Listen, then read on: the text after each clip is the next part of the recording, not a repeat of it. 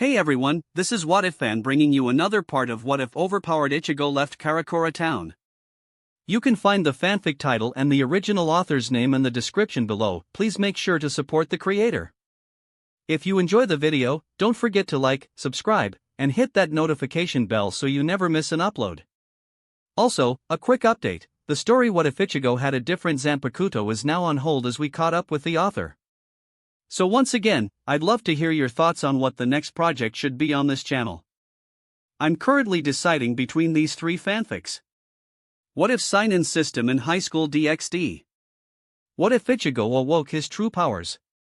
What if mangaka in One Piece world? Please vote in the poll and let me know which story you'd like to see next on the channel. Alright, let's jump into it. Chapter 21, Arc 5. The next morning, Ichigo woke up and had breakfast with Yasaka and Kunu. After breakfast, Ichigo stood outside Yasaka's temple. Ichigo decided to wear semi-formal attire. Ichigo's new outfit consists of a white dress shirt, black dress pants, full black shoes, and an unzipped black jacket, portraying Ichigo as a badass. A few seconds later, Ichigo could see a generic yellow school bus stop in front of him. The doors opened and they saw a man in the standard bus driver uniform. However, his hat covered his eyes and they witnessed an eerie golden glow where his eyes were supposed to be. "Hello Yasaka-sama and guest," the bus driver said. "Hello, Nurari," she greeted back. She then turned to Ichigo. "This man's name is Nurari. He is the supreme commander of the yokai forces," she introduced. "Look. Thank you for helping me and Mikagami with this," Nurari said as he drove the bus. "No problem," Ichigo said. "At the school, no one knows my real identity, so please keep it a secret," Nurari requested. "Sure," Ichigo said as he looked at the dimensional tunnel. These dimensional tunnels were created by Amaterasu for us yokai to travel safely to other parts of the world, Nurari explained. These tunnels are faster ways to travel, but they are placed in limited areas to prevent humans from accidentally stumbling on them. "I see," Ichigo said after listening to Nurari's explanation of the dimension tunnels. Soon the bus drove out of the dimension tunnel and dead trees appeared all over as they drove to the bus stop. Ichigo got off at the stop. "Continue down the road. Eventually, you will see a girl with long black hair wearing a pink corset, a long black skirt with frills at the end and high-heeled shoes.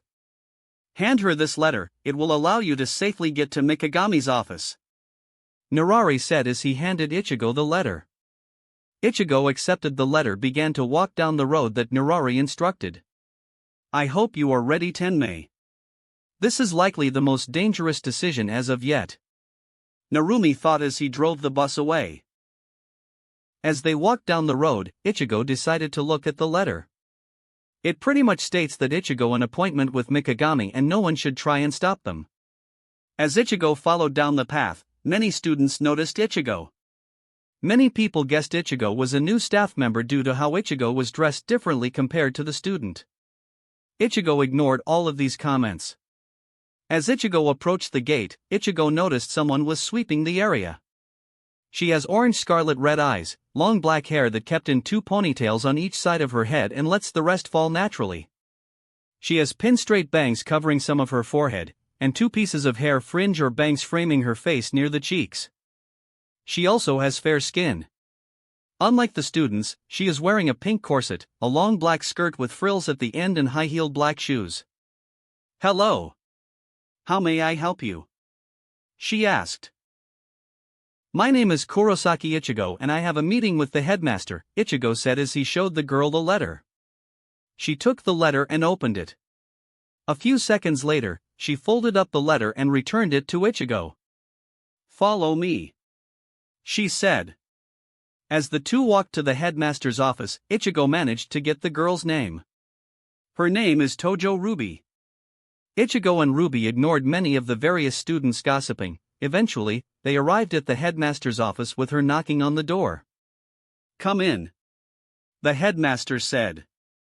Ruby opened the door and she motioned Ichigo to enter. Ichigo walked on in as she closed the door, leaving Ichigo and the headmaster alone. Ichigo looked at the headmaster. He is exactly how Yasaka described him. Come.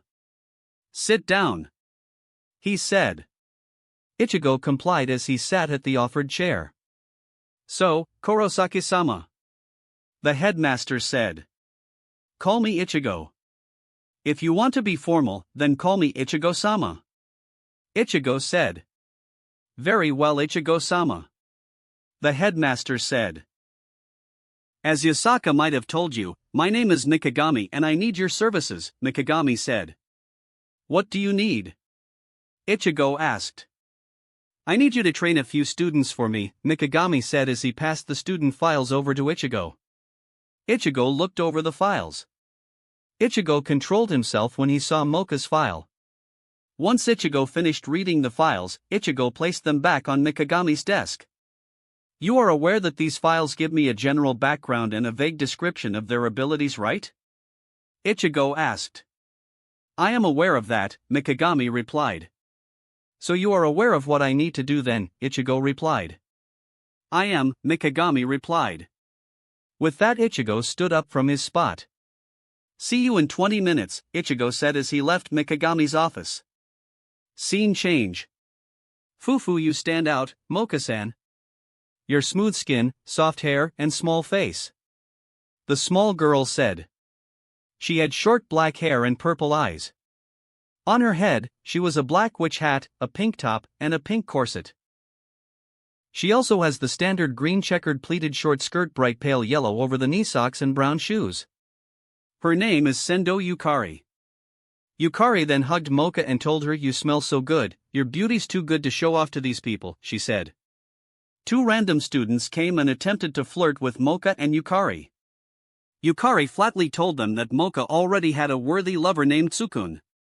Before Mocha could correct Yukari, she suddenly hears something. Ha! Mocha-san, a young man said. He has black hair, brown eyes, and a relatively athletic physique. He is wearing the standard Yokai Academy uniform. Sukun, she said. Sukun, did you hear that conversation just now? She asked. Conversation, he asked in confusion. Well, it's nothing, just forget about it, Sukun, Mocha said embarrassed. Cute, see. I knew it, Mocha-san is so cute. It's like she's glowing. It's like things go back to being good, just by seeing her smiling face. I'm so glad I came back to this school. Sukun thought. Ah, I found you, a female said. She then tackled Sukun to the ground while saying, It's been so long, Sukun. Wa-a-a-ia, Sukun replied. Kurumu-chan. Kurono Kurumu has light ocean blue hair tied back with a purple-made headband that has one star on the side. She has deep purple eyes and thick eyelashes and has big breasts. She wears a plain long-sleeved white shirt with a red bow tie, plus a pale yellow-colored vest and a light brown checked skirt, and wears white leg warmers and plain black dress shoes. And, to be with you again, I love you, Kurumu said as she rubbed Sukun with her breasts. You could see Mocha was getting angry at Kurumu's actions. Out of nowhere, a white kunai came and struck Kurumu in the forehead. Jaya-iya. Kurumu said as blood gushed out of her forehead like a fountain. Let go, Kurumu. I won't let you get that close to Sukun, another female said. She has short light purple hair. She has blue eyes, with a bit of purple at the top. Her pupils are not black, but they are blue. She wears a light brown pleated checkered skirt, a white sweatshirt with long dark blue sleeves with a black singlet underneath and a yellow pendant. She wears long dark and light purple striped stockings with white shoes and has a belt tied to her left leg. And she has a lollipop in her mouth. Mizore-chan, Sukun said in recognition. It's been so long, Sukun. She said, hiding from a tree about 10 feet away. So far. When did you get there, Mizore-chan? Sukun questioned. How dare you hinder my and Sukun's reunion? I'll kill you. Kurumu said as her fingers started transforming into claws. I'll show you, boob woman, and everyone else, the bond between me and Sukun, Mizore said as her hands become ice claws. Ah! Mocha said in confusion. She managed to say before something flew past her and causing an explosion. Immediately the various yokai near them ran away, leaving Tsukun, Moka, Mizore, Kurumu, and Yukari by themselves. Kurumu used her wings to blow away the wind, revealing a person wearing a white mask with two long forward-pointing horns, with black strips extending from their center towards the tips. In his hands were two guns. Ichigo, with his Resurrection mask on and holding two guns in his hand, Ichigo pointed the gun at the newspaper club and began to fire energy blasts at the newspaper club. Mizore flung ice kunai at each of the blasts. Ichigo's blast easily destroyed the ice kunai, but each of the ice kunai managed to shift the energy blast's trajectory, barely missed the newspaper club. "It has been a while, hasn't it, Moka?" Ichigo asked while pointing the gun at them. "Who are you?" Moka asked in confusion. "I see you forgot about me," Ichigo said. "You will not harm Moka." Tsukun yelled and charged at Ichigo. The power of the ghoul was released briefly for Tsukun to punch Ichigo in the gut. The newspaper club members cheered about Tsukun's direct hit. However, their cheering ended with Ichigo's reply. "Weak," Ichigo said. "Let me show you what a real punch feels like," Ichigo yelled. He let go of his gun, which disappeared into Reisher particles, and punched Tsukun in the gut, sending him flying through the trees. Tsukun Kurumu screamed. Kurumu's wings and tail appeared on her back and her hands transformed into claws and charged at Ichigo. Ichigo stood there. He waited until she got closer. When she was a foot away, Ichigo countered with an uppercut to the chin. Kurumu was launched a few feet away. In the trees, Mizore flung a few more ice kunai toward Ichigo's back. As the ice kunai got closer to Ichigo, Ichigo grabbed each of them, changed them into a single lance and threw it back to her. The ice lance pierced Mizore right in the chest. Mizore's body began to crack and transform into ice. An ice clones, Ichigo thought. Mizore appeared behind him and attempted to freeze him. Ichigo grabbed her hands and swung her to the forest. Her body hit one of the trees as she collapses on the ground, next to the newspaper club. During Ichigo and Mizore's fight, Kurumu flew into the forest and found Tsukun's body. Kurumu regrouped with Moka and Yukari. Once the Kurumu landed, they see Mizore crash in front of them. Ichigo walked closer to the newspaper club. "Get away from us, you monster!" Kurumu yelled, as both Kurumu and Mizore struggled to get into a fighting stance against Ichigo. Yukari attempted to attack Ichigo by summoning a few washtubs on top of him. Ichigo, sensing the washtubs, he flared his Ryatsu, causing the washtubs and dust to blow away from them. "What do you want with us, you monster?" Yukari screamed. All of the commotion manages to wake Tsukun. "Tsukun, please pull my Rosario," Moka asked. Tsukun grabbed the Rosario and pulled it. Moka began to transform into her inner form. Her hair changed from pink to silver. Her green eyes became more demonic, having red irises and slit pupils. "So, it looks like I need to save the day again," Moka said as she looked at the mostly defeated newspaper club. Moka jumped and sent a sidekick to Ichigo. "Know your place," Moka said as the kick hit Ichigo, kicked up a lot of dust. The newspaper club members cheered about Moka's direct hit. "Same old kick with the same old catchphrase," Ichigo said. Everyone stopped celebrating. Moka tried to move her leg. But it wasn't moving.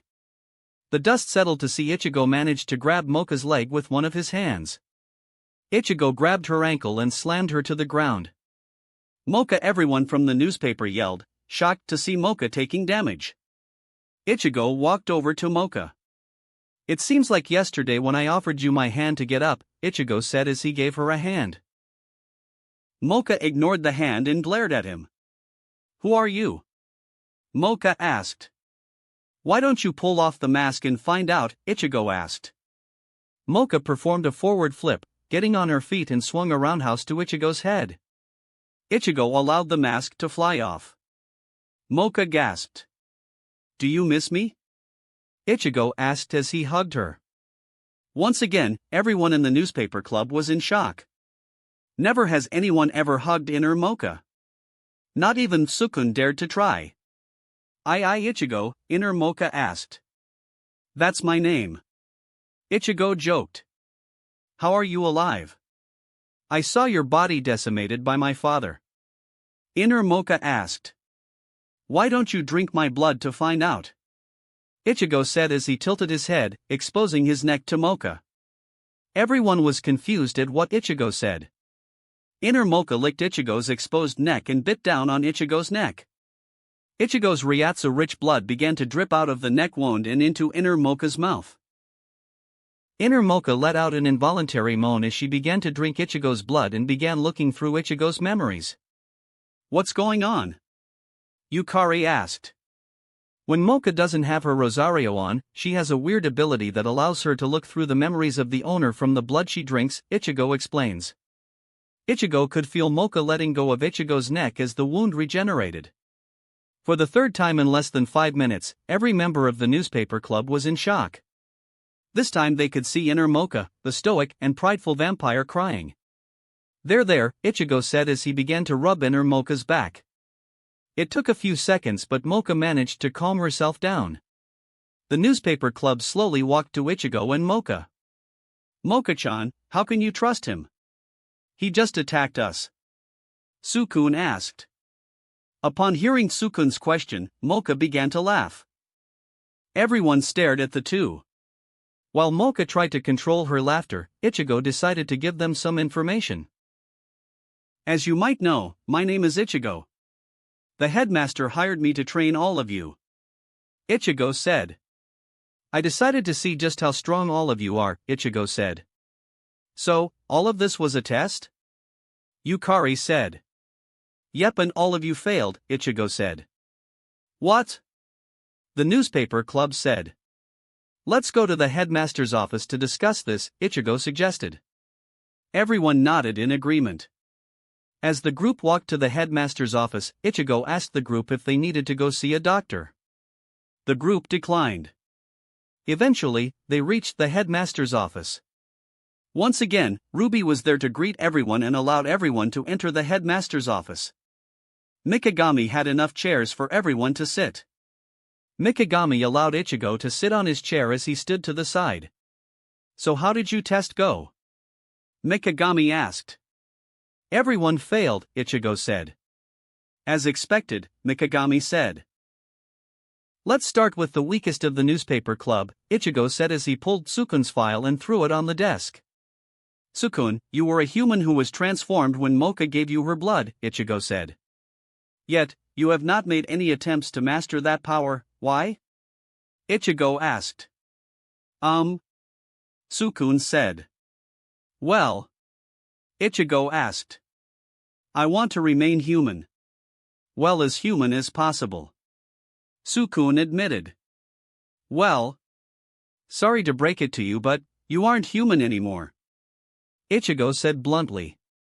Next is the second weakest of the newspaper club, Ichigo said as he pulled Yukari's file and threw it on the desk. According to your file, you are a witch, Ichigo asked. I am, Yukari said as she fidgets with her hat. During the test, the only thing that you did was you summoning a few washtubs above my head, Ichigo said. Why? Yukari looked down either in shame or embarrassment. Because I am not strong enough to summon or cast anything else, Yukari admitted. Very well, Ichigo said as he made a note on Yukari's file. Next is Kurumu, Ichigo said as he threw her file on the desk. According to your file, you are a succubus, correct? Ichigo asked. I am, Kurumu replied. From what I read, succubus can create illusions, right? Ichigo asked. They do, Kurumu confirmed. Then why didn't you try to trap me in an illusion instead of charging straight at me? Ichigo asked. I can only create lustful illusions, Kurumu said. Very well, Ichigo said as he made a note on Kurumu's file. Next is Mazor, Ichigo said as he threw her file on the table. Overall you have the least amount of issues compared to the other three, Ichigo said. But, I noticed that the ice you used is made from your own yoki, Ichigo said. Is there any other way of making my ice? Mizor replied. There is, Ichigo said as he gathers the water particles and mixed it with his Ryatsu to form a snowball. Mizor was shocked in seeing Ichigo making a snowball. A fellow Yukiana, Mizor thought. Wrong, Ichigo said. Mizore was slightly surprised. You thought I am a Yukiana, right? Ichigo asked. I did, Mizore said. Nope. Not even close to what I am. Ichigo replied. Technically she is not fully wrong, Shirayuki replied. What do you mean? Ichigo asked. Let's say myself and Mizore are related, Shirayuki replied. Ichigo mentally sighed at the response. Last but not least is Mocha, Ichigo said. One of the things is that you're too dependent on the Rosario needed to be removed, Ichigo said. I know that you are aware of the requirements to remove the Rosario, Mocha said. I know, but both sides need to know how to defend themselves in case myself or Tsukun is not here, Ichigo said. Fair enough, Mocha said. Anything else? Yes. Your fighting style is too much kicking. Ichigo said. Other than that, Mocha said, rolling her eyes. That's pretty much it, Ichigo said. So, how are we going to get this training, O wise master? Kurumu sarcastically asked. Starting tomorrow, your school schedule will be altered, Mikagami said. You will report to your assigned classes as normal. After that, you will spend 1 hour on your newspaper club. Then you will report here where Ichigo will begin training you. Mikagami said. Following what Mikagami said, Kurumu will train to advance her illusions, Mizore will train to create ice from other sources such as freezing water and water particles in the air. Ruby will help tutor Yukari in magic. Ichigo said. Mocha, your situation requires me to speak with you privately, Ichigo said. Very well, Mocha replied. Go back to class, I have written a note for all of you, Mikagami said as he handed the group a note. Tsukun handed Mocha her Rosario. She looked at Ichigo one more time before she placed the Rosario back on. Mocha's Yoki once again began to be restricted by the Rosario and transformed into her pink-haired green-eyed self. With that, everyone left Mikagami's office. Mocha said a short goodbye to Ichigo before she left. Ichigo sighed as they left. Is there anything you need of me? Ichigo asked. Do you need my assistance for any of your training? Mikagami asked. Other than Ruby, I don't think so, Ichigo said. Very well, Mikagami said as he slid a piece of paper to Ichigo. Here is the direction to your room. Thank you, Ichigo said as he left Mikagami's office. Ichigo looked at the directions and found the room Mikagami reserved for him. Ichigo noticed that he didn't get a key to the door. Before Ichigo could turn back, the piece of paper transformed into a key. I might want to learn some magic while I'm here. Ichigo thought as he unlocked the door and went inside. The room appeared to be similar to one room, one bath apartment. Ichigo walked in and locked the room. Ichigo quickly scanned the room and placed various Kido around the room. Satisfied with what he has done, Ichigo was about to leave his room when Zangetsu interrupted him. King, we got a guest in here, Zangetsu said. 1 second, Ichigo said as he sat down and entered his mindscape. Scene change, mindscape. Ichigo opened his eyes and saw a Kusanada bowing. Hello, Jigaku no Kotai, Kusanada said. Kusanada, what is your reason for being here? Ichigo asked. We have found a guest in hell who is too powerful for us to handle, Kusanada said. I see, Ichigo said, understanding the problem. Where is this guest? Ichigo asked. She is on the 2nd level, Kusanada reported. I will meet you there, Ichigo said as he left his mindscape. Ichigo entered his soul form as he ripped open a red garganta. Ichigo jumped in the red garganta. Scene change, hell, level 2. Ichigo jumped out of the red garganta to see the same Kusanada who informed him of the situation. Stand up and show me the way, Ichigo ordered. Kusanada slowly rose and began to walk. Ichigo and Kusanada walked to see a woman fighting the Kusanada. She has long black hair that is kept in a loose ponytail. Ichigo could see that she is wearing a ripped-up shihakusho. Ichigo walked towards the group. Stop, Ichigo ordered. The Kusanada stopped fighting the woman and took a knee as Ichigo walked towards the women. When he got closer to the women, he recognized who she is. It was Unohana. Anohana-san. Ichigo-kun, Unohana said as she calmed herself down. What are you doing here? Funny story, Ichigo said. Let's go somewhere more comfortable, Ichigo said as he grabbed her hand and Shuunpa to his office in hell. Interesting place, Unohana said. Thanks, Ichigo said. So, what are you doing in hell? Unohana asked. I rule hell, Ichigo said.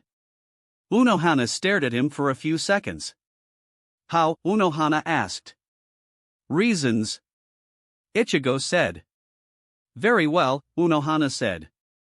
What are you doing here? Unohana asked. The Kusanada informed me that someone powerful was attacking the Kusanada and they requested my assistance in this matter, Ichigo said. I see, Unohana said. So what are you going to do? Unohana asked. Well, I have two options. Ichigo said. One option is to kill you right now, Ichigo said. Oh? Unohana said. I didn't expect you to suggest that, Unohana said. Ichigo ignored her comment. The other option is to set you free from hell, Ichigo said. Oh? Unohana said. I also didn't expect you to suggest that, Mr. Ruler of Hell. Once again Ichigo ignores her teasing. Anyways, what do you want? Ichigo asked. I want to die. Unohana said. Why? Ichigo asked. Long ago, I wandered all over Soul Society trying to find a fight. I didn't care who I fought. Man, women. Children. Hollows. All who stepped forward I fought. When I found someone who I want to fight, I hunt them down and force them to fight. One day, I found a scrawny kid who stood ready to fight. That kid managed to injure me here. Unohana said as she points at a scar on her body. With that, I won but barely. This scrawny nameless boy gave me the thrill of combat. So I ended up naming the kid Kenpachi. Then, I watched that boy grow into a man. During this time, I transformed myself from Unohana Yachiru to Unohana Retsu. During the Quincy War, I fought Saraki one last time as Unohana Yachiru and awoken the beast once more. With that, I have no more desires. Unohana said, finishing her tale. I see, Ichigo said with a sigh. At first, I had much respect for you. But, at the end of your tale, I lost all the respect I had for you. Ichigo said. Explain, Unohana said. Ichigo could see that Unohana was barely maintaining control of her anger. Ichigo summoned a bottle of whiskey and 2 shot glasses from his mindscape. Ichigo opened the bottle and filled the shot glasses. Ichigo pushed one to Unohana as he took him and gulped it down. I know what it feels like to lose your purpose in life, Ichigo said. Unohana remembered Ichigo's letter. Anyways, even though my friends and family don't believe in my ability to protect them, I still dove back to protect them, Ichigo said as he filled his glass up. I understand that you lost the will to live and want to die, but I thought someone who was a Kenpachi would be stronger than this, Ichigo said as he stood up. I have other business to take care of, Ichigo said as he walked past her. Stay here and decide if you're that weak or not, Ichigo said as he left. Ichigo smirked as he heard a loud bang from his office. Ichigo ripped open a red garganta and jumped in it. Scene change, 4th Division, Taicho's office. Ichigo walking into Isane's office to see her working on paperwork. Hello, Ichigo-sama. She said. Hello, Isane. Can you call in your Fukuteicho in here? Ichigo asked. A few seconds later, Kion Fukuteicho ran in. Yes, Taicho? She asked. Ichigo-sama requested to see both of us, Isane said. Oh, Kion said as she sees Ichigo sitting and drinking tea. Anyways, the reason for calling both of you is I need to ask you both a simple question, Ichigo said. That question is, if Unohana Taicho were to come back to life, would both of you accept returning to your previous positions? Ichigo asked. What? Isane and Kion yelled out. Good thing that privacy keto are in place. Ichigo thought. How? Isane asked. Well, Unohana ended up in hell due to her past. Ichigo started. Isane and Kaion, who knew little of Unohana's past, were shocked in finding out she was in hell. Unohana ended up causing a lot of trouble for the Kusinada. The Kusinada informed me about the situation with her. So where is she? Isane blurted out. Isane realized who she tried to demand an answer from. She quickly covered her mouth in embarrassment.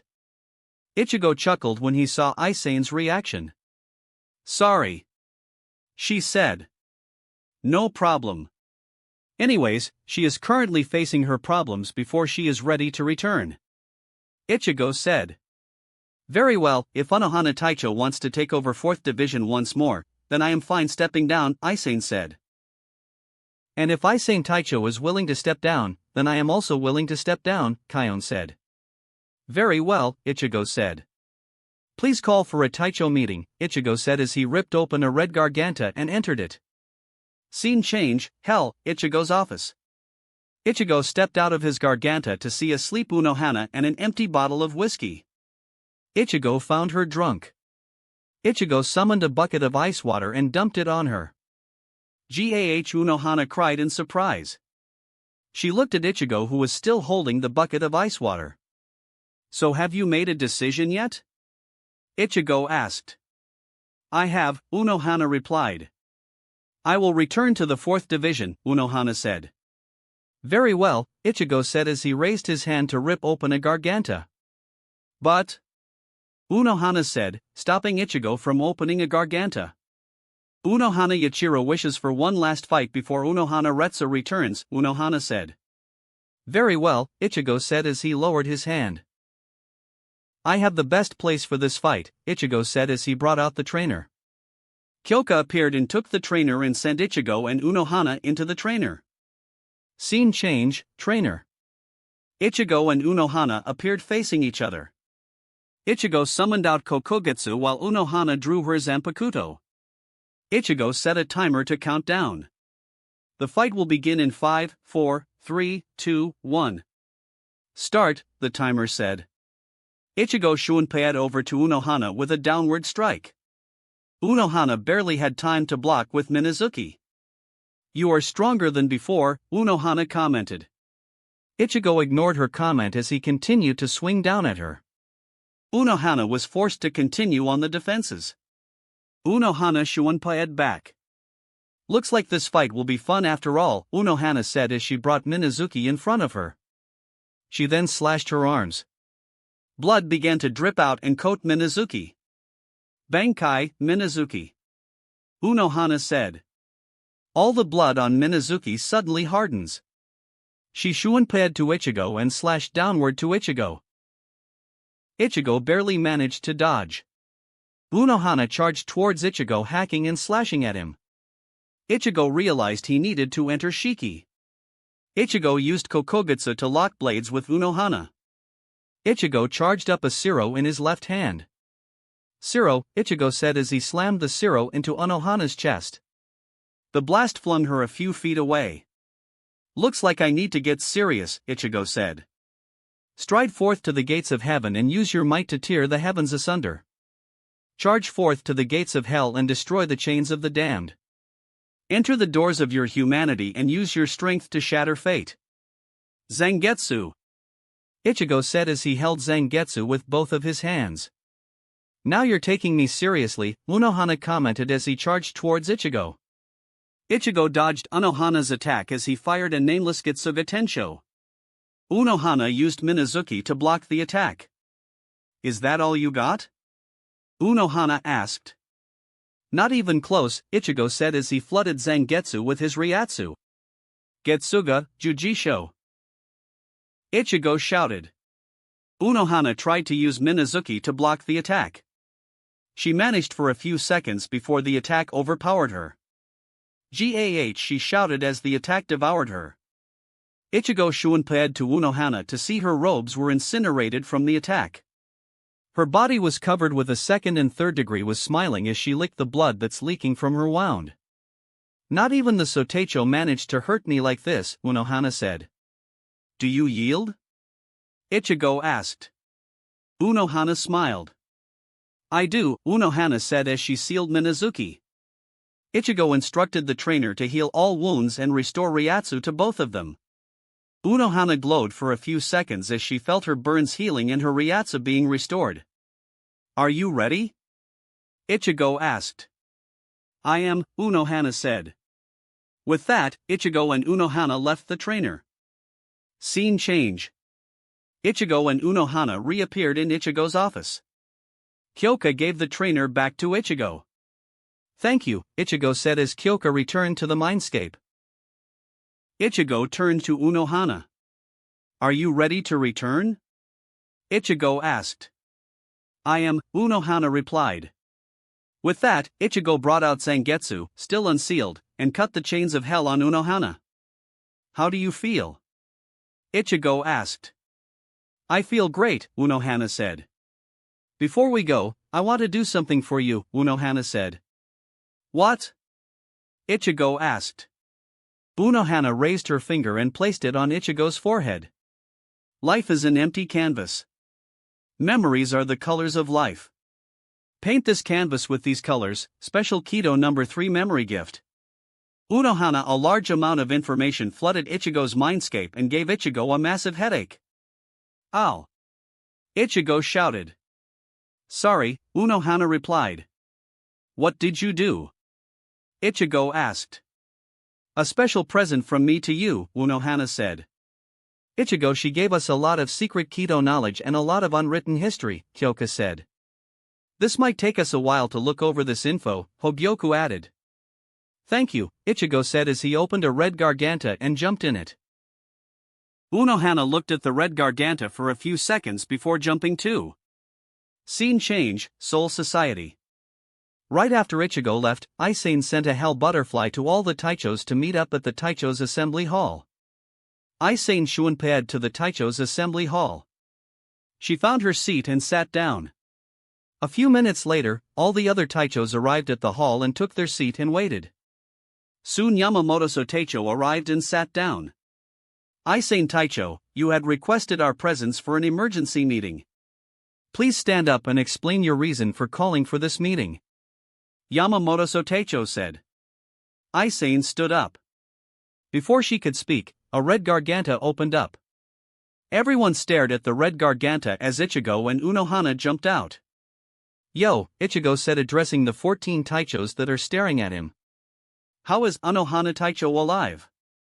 Genryusai asked. Because Unohana caused so much trouble in hell, that the Jigaku no Kotai, Emperor of Hell, had to contact me to take her back, Ichigo said. I see, Genryusai said, accepting Ichigo's answer. Soteicho, who is this Jigaku no Kotai? Toshiro asked. The Jigaku no Kotai is the rumored ruler of hell, Genryusai said. I see, Toshiro said, understanding the situation. Anyways, the reason for this meeting is to welcome back Unohana Taicho back to the 4th Division, Ichigo said. Also, Isane Taicho accepted the demotion of rank to Fukuteicho. While Kaion Fukuteicho accepted the demotion of rank to the 3rd seat and is willing to return to 13th Division. Ichigo said. Very well, Genryusai said. Does anyone wish to disagree? Genryusai asked. No one moved dared for a few reasons. First off, Ichigo was staring at them. They all could tell that Ichigo wanted to see who would question Ichigo's actions. The other reason was that Unohana was also staring at them. She channeled the aura that spread absolute despair and limitless suffering to her victim. Genryusai waited for a few seconds.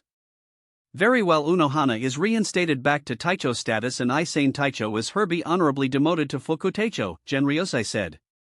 Isane took off her Haori and carefully put the Haori on Unohana. Now Kaion Fukuteicho is honorably demotion of rank to 3rd seat and will to return to 13th Division, Genryusai said. Kaion took off her Fukuteicho badge as she put it on Isane. Now is there any other business that is needed, Genryusai asked as he looked at Ichigo. Nope, Ichigo replied. With that, I declare the end of this emergency meeting, Genryusai said. Ichigo quickly jumped in a garganta before anyone could question him. Scene change, Yokai Academy. Ichigo returned to his room. Ichigo looked at his watch and realized that he had an hour before classes were over. Ichigo walked over to his door and was about to open it when he suddenly heard a knock from the other side. Ichigo opened the door to see Ruby standing there. Yes? Ichigo asked. Can I come in? Ruby asked. Sure, Ichigo said as he moved away from the door. She walked in and sat down. Want anything to drink? Ichigo asked. No thank you, Ruby said. Ichigo offered the bed for Ruby to sit on while he took a chair. So why are you here? Ichigo asked. I have a question about the training schedule for the newspaper club, Ruby said. Go ahead, Ichigo said. How are you going to train each member of the newspaper club? Ruby asked. I can manifest avatars of my powers that can teach each of the members, Ichigo said. I see, Ruby said. Anyways, how are you going to train Yukari? Ichigo asked. First off, I am planning to take her to Bonsai Bazaar, Yukari said. What is Bonsai Bazaar? Ichigo asked. Bonsai Bazaar is a magical district where many Japanese witches and wizards who follow wizardcraft, Ruby said. Wizardcraft, are there other types of magic? Ichigo asked. There are other types of magic, Ruby said. The one that I use is called wizardcraft. It is a type of magic where we draw our energy from the earth and store it in a magical organ called our magic core. From there we can use our stored magic to perform spells. Due to how unstable our magic core is, we need a tool to stabilize it. Ruby explained. Many of us use wands, Ruby said as she brought out her wand. Due to this need for wands, they were dubbed as witches or wizards, Ruby said as she put her wand away. There is another type of magic where it uses other magical beings as a supplement, Ruby said. These may be normal people or weak wizards or witches who need another magical being to help them grow stronger. Many circles dubbed them as magicians. Ruby said. The last one is the one I know the least, Ruby said. The last one is called Magic Raft. Ruby said. Long ago, they were once fellow wizards and witches, Ruby said. Due to unknown reasons, this group of wizards and witches severely damaged their magic core. In an attempt to fix their magic core, they accidentally destroyed their magic core. The magic core fragments somehow merged with parts of their nervous system, creating magic circuits. These magic circuits managed to convert their life force into magic. Ruby explained. Interesting, Ichigo said. Can anyone start learning to be a wizard? Ichigo asked. Normally, many wizards start at age 7 and go to Mahudokoro School of Magic, Ruby said. I see, Ichigo said. But, there are many special cases where many students are homeschooled by their parents, Ruby said. Very well, what are the things I need before I start learning magic? Ichigo asked. Before Ruby could explain, Ruby's watch alarm went off. Shoot! It is time to meet the newspaper club at the headmaster's office. Ruby said. Ruby quickly ran off to the headmaster's office. Ichigo looked at her in amusement. Ichigo locked up his room. Ichigo smirked as he shunped to Mikagami's office. Ichigo arrived outside Mikagami's office. Ichigo sat at one of the chairs outside Mikagami's office. A few minutes later, the newspaper club arrived. Hello Ichigo, Mocha said. Hello Mocha, Ichigo replied. Suddenly one of the nearby windows opened up as Ruby slipped in and dismissed her black wings. Ruby looked surprised to see Ichigo already here. Anyways, with everyone here, let's get this started, Ichigo said. Mizore, you will be training with Shirayuki, Ichigo said as Shirayuki appeared in front of her. Mizore barely managed to keep her shock to herself. Kurumu, you will be training with Kyoka, Ichigo said as Kyoka appeared. Mocha, you will be training with Suzumabachi, Ichigo said. Suzumabachi now appears at 167 centimeters, 5 foot 4 inches, women with pink-eyed and long brown hair tied into 2 long pigtails at the back. She has a collar of white fur around her neck, wears puffy shorts and leggings with alternating yellow-black stripes on them, and wears black shoes. She has a small yellow-black plate covering each breast and has short, puffy, yellow-black striped sleeves covering each shoulder. Last but not least, Sukun will be training with Mikagami, Ichigo said. Sukun looked at Mikagami nervously. Ichigo pulled out the trainer. Ichigo was about to send them to the trainer, but he noticed there was an error message displayed on the screen. Error, 422 unprocessable entities. The trainer said. Ichigo scrolled on to see the issue. So the trainer cannot work in small pocket dimensions. Ichigo thought as he made a mental note. Mikagami, do you know a perfect place to train them? Ichigo asked. Didn't you say you had an ideal place? Mikagami asked. Ichigo could see Mikagami was smirking. I did, but due to how small this pocket dimension is, I cannot set up my training place, Ichigo said. Very well, Mikagami said. Students and guest teachers, please follow me, Mikagami said. Everyone walked inside Mikagami's office. He guided everyone through a door and down a set of stairs to see an underground training ground. Ichigo looked at it for a few seconds. This training ground has sky blue color sky and various stone structures all over the training area. Why does this seem so familiar? Ichigo thought to himself. Will this place be sufficient? Mikagami asked. It will, Ichigo replied. With that, Mikagami, Hyoka, Shiroyuki, and Suzumabachi grabbed their student and disappeared to their training location. Ichigo turned to Ruby and Yukari. Shall we get going? Ichigo asked. Sure, Ruby said. Where are we going? Yukari asked. Bonsai Bazaar, Ruby replied. What? Yukari replied. Based on what you said, we need to see what is causing you to be magically weak, Ruby said. So we are going to check your wand first. From there we'll see what is going on. That's fine you guys, we don't need to go to Bonsai Bazaar. We can just practice my spells. Yukari said. Based on that reaction, there is a problem, Ichigo said. With that, Ichigo lifted her as the two walked out of Mikagami's office. During this walk, Yukari was trying to figure out an excuse to avoid going to Bonsai Bazaar. Once the group of three reached outside Yokai Academy, Yukari thought of a perfect excuse to get out of going to Bonsai Bazaar. Wait. Don't we need the bus driver to take us out of Yokai Academy? Yukari said. Ruby stopped. You're right, we need to find Mikagami to get in contact with the bus driver. No problem, Ichigo said as he summoned his car from his mindscape. Get in, Ichigo said. Ichigo, Ruby, and Yukari entered Ichigo's car as he drives into the dimensional tunnel. Shiso, Hyogo. With Ruby's help, they were able to navigate the confusing dimensional tunnels. They soon drove out of a dimensional tunnel to the streets of Shiso. The entrance to Bonsai Bazaar is right next to a restaurant called Dino House, Ruby said. Ichigo pulled out his phone and managed to locate the restaurant. Ichigo parked the car near Dino House. Ruby guided Ichigo and a reluctant Yukari to an empty alley. They approached a wall. Ruby took out her wand. She tapped twice, down once. Then across one brick, tapped once. Then she tapped twice, down once. Finally, she tapped across two bricks. The bricks began to vibrate before they began to shift and unravel themselves. Ruby entered the gate fast, followed by Ichigo and Yukari. So where is our first stop? Ichigo asked. We're going to go to Ozuyu's wands, Ruby said. Before Yukari could escape, Ruby grabbed her hand as she pulled Yukari to where Ichigo assumed to be Ozuyu's wands.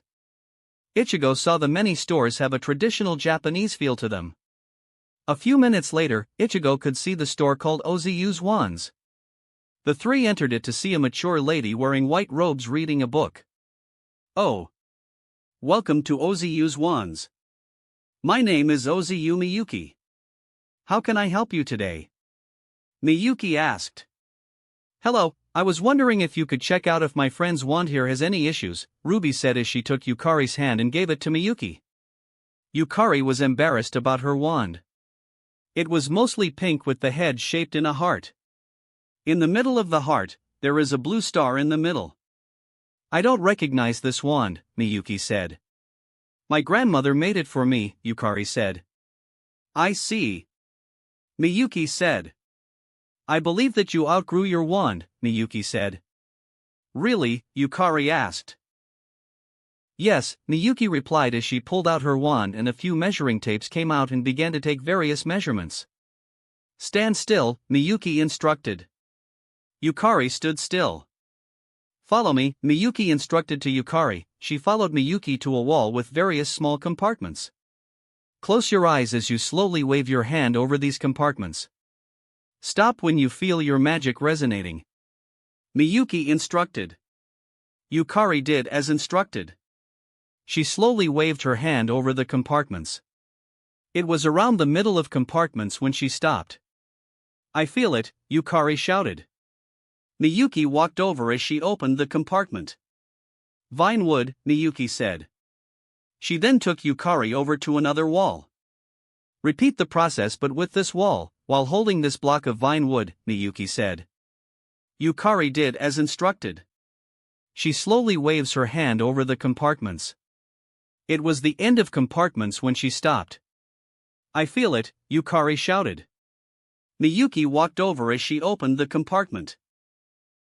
This wand will be interesting, Miyuki commented. What do you mean? Yukari asked. What you just picked was the heartstrings of a pygmy owl, Miyuki said. I am confused, Yukari said. Even though I have in stock the heartstrings of a pygmy owl, I have never used it for a wand, Miyuki said. It will take me a day to craft this wand. Come back tomorrow, Miyuki said to Yukari. She turned to Ruby. Is there anything else I can help you with? Miyuki asked Ruby. There is, Ruby said.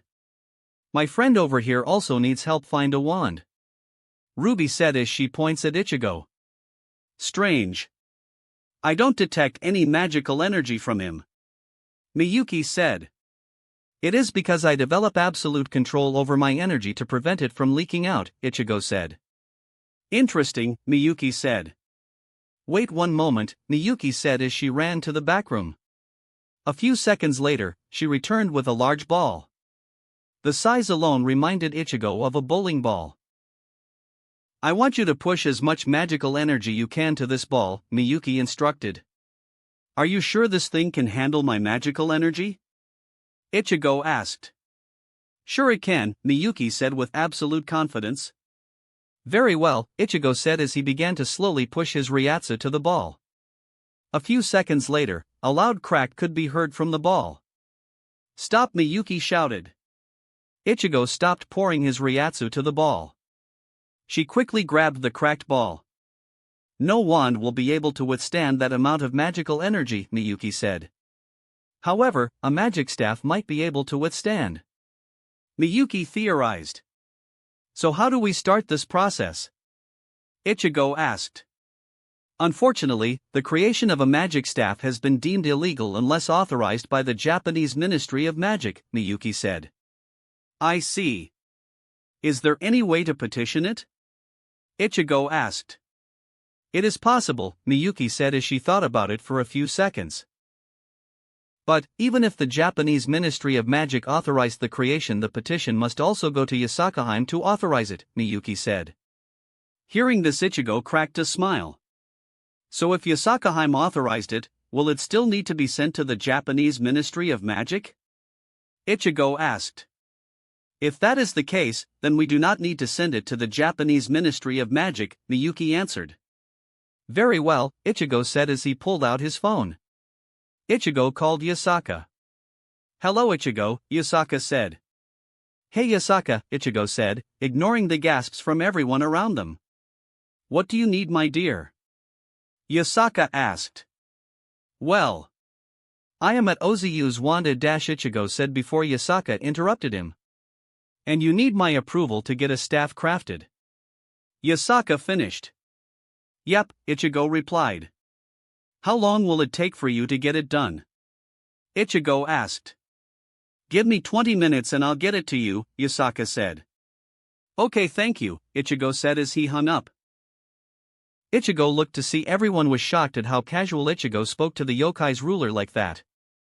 "She'll be here in 20 minutes, Ichigo casually said. "What?" everyone shouted. "Ladies, her wand and maybe his staff will be free if you help me start cleaning," Miyuki offered. "Deal." The two said as the three ladies began to cast cleaning spells as Miyuki ran off to the back room. Ichigo asked her, "How many cores will you need for the staff?" Yusaka said. "Sure," Ichigo replied. Miyuki Ichigo called out. "Yes." Miyuki shouted from the back room. "How many cores will I need for the staff?" Ichigo asked. "Likely you will need 7 cores." Miyuki shouted from the back room. "What can be a core?" Ichigo asked. "Anything," Miyuki shouted from the back room. "According to Miyuki, I will need 7 cores," Ichigo said. "Just like I thought," Yusaka said. "Ichigo, try and find 5 other cores you want to use for your staff. I recommend something close to you," Yusaka said. "Okay," Ichigo said. "Kizara. Valiona." Ichigo called from his mindscape. "Yes, master?" The twin dragons called out. "Can I get a fong and some blood from each of you?" Ichigo asked. "Why?" They replied. "I am planning to build a staff and was wondering if I can use a fong and some blood from each of you as staff core," Ichigo explained. "Sure, master," the twin dragons said. Yawatch Ichigo called from his mindscape. "Yes?" Yawatch replied. "Can you collect a fong some blood from Kizara and Valiona?" Ichigo asked. "Sure," Yawatch replied. Kizara and Valiona transformed into their dragon form and opened their mouth wide. It took a few tries, but Yawatch managed to yank out a fong from each dragon. Each fong was about a foot long. Yawatch created a glass vial to collect the blood from each dragon. Yawatch then created 2 boxes and stored each fong and vial of blood in the 2 boxes. "Here you go, Ichigo," Yawatch said as 2 boxes appeared in front of Ichigo. "Thank you," Ichigo replied. "No problem." Yawatch, Kizara, and Valiona replied. "Hey EU, Office," Ichigo called from the peerage link. "Yes, Ichigo?" EU and Office replied. "Can I get a feather from Yuyami?" Ichigo asked. "Why?" EU replied. "I am planning to build a staff and was wondering if I can use a feather from Yuyami as staff core," Ichigo replied. "Sure," EU replied. "What about me?" Office asked. "Can use a fong and some blood from you as well, Office?" Ichigo asked. "Sure," Office replied. A few minutes later, Yuyami appeared in a fireball, carrying a foot-long box. "Hello, Yuyami." Ichigo greeted as Yuyami delivered the box to Ichigo. Yuyami called back. "I'm going to take a feather, is that okay?" Ichigo asked. Yuyami nodded. Ichigo took one of Yuyami's many black feathers. "Tell EU and Office I said thank you," Ichigo said. Yuyami nodded as it disappeared in a fireball. Ichigo. "I'll be there in a minute. I am currently being carried over there," Yusaka said. "Carried?" Ichigo replied. A few seconds later, Ichigo could see from the window, for large men are wearing white face coverings that covered the entire head, except the eyes. Other than that, the uniform consists of a black garment and sandals with white tabi. All 4 of them are carrying a large black norimono, Japanese palanquin, with golden drapes. On the drapes in red ink is displaying the Yusaka's family symbol. The men lowered the norimono. The 4 men left their post as they stood facing outwards as Yusaka lifted the drapes and left the norimono followed by a kunu. Ichigo walked over and opened the door for Yusaka. "Hello, Ichigo," Yusaka said as she kissed Ichigo's cheek. "Hello, Yusaka," Ichigo replied with a kiss on Yusaka's cheek. "Hi, Papa," Kunu said. "Hello, Kunu," Ichigo replied as he lifted her. Hello, Yusaka-heim," Miyuki said nervously. "Hello, Ozu Miyuki," Yusaka replied as she handed Miyuki a sealed scroll. Miyuki carefully took the scroll from Yusaka and carefully unrolled it. The scroll said that Yasaka gave Miyuki permission to handcraft Ichigo a staff for him. However, the entire process, such as all material used, crafting techniques and other information relevant to the creation of Ichigo's staff, is kept as a national secret. Yasaka Heim. Has a copy been sent to the Japanese Ministry of Magic? Miyuki asked. A copy has already been forwarded to the Japanese Ministry of Magic, Yasaka replied. Very well, Miyuki said as she bowed toward Yasaka. It has been an honor to be graced with your presence, Yasaka-heim, Miyuki said. Yasaka turned to Ichigo and handed him 2 boxes. Thank you, dear, Ichigo said as he kissed her on the cheek. No problem, Ichigo, Yasaka replied. Ichigo opened the door and gave Yasaka a long kiss on the forehead. Thank you for your help, Ichigo said. No problem, my dear, Yasaka said. Has your problem with Mocha been resolved yet? Not yet, Ichigo admitted. Ichigo took a knee as he kissed Kunu on the forehead. Bye Papa, Kuno said as she ran off to her mother. The 4 men remained standing facing outwards as Yasaka lifted the drapes and entered the Norimono followed by Akunu. The 4 men left their post as all of them grabbed the side of the Norimono and lifted it the ground and began walking away. Do you have a cart where I can put all of these materials? Ichigo asked. Miyuki wheeled out a small cart for Ichigo. Ichigo places Yasaka's box, Ofusa's box, Yuyami's feather, Kazara, and Valiona's boxes and placed them on the cart. You need 1 more staff core, Miyuki said. Ichigo walked over to the wall with the magical cores. Ichigo waved his right hand over the compartment while his left hand remained on the cart. At last, Ichigo's hand stopped on the last compartment on the wall. Miyuki walked over and opened the compartment. Inside the compartment, there were long dark silver hairs. It has been a long time since I used thestral hairs, Miyuki said. Thestral? Ichigo asked. Thestral is a breed of winged horses with a skeletal body, face with reptilian features, and wide, leathery wings that resemble a bat's wings, Ruby said. Thestrals are, undeservedly, known as omens of misfortune and aggression by many wizards because they are visible only to those who have witnessed death at least once or due to their somewhat grim, gaunt, and ghostly appearance, Miyuki added.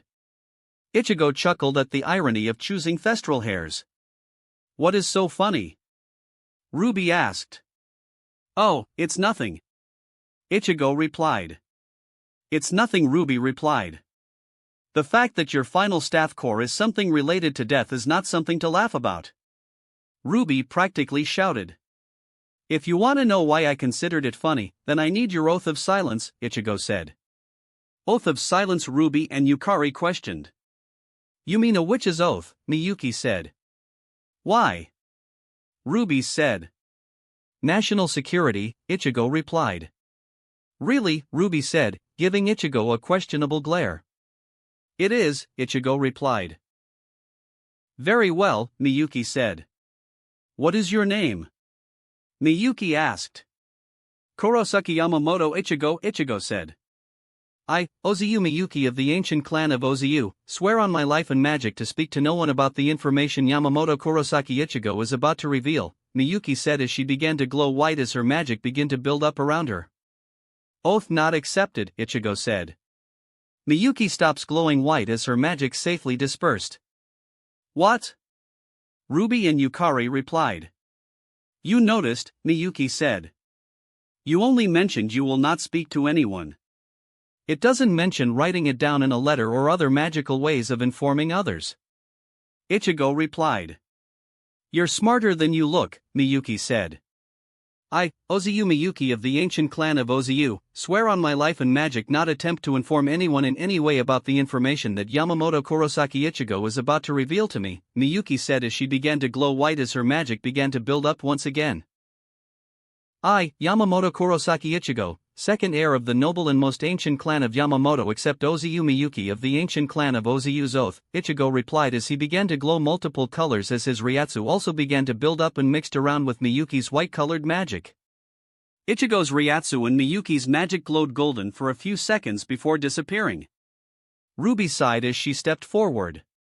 I, Tojo Ruby, swear on my life and magic not attempt to inform anyone in any way about the information that Yamamoto Kurosaki Ichigo is about to reveal to me, Ruby said as she began to glow dark violet as her magic began to build up around her.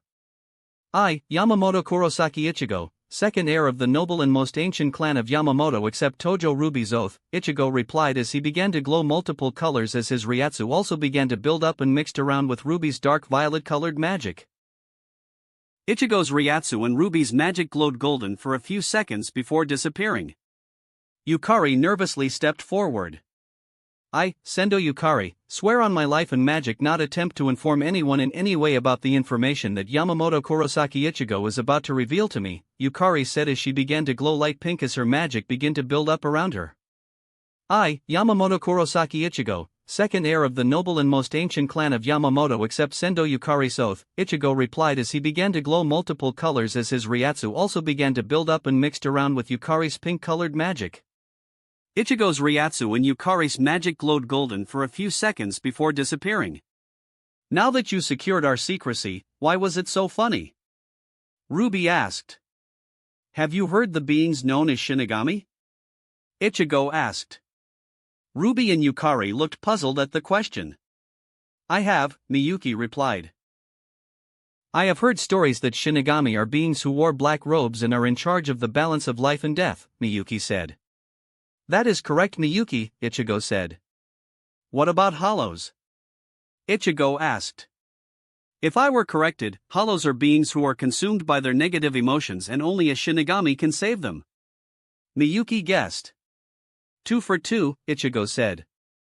Lastly, what about Quincy's? Ichigo asked. Quincy's, Ruby yelled. Ichigo looked at her with a slightly puzzled look. Quincy's are humans who can wield their yoki to create bow and arrow to kill other yokai, Ruby said. Kind of right. Ichigo said. Miyuki, anything to add? Ichigo asked. Quincy's also attack hollows, Miyuki said. Why are asking us these questions? Yukari asked. Because Shinigami, hollows, and Quincy's are real, Ichigo said. What? The three said. I am a hybrid of Shinigami, hollow, and Quincy, Ichigo said. Ruby got into a defensive stance with her wand out. I'm not going to attack you, Ruby. If I intended to attack any of you, Yasaka wouldn't have proposed me to Mikagami. Ichigo said. Ruby lowered her wand as she still glared at Ichigo. Anyways, since thestrals could only be seen if you witnessed death and I am related to death due to me being a Shinigami makes a lot of sense, Ichigo said. Anyways, we still need to find the wood for your staff, Miyuki said. Ichigo pushed his cart over to the wall with the compartments full of wood. Ichigo waved his right hand over the compartment while his left hand remained on the cart. Ichigo stopped his hand on 7 different marked each of them on a piece of paper until Ichigo was done. Miyuki walked over and pulled the first compartment. Ash, Miyuki said as she placed it on the cart. She moved to the second compartment. Aspen, Miyuki said as she placed it on the cart. She moved to the third compartment. Ebony, Miyuki said as she placed it on the cart. She moved to the fourth compartment. Elder, Miyuki said as she placed it on the cart. She moved to the fifth compartment. Fur, Miyuki said as she placed it on the cart. She moved to the sixth compartment. Pine, Miyuki said as she placed it on the cart. She moved to the seventh compartment. Miyuki said as she placed it on the cart. Both Yukari and Ruby looked at the immense materials on the cart for Ichigo's staff. As Ichigo pushed his cart to the counter, Ichigo suddenly felt a pull to the smaller chest on the wall. Ichigo pushed his cart over to that chest. Ichigo, what are you doing? Ruby asked. I felt my magic pulled me over to this chest, Ichigo said. So your staff will also have gems as well, Miyuki said. Gems, the three said. Some wands or staffs also have a gem if they're focused on elemental magic, Miyuki said as she brought out her wand. On the tip of her wand, there was a bluish-white gem. I have an affinity to ice magic, Miyuki explained as she opened the chest and pulled what appears to be a large jewelry case with many little drawers. Ichigo waved his right hand over the compartment while his left hand remained on the cart. Ichigo stopped his hand on 7 different marked each of them on a piece of paper until Ichigo was done. Miyuki walked over and pulled the first compartment. Ruby, Miyuki said as she placed it on the cart. She moved to the second compartment. Sapphire, Miyuki said as she placed it on the cart. She moved to the third compartment. Mint. Emerald, Miyuki said as she placed it on the cart. She moved to the fourth compartment. Imperial Topaz, Miyuki said as she placed it on the cart. She moved to the fifth compartment. Black Star Gemstone, Miyuki said as she placed it on the cart. She moved to the sixth compartment. White Star Gemstone, Miyuki said as she placed it on the cart. She moved to the seventh compartment. Rainbow Moonstone, Miyuki said as she placed it on the cart. Ichigo pushed his cart over to Miyuki's counter. How much will my wand cost? Yukari asked. It's free to remember. Miyuki said. Now, how much will this cost? Ichigo asked. I cannot answer that yet, Miyuki said. Why? Ichigo asked. A few reasons, Miyuki said. The first is that there are some materials here I have never worked with, so I will need to call for my children to help me, Miyuki said. Very well, Ichigo said. Do you think you can give me an estimate time frame? Give me a week. Miyuki requested. Very well, Ichigo said. With that, Ichigo, Ruby and Yukari said their goodbye to Miyuki as they left her store. Right when they left, Miyuki ran to the door and flipped the closed sign and ran to the back room to gather her children to assist in the greatest magical item ever. Scene change. Ichigo, Ruby, and Yukari helped Ichigo purchase some basic magic books and a few interesting ones. After that, they left Bonsai Bazaar and drove back to Yokai Academy. All 3 of them walked over to Mikagami's office and entered the underground training area. Kyoka, Shirayuki, and Suzumabachi, please bring your student back here. Also, can someone tell Mikagami to meet us, Ichigo said. Sure, Ichigo. Kyoka and Shirayuki said. I'll tell Mikagami, Suzumabachi said. A few minutes later, Kyoka, Shirayuki, Suzumabachi, and Mikagami met Ichigo with a tired newspaper club. How was training? Ichigo asked. Mazor wasn't creative, Shirayuki said. Kurumu needs to focus more, Kyoka said. Pink hair Mocha needs to get out of her shy nature, Suzumabachi said. Sukun is still not accepting his transformation, Mikagami said. I see. Did you give your students homework? Ichigo asked.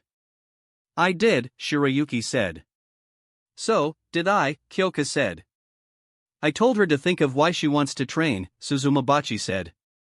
I told him something similar, Mikagami said. Very well, Ichigo said. Thank you, Shirayuki, Ichigo said as he kissed Shirayuki on the cheek. Thank you, Kyoka. Ichigo said as he kissed Kyoka on the cheek. Thank you, Suzumabachi. Ichigo said as he kissed Suzumabachi on the cheek. All the girls were blushing and returned to Ichigo's mindscape. Mocha, Ichigo said. Yes? Mocha replied. I was wondering if we can have a private conversation, Ichigo asked. Sure, Mocha said. Before anyone could question Mocha or Ichigo, Ichigo walked over to Mocha, lifted her in a bridal carry and shunpad out of the training ground. Ichigo stopped on the roof of Yokai Academy and placed her down gently. Ichigo, Mocha said. Yes?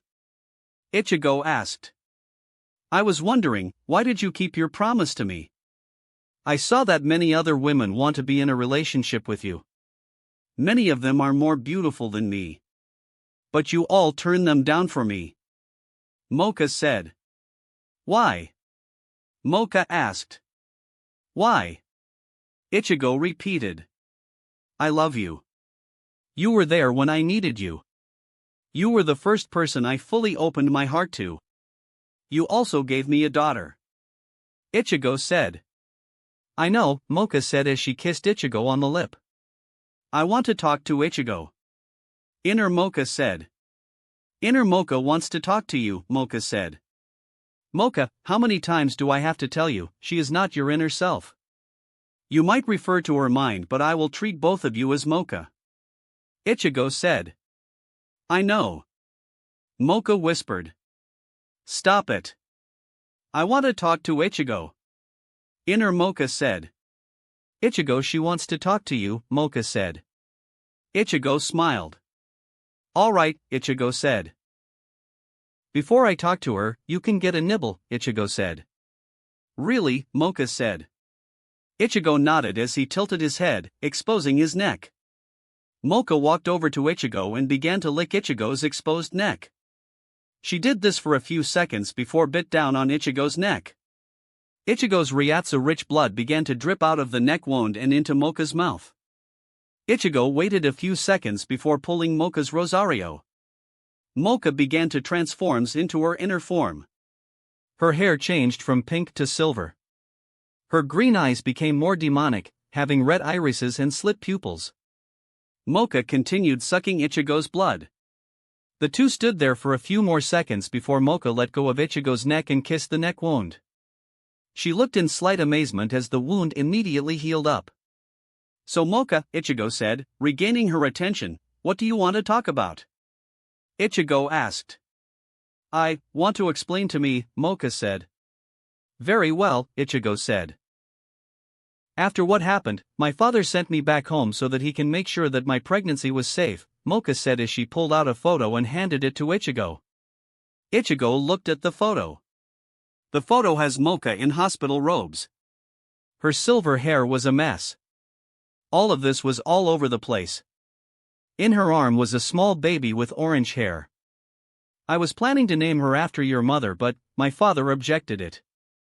Mocha continued. What's her name? Ichigo asked. Her name is Elizabeth Masaki Akashiya, Mocha said. I thought your father forbids you from adding my mother's name to her, Ichigo said. I managed to add it as her middle name, Mocha said. What happened next? Ichigo asked. Once I recovered from the pregnancy, he told me that I'll be sent to Yokai Academy, Mocha said. I ended up crashing to Tsukun. During an altercation, Tsukun managed to pull my Rosario off and awaken me. At the time we thought this was a sign to move on. Mocha admitted. I see, Ichigo said. Mocha, I understand your reasoning and I will never stop loving you, Ichigo said as he hugged her. Thank you for forgiving me and my weakness, Mocha said as she hugged him back. Suddenly they heard a loud slam the door.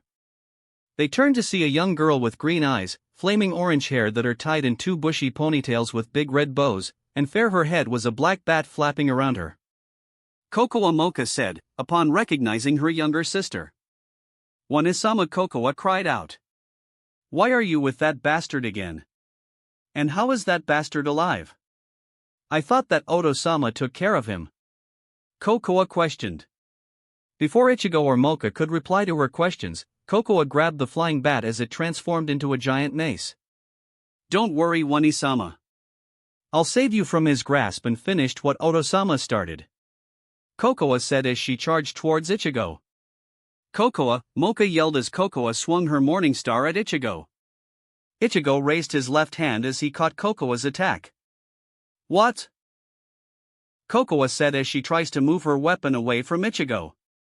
But Ichigo kept a strong grip on the mace. Hello, Kokoa. I'm amazed that you remembered me. Ichigo said as he began to slowly squeeze Kokoa's mace. The mace-shaped bat struggled to escape Ichigo's grip, but Ichigo was too strong.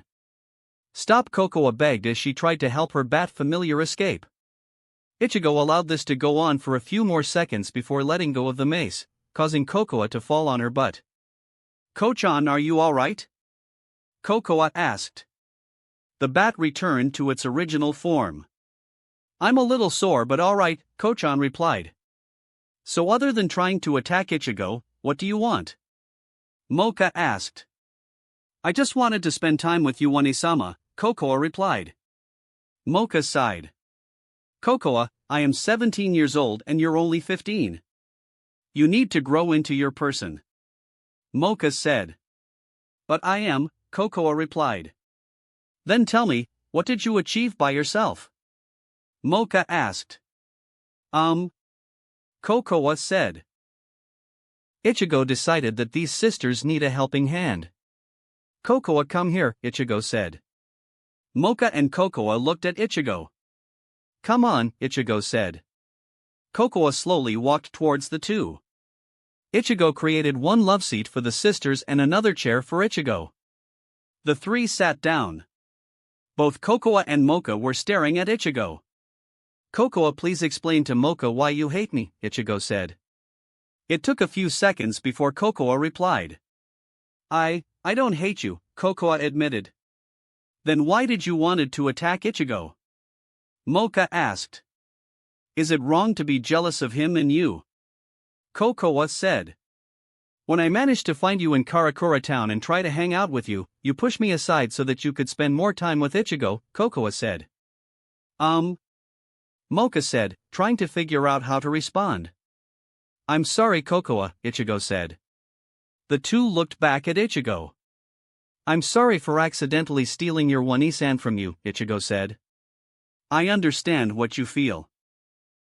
When I was younger, my two little sisters would compete with each other to try and get my attention. But now, they learned how to share. Kokoa, both of us need to learn how to share your One-Isan. Ichigo said. But I don't want to share her, Kokoa said.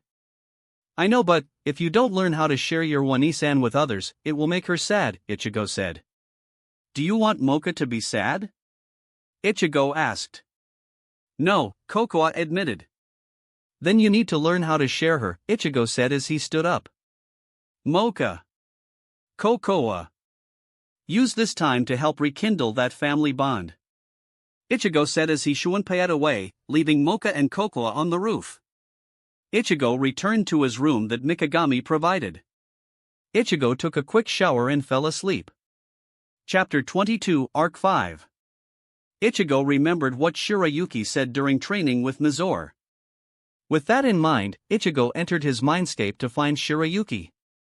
Ichigo shunpaied to the icy mountain that Shirayuki made for herself. Ichigo walked near the palace to see Shirayuki dancing outside. Hello Shirayuki, Ichigo said. Hello Ichigo, Shirayuki replied as she stopped dancing. Nope, Ichigo said as he walked towards her. Dance with me, Ichigo said as he transformed his clothes to a black kimono with icy blue snowflakes. Ichigo and Shirayuki spent an hour dancing in the cold. Ichigo recognized some of the dances they did were a slight variation of the dances to use her techniques. After they finished the dances, Shirayuki kissed Ichigo on the cheek. So what are you doing in my side of the mindscape? Shirayuki asked. Other than dancing with you, Ichigo said.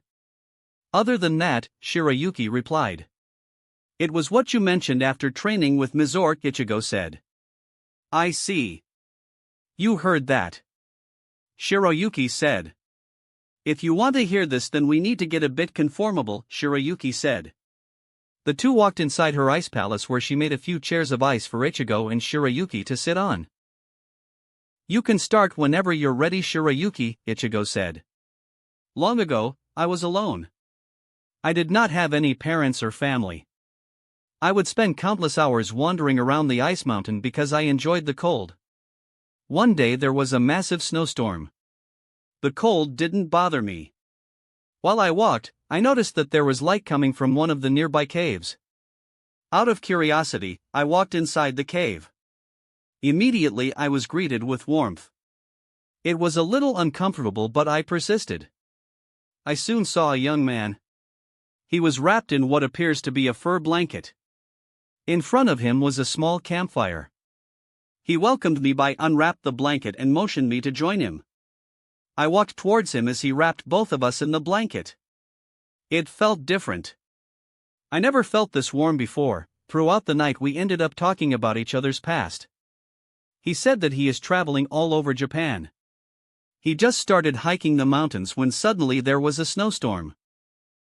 While I told him that I live up here all alone, hearing this, he invited me to join him on his journey through the mountains. This is the start of our friendship. I would teach him various signs that indicate when a snowstorm is coming and different techniques to use to hunt for food, since there was little to no plants that grew in this cold weather. In return, he taught me how to read and write. As time passed on, we slowly grew closer with each other and fell in love. It was soon discovered that I was infertile. Despite this, he loved me just the way I was. One day, during a bad snowstorm, we found an abandoned shrine. We stayed there for the night. While he was asleep, I made a prayer there. I didn't realize that this shrine was dedicated to Amaterasu. She heard my prayer and made a deal with me. In return for giving me the ability to give birth to a child, I would offer myself to Amaterasu to do whatever she desired. The next day, I told him what happened.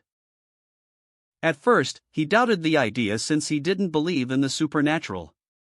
To prove that the supernatural does exist, I showed him my powers. I was scared that he would not accept me. Instead, he hugged me and we spent the next few nights enjoying the miracle Amaterasu bestowed upon us. We traveled to the rest of the various mountains of Japan until I gave birth to a baby girl with snow-white skin and purple hair. We decided that I should be the one to give her a surname and he would give her a forename. I named her Shirayuki while he named her Karina, beautiful. At the end of our mountain journey, the man realizes that he had other parts of Japan to explore. He asked me to join him on his expedition. But I could not. I realized that the warmer I get, the weaker I become. The man understood and vowed to return.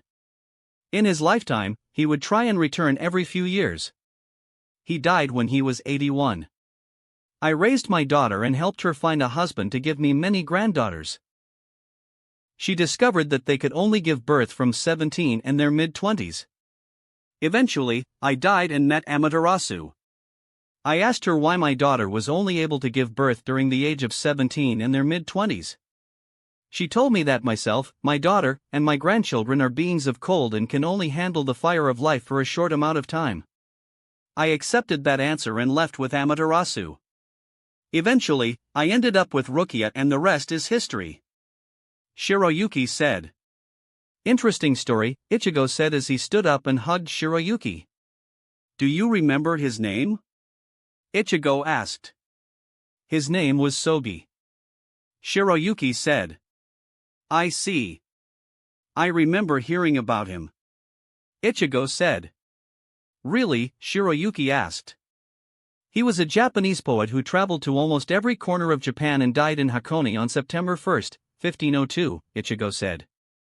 I see, Shiroyuki said. He was also credited for starting the legend of Yuki-onna, Ichigo said. I see, Shiroyuki said. Thank you for spending this time with me. No problem, Ichigo said as he kissed her on the forehead and left his mindscape. Scene change, Yokai Academy. Ichigo woke up at 5 a.m. like usual. Ichigo took care of his morning business and shunped to the underground training that Mikagami allowed them to use. Ichigo is currently working on combining his elemental Ryatsu with Shunko. Ichigo, Yawatch said as he appeared from Ichigo's mindscape. Yes, Yawatch? Ichigo replied. I got an idea to help with this problem, Yawatch said. Go ahead, Ichigo said. Think your Ryatsu like this bucket of water, Yawatch said as he created a bucket of water. For you to use your bending, you are subconsciously altering your Ryatsu to be suited for elemental manipulation, Yawatch said as he created a small hose connected to the bucket of water. In the middle of the tube, Yawatch added a food coloring dispenser. Once that was done, Yawatch opened the value to allow some water to flow through and mix with the food coloring. But for Shunko you are using your generic Ryatsu since it is both more abundant and faster to use compared to elemental Ryatsu, Yawatch explained the problem. So what is your solution? Ichigo asked. The answer is simply to create something to store pre-made elemental Ryatsu, Yawatch said. How? Ichigo asked. I've also got an answer to that, Yawatch said as he pulled out 4 orbs. Ichigo recognized what those orbs were. You're planning to make a script of each element? Ichigo guessed. Exactly, Yawatch replied. Why? Ichigo asked. With the scripts in place, it would allow you to a place to create and store that elemental Ryatsu until you need it, Yawatch said. So like another bucket to hold the color water until I need to use it, Ichigo said, as he created another bucket and connected it to the end of the hose to hold the color water. Exactly, Yawatch said. Isn't this similar to a magical core? Ichigo asked, remembering what Ruby said during her explanation. Now that you mentioned it, it is similar to a magical core like what Ruby mentioned, Yawatch said. I'll start making a script to act as a magic core and for the individual elements, Yawatch said. Very well, Ichigo said as Yawatch returned to his mindscape to make the new scripts. Ichigo decided to review his martial arts and Hakuta skills while he waited for Yawatch. A few minutes later, Yawatch appeared. Ready, Ichigo? Yawatch asked. I am, Ichigo replied. Yawatch handed Ichigo the 5 shrift orbs. Which one is which script? Ichigo asked. From left to right, we have the script for your water manipulation, earth manipulation, fire/plasma manipulation, air manipulation, and magic, Yawatch said. Ichigo, do you not shove all of the scripts at once? Do them one by one. Yawatch warned. Very well, Ichigo said. I, Kurosaki Ichigo, bestow upon myself this script, Ichigo said as he pushed the first into his chest. Suddenly Ichigo could feel something different in his body. Ichigo repeated the process for the remaining with the remaining scripts. How do you feel? Yawatch asked. I feel strange, Ichigo said. What do you mean? Yawatch asked. I feel weaker, Ichigo said. It might be because your body is trying to fill those scripts up with Ryatsu. Yawatch guessed. You should try out your elemental manipulation to see if there are any changes, Yawatch suggested.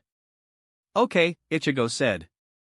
Ichigo gathered the water particles in the air and turned it into a stream. Then Ichigo turned that stream into ice. Finally, Ichigo turned the ice back into water particles. Ichigo decided to try out his upgraded earth bending. Ichigo summoned 2 large boulders. Ichigo slammed the 2 boulders together. Ichigo was surprised that he still had control of the broken fragments of the boulder. Ichigo willed the small fragments to form an even bigger boulder before allowed it to fall on the ground. Ichigo decided to try out his upgraded fire bending next. Ichigo summoned a small fire on each of his fingertips. Ichigo then forced the small fire to grow longer and keep its shape. Ichigo now has white fire rods that are about 10 inches, 25.4 centimeters, on each finger. Ichigo then flung all the fire rods at the large boulder. Each of the fire rods pierces the large boulder and slowly causing the boulder to melt. Ichigo took a breath as he called upon lightning. Ichigo focused them on his fingertips, like with the fire rods. Ichigo then threw them at the fire rods that are stuck to the melting boulder, causing a small explosion. Ichigo was about to stop his plasma manipulation when he noticed some hot magma dripping out. Ichigo took a breath as he draws out the hot magma. Ichigo has the magma shaped into a star before having all the magma reform back into the large boulder from before. Ichigo manipulated air as he sent a few air cutters towards the giant black boulder. Each of the air cutters managed to cut a part of the boulder. Ichigo then used his hands to slowly generate a cyclone. Ichigo allowed the cyclone to spin for a few seconds. Ichigo then summoned even more wind and sent an even larger air cutter to destroy the cyclone. Ichigo decided to test his magic abilities when he received his staff from Miyuki. How do you feel? Yawatch asked. I feel that I have greater control over the elements, Ichigo said. I see. Have you considered names for these scripts? Yawatch asked as he summoned a sheet of paper. I have. Ichigo said.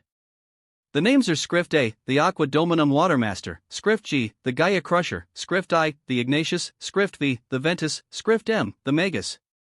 Ichigo said.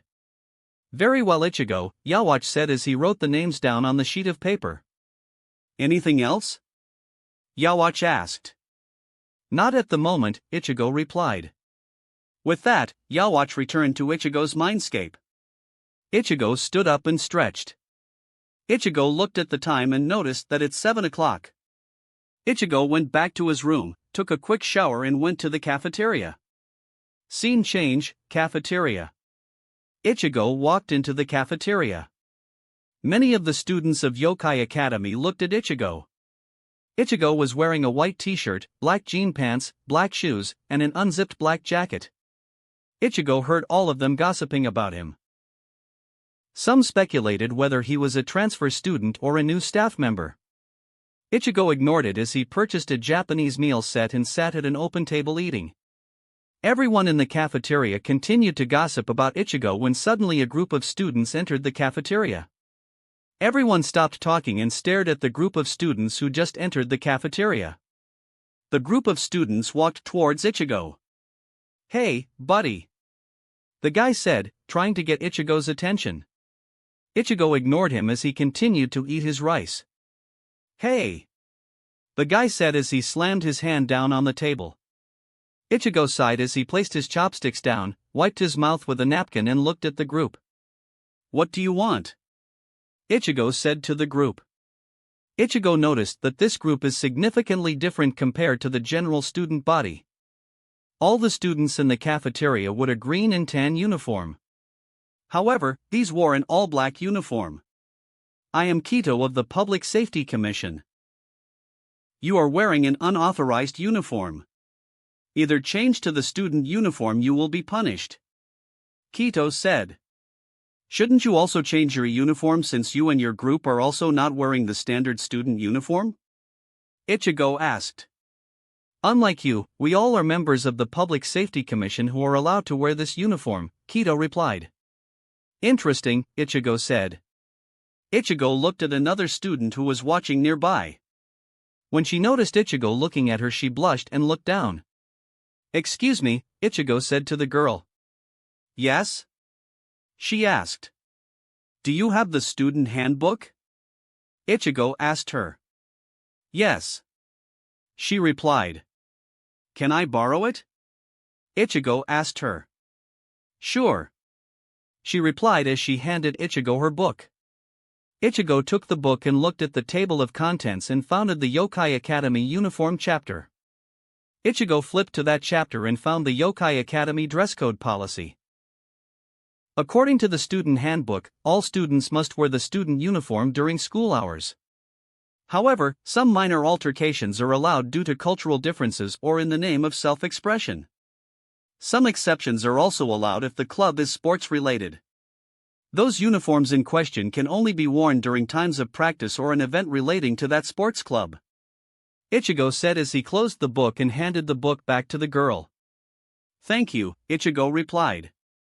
"Why, you welcome," she replied as she immediately hugged that book as if it was a lifeline. "Anyways, please explain to me, Kito of the Public Safety Commission, which part of that paragraph mentioned your uniform exception," Ichigo asked. "Saizu Junya," Kito ordered. "Yes, Taicho?" Saizu and Junya said as they walked towards her. "Arrest this man for disturbing the peace and refusing to follow our orders," Kito ordered. "Yes, Taicho," Saizu and Junya said as they slowly walked towards Ichigo. Ichigo looked at them. Ichigo took off his jacket as he looked back at the girl who helped him. "Can you hold this?" Ichigo said as he handed her his jacket. Sure," she said. Ichigo cracked his fingers and neck as Saizu and Junya walked towards him. "It's fighting time," Ichigo said as he punched Saizu with a right hook. Junya charged in with a punch of his own. Ichigo moved towards Junya, grabbed Junya's arm, spun on his toes and slammed Junya on an unoccupied table. Saizu transformed into his orc form as he charged towards Ichigo. Ichigo turned towards Saizu and punched him right in the gut. "Ga," Saizu said. Ichigo slightly pushed him with the same fist that punched him in the gut. Saizu slammed to the ground unconscious.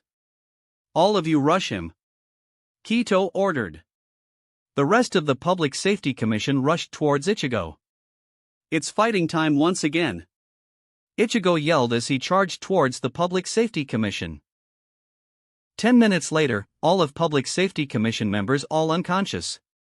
Some were slammed into the unoccupied table, while others were launched up the ceiling with only their parts of their neck and below visible. "Now who's next?" Ichigo said as he looked at Kito.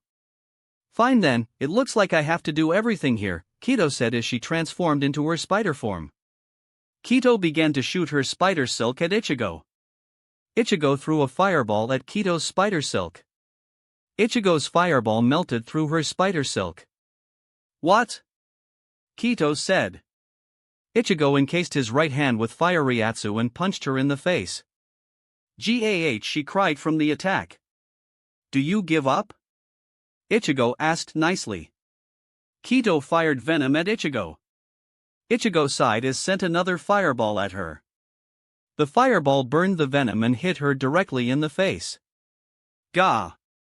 She cried from the direct hit. Before Kito could regain focus, Ichigo charged and gave her an uppercut.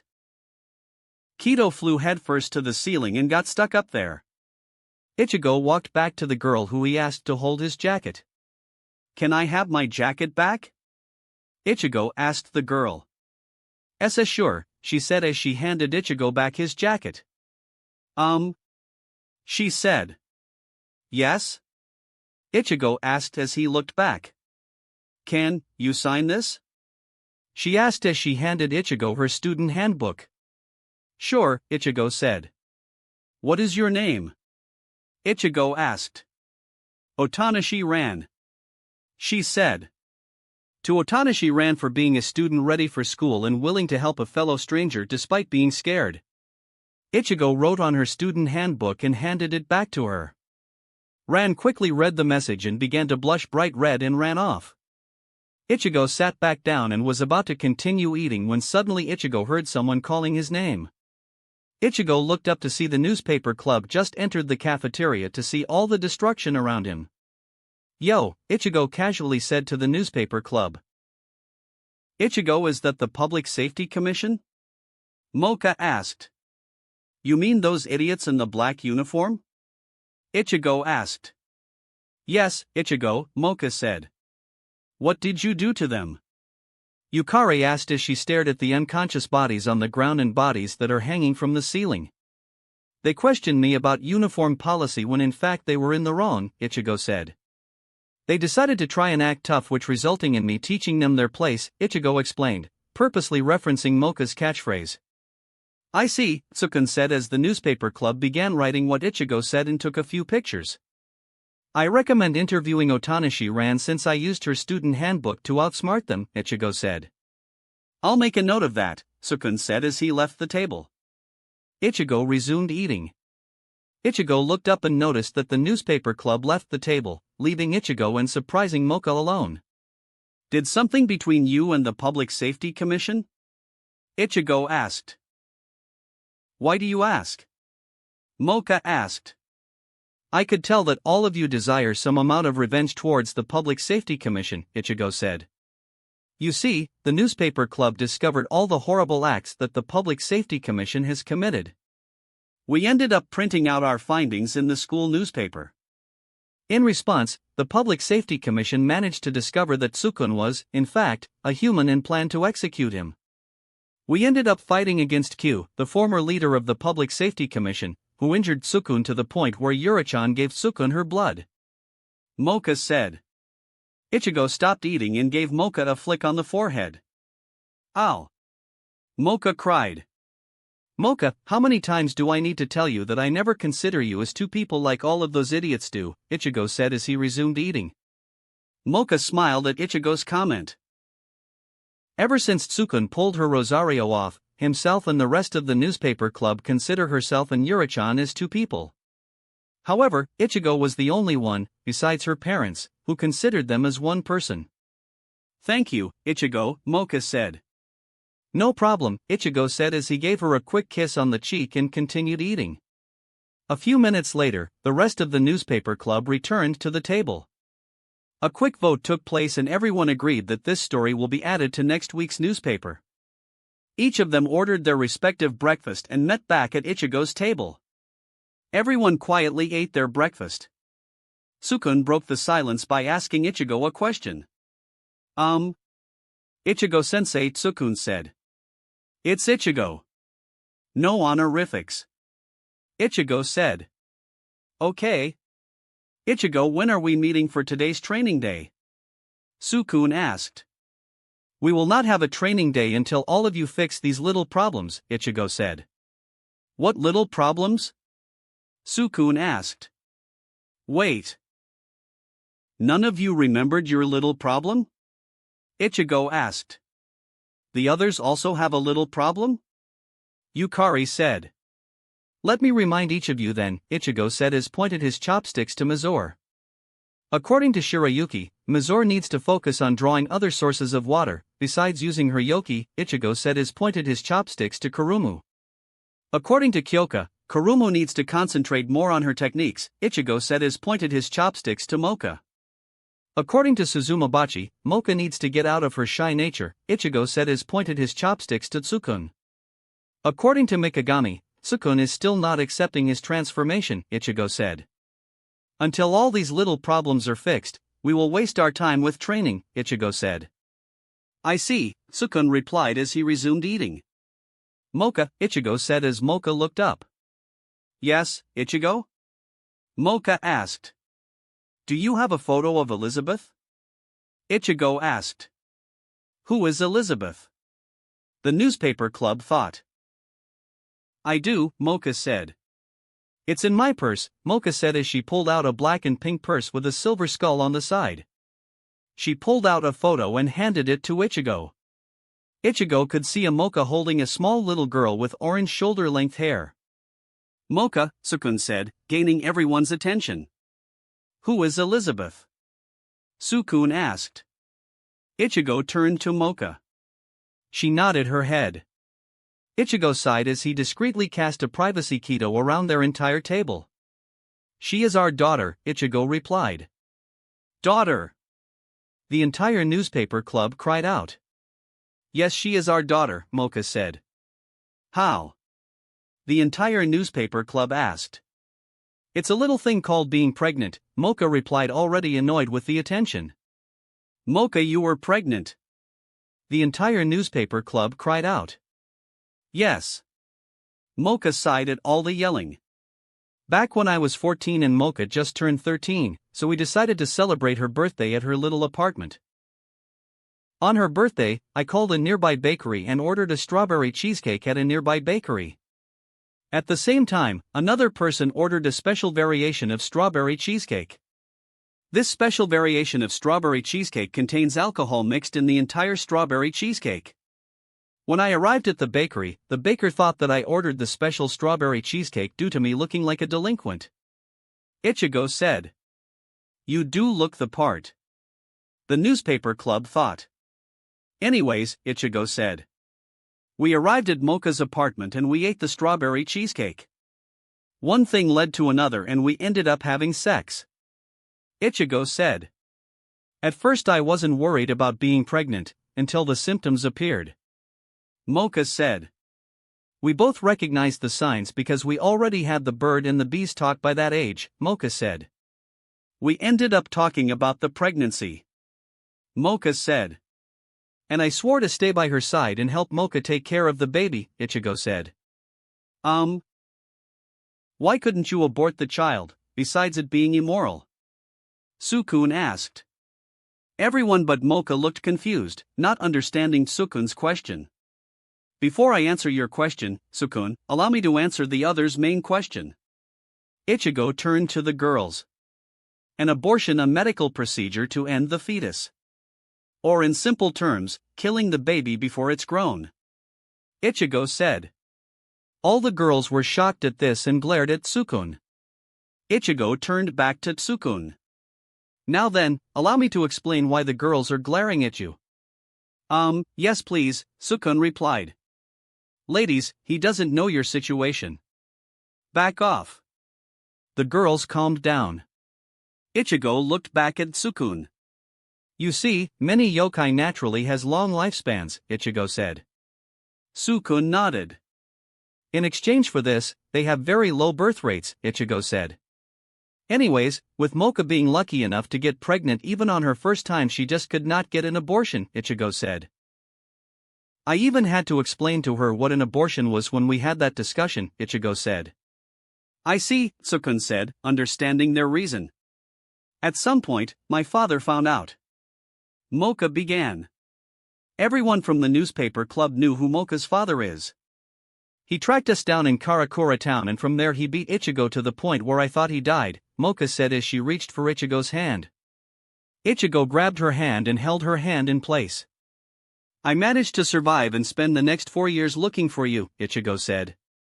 After that, my father kept me at home until I finished giving birth. I ended up giving birth to a girl. Mocha said. I named her Elizabeth Masaki Akashiya, Mocha said. That reminds me, Ichigo said. I need to take to Mikagami to arrange for a ride to your father's place, Ichigo said. What? Mocha yelled and almost spilled her can of tomato juice. Why? Mocha asked. 2 reasons, Ichigo said. First, so we can pick up Elizabeth, Ichigo said. What is the other reason? Mocha asked. So I can return the favor from 4 years ago, Ichigo said. Mocha sighed. Okay. Mocha sighed. She accepted Ichigo's stubborn trait. As long as you don't kill him, Mocha said. I promise unless he tries to harm either you or Elizabeth, Ichigo said. Very well, Mocha said. He will fight her father no matter what she says about it. Sukun looked down on his watch to see that it's almost time for class. With that, everyone ran off to class. Ichigo chuckled as he placed his tray in the cleaning area. Ichigo was walking towards Mikagami's office when suddenly his phone began ringing. Ichigo looked at the caller ID and noticed it was Marvelous' number. Hello? Ichigo asked. Yo. Captain, this is Marvelous. Can you come to Yuzushio for a bit? We need to show you something. Marvelous said. Okay, Ichigo said. Ichigo hung up. Ichigo founded an empty classroom in 5501 to signal the Yuzushio that he was ready for teleportation. A few seconds later, Ichigo vanished. Scene change, Yuzushio's command center. Ichigo was on the Yuzushio and both Marvelous and him were there waiting for him. Hello, you two, Ichigo said. Hello, Captain. The two replied. What was the important information you needed to tell me? Ichigo asked. Well, on our sensors, we detected a distress signal in a wormhole. We were wondering if we have the proper permission to investigate this. Marvelous asked. I approve. Let's investigate. Ichigo said and sat down in the captain's chair. Yuzushio launch. Ichigo ordered. The ship fired 2 missiles, opening a wormhole and entered the wormhole. Scene change, in wormhole, 10 minutes prior. Mamoru, so you've come around? Swan said to Mamoru. Mamoru started to say. Amami, Arma said as he turned to Mamoru. Keidu, Mamoru said. Right now, both this dimension and the ES space are about to collapse. Stallion began to explain. I guess the Gallioria comet no longer exists. Ryasuke hypothesized. So that means that we're stuck here, Geki said. It's collapsing. Arma said. So we can't go back. Mamoru said. However, there's still a bit of hope. Liger said. We'll use the power, Kasuke said. According to my calculations, by using the JARC-ES missiles it's possible to create a meter-wide dimensional gate near Jupiter's orbit for only 2 seconds. 1 meter wide. Mamoru began to say. For 2 seconds. Arma finished Mamoru's thoughts. But we only have 2 ES missiles left. Liger said. So we're entrusting the future to you too, Kotaro said. Us too? Mamoru questioned. But this is our gift to you. Kotaro said. Only you two can do it. It's a very important duty. Kotaro said. With that done, the crew members finished modifying the last 2 ES missiles before launching the 2 missiles. As the missiles pasted the various robots on board the JARC, each of them gave the 2 boys one final message. Keep your chins up. Geki Ryujin said. Good luck. Mike Saunders said. See ya around. En Ryu said. Someday, in the sea of stars. Hyoryu said. Don't go astray. Koryu said. Take care of yourself. Unryu said. Stay well, you hear? Goldie Marg said. Always, Volfog said. Roar Gaulion roared. As this happened, Mamoru broke down in tears seeing his fallen friends telling him this. Mamoru could remember what they told him before they fired the missiles. Let all of Earth know all that has transpired here. That's your mission. Kotaro said. Don't forget to say I'm home when you get back. Geki said. Arma. Jay said. Jay. Arma turned to his left to see the ghost of Soldier Jay flowing with him. The fighting is over. There is no longer a need for you to live as a warrior of Abel. Jay said. Soon the image changed to Rene's Curtis Shishio. Treasure your mother. Rene said, and the image floated away. You're both the Trinity Solar System's heir, and children of the Earth. Mikoto said. Run together with the oath sworn, through courage, Guy said. Together with the oath sworn through courage, Mamoru/Arma cried out. The missiles contented to fly forward as the J-Arc turned away and flown in the opposite direction. Looks like the kids are gone, Liger said. Yes. Those two will pass on our legacy. Kotaro said. Everyone who boarded Tsukuyomi, Hiram and Takaya all accepted the fact that they might not come home. Detecting ES portal opening. Tomorrow 0117 J-Arc's computer announced. What? Everyone shouted. From the portal, they could see a white ship. However, this white ship didn't look like J-Arc or any other ship anyone has seen. Hello, anyone there? This is Captain Kurosaki on board Yuzushio. We were able to receive your distress signal and came here. Do you copy? Ichigo said from a speaker on Yuzushio. This is Tomorrow 0117, J-Arc's computer AI. We read you loud and clear, Captain Kurosaki. Tomorrow 0117 replied. Good, do you have enough energy to enter this wormhole? Ichigo asked. Yes. Tomorrow 0117 replied. With that, J-Arc followed Yuzushio out of the ES dimension gap and arrived out of Jupiter. We're out. We're alive. Everyone began to cheer. You are alive, but not in your universe, Ichigo said as he appeared right next to the various scientists. Who are you? Kotaro asked. Captain Kurosaki of the Yuzushio, my crew, and I found your distress signal and arrived to help you, Ichigo said. My crew members will help your crew members repair the various robots, Ichigo said. Thank you for helping, Kotaro said. What's your name and story? Ichigo asked. My name is Kotaro Taiga and I am the chief of Gutsy Geoid Guard, Kotaro said. With that, both Ichigo and Kotaro began to tell each other stories of their adventure. Soon Guy and Marvelous came and Ichigo decided to bring out some sake and the four men drank and talked. A few hours later, Ichigo noticed that Dawn, Vira and Kasuke walked towards the four men. Captain, we finished the repairs on all of the machines, Dawn reported. Really? Guy and Kotaro said. Yes, Dawn confirmed. Kasuke, do you still have any blueprints about our orbital base? Kotaro asked. Why, sir? Kasuke asked. Ichigo mentioned that his crew wanted to make their base in space. Since they helped us, it is fair to help them. Kotaro said. You don't any dash dot. Dawn began to say. I have to. All of our crew members are in your debt for helping us. Allow us to help you. With that, Kotaro pulled Dawn over to another terminal to begin data transfer. Ichigo looked at his watch and noticed that it's starting to get late. Sorry guys, I got to get back down to Earth, Ichigo said. Marvelous, you are in charge again. Call me when everything is finished up.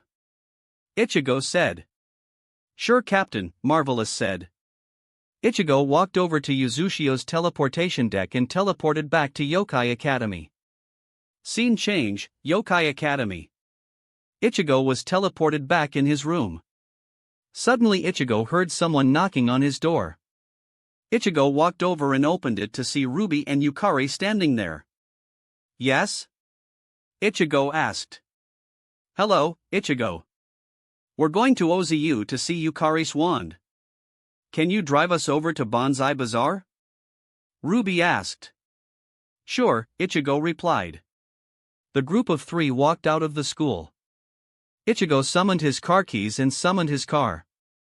A Garganta opened up as his black Challenger SRT Hellcat drove out of the Garganta. Get in, Ichigo said. Ichigo, Ruby, and Yukari entered Ichigo's car as he drives into a Garganta. Shiso, Hyogo. Ichigo drove out of the Garganta and began to drive down the streets of Shiso. They arrived outside Dino House and Ruby opened the passageway to Bonsai Bazaar.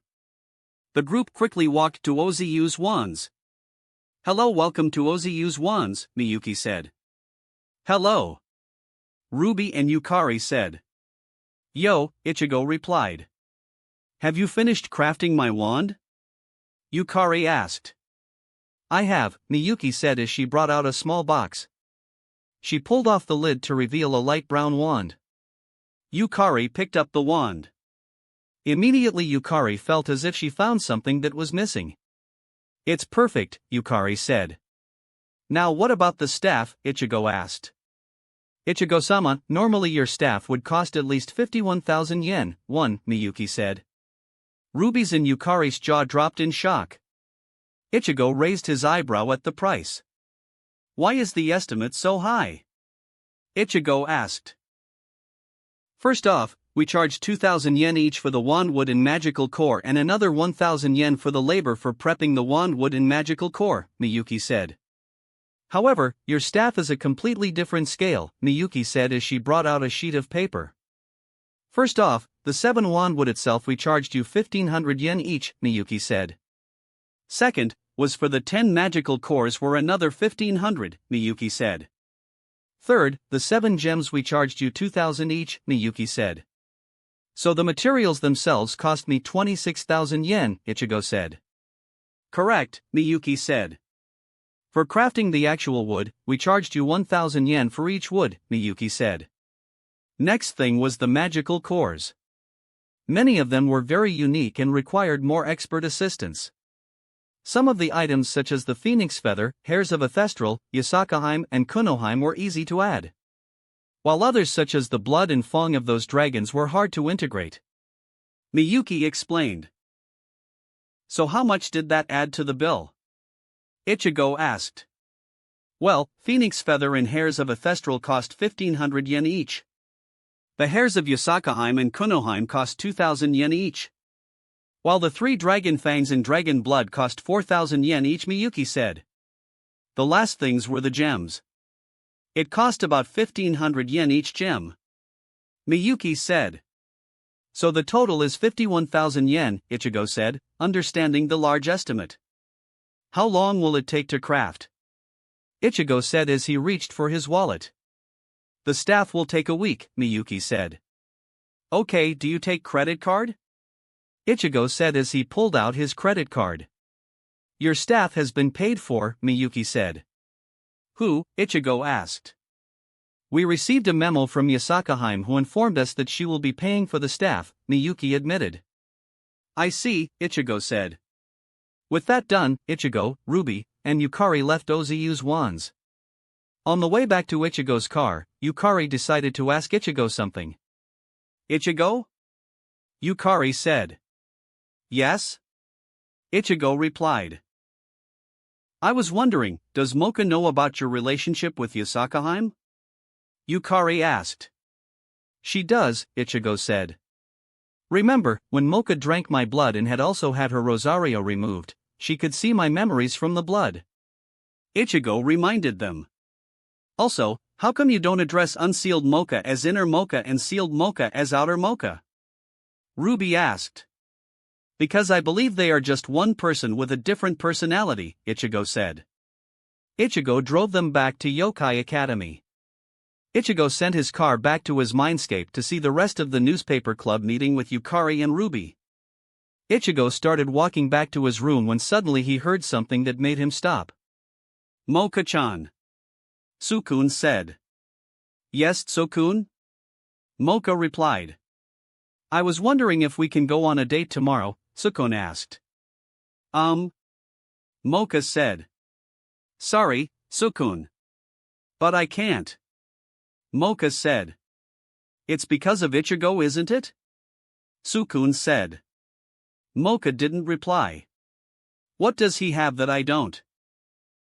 Sukun questioned as he stepped towards her. There are a few things that I have that you don't, Ichigo said. Everyone looked at Ichigo walking towards the newspaper club. Ichigo stopped in front of Sukun. First reason, Ichigo said as he raised his index finger.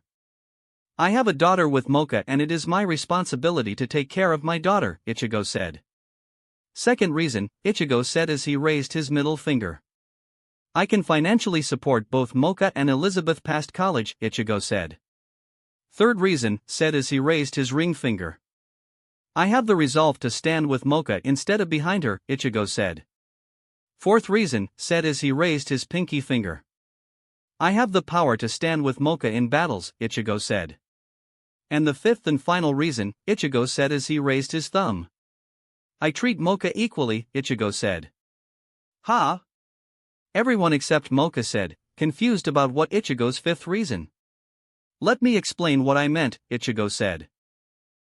Ever since you met her, all of you, including Kokoa, treated Mocha as if she is two different people stuck in one body, Ichigo said. Many of you know Mocha with the Rosario on more than Mocha without the Rosario. Many of the newspaper club nodded. I am different, Ichigo said. I treat both of them as if they are the same person, Ichigo said. I see, Sukun replied, thinking of his relationship with Mocha or rather his relationship with outer Mocha. Ichigo looked to see Mocha starting to get teary-eyed as he opened his arms and wrapped her in a hug. Mocha, Ichigo said. Mocha looked up at Ichigo handing her a note. Mocha looked at the note and saw a number on it. What is this? Mocha asked. This is my room number, Ichigo said. Mikagami gave me a room in the staff dormitories, Ichigo explained. I see, Mocha said. I'm going back to my room to read. Come see me if you want to, Ichigo said as he began to walk off. Ichigo. Someone said.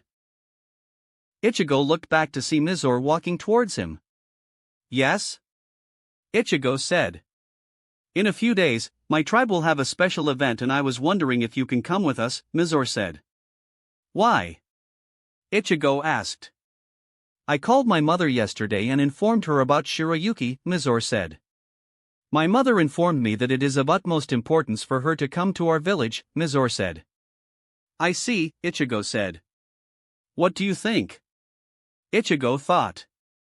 I am interested. I want to see what my descendants have done. Shiroyuki said. Very well, Ichigo said. Mizore, I accept your invitation, Ichigo said. Thank you, Mizore said with a bow and returned to the newspaper club. Ichigo sighed as he turned to leave the newspaper club.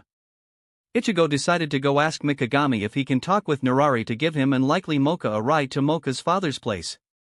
Ichigo shunpaied over to Mikagami's office. Ichigo noticed that Ruby wasn't there. Ichigo knocked on the door. Come in, Mikagami said, as Ichigo walked in to see Mikagami sitting at his desk filing various sheets of paperwork. Mikagami looked up to see Ichigo standing there. Hello, Ichigo-sama, Mikagami said. Hello, Mikagami. Ichigo said. What can I do for you? Mikagami asked.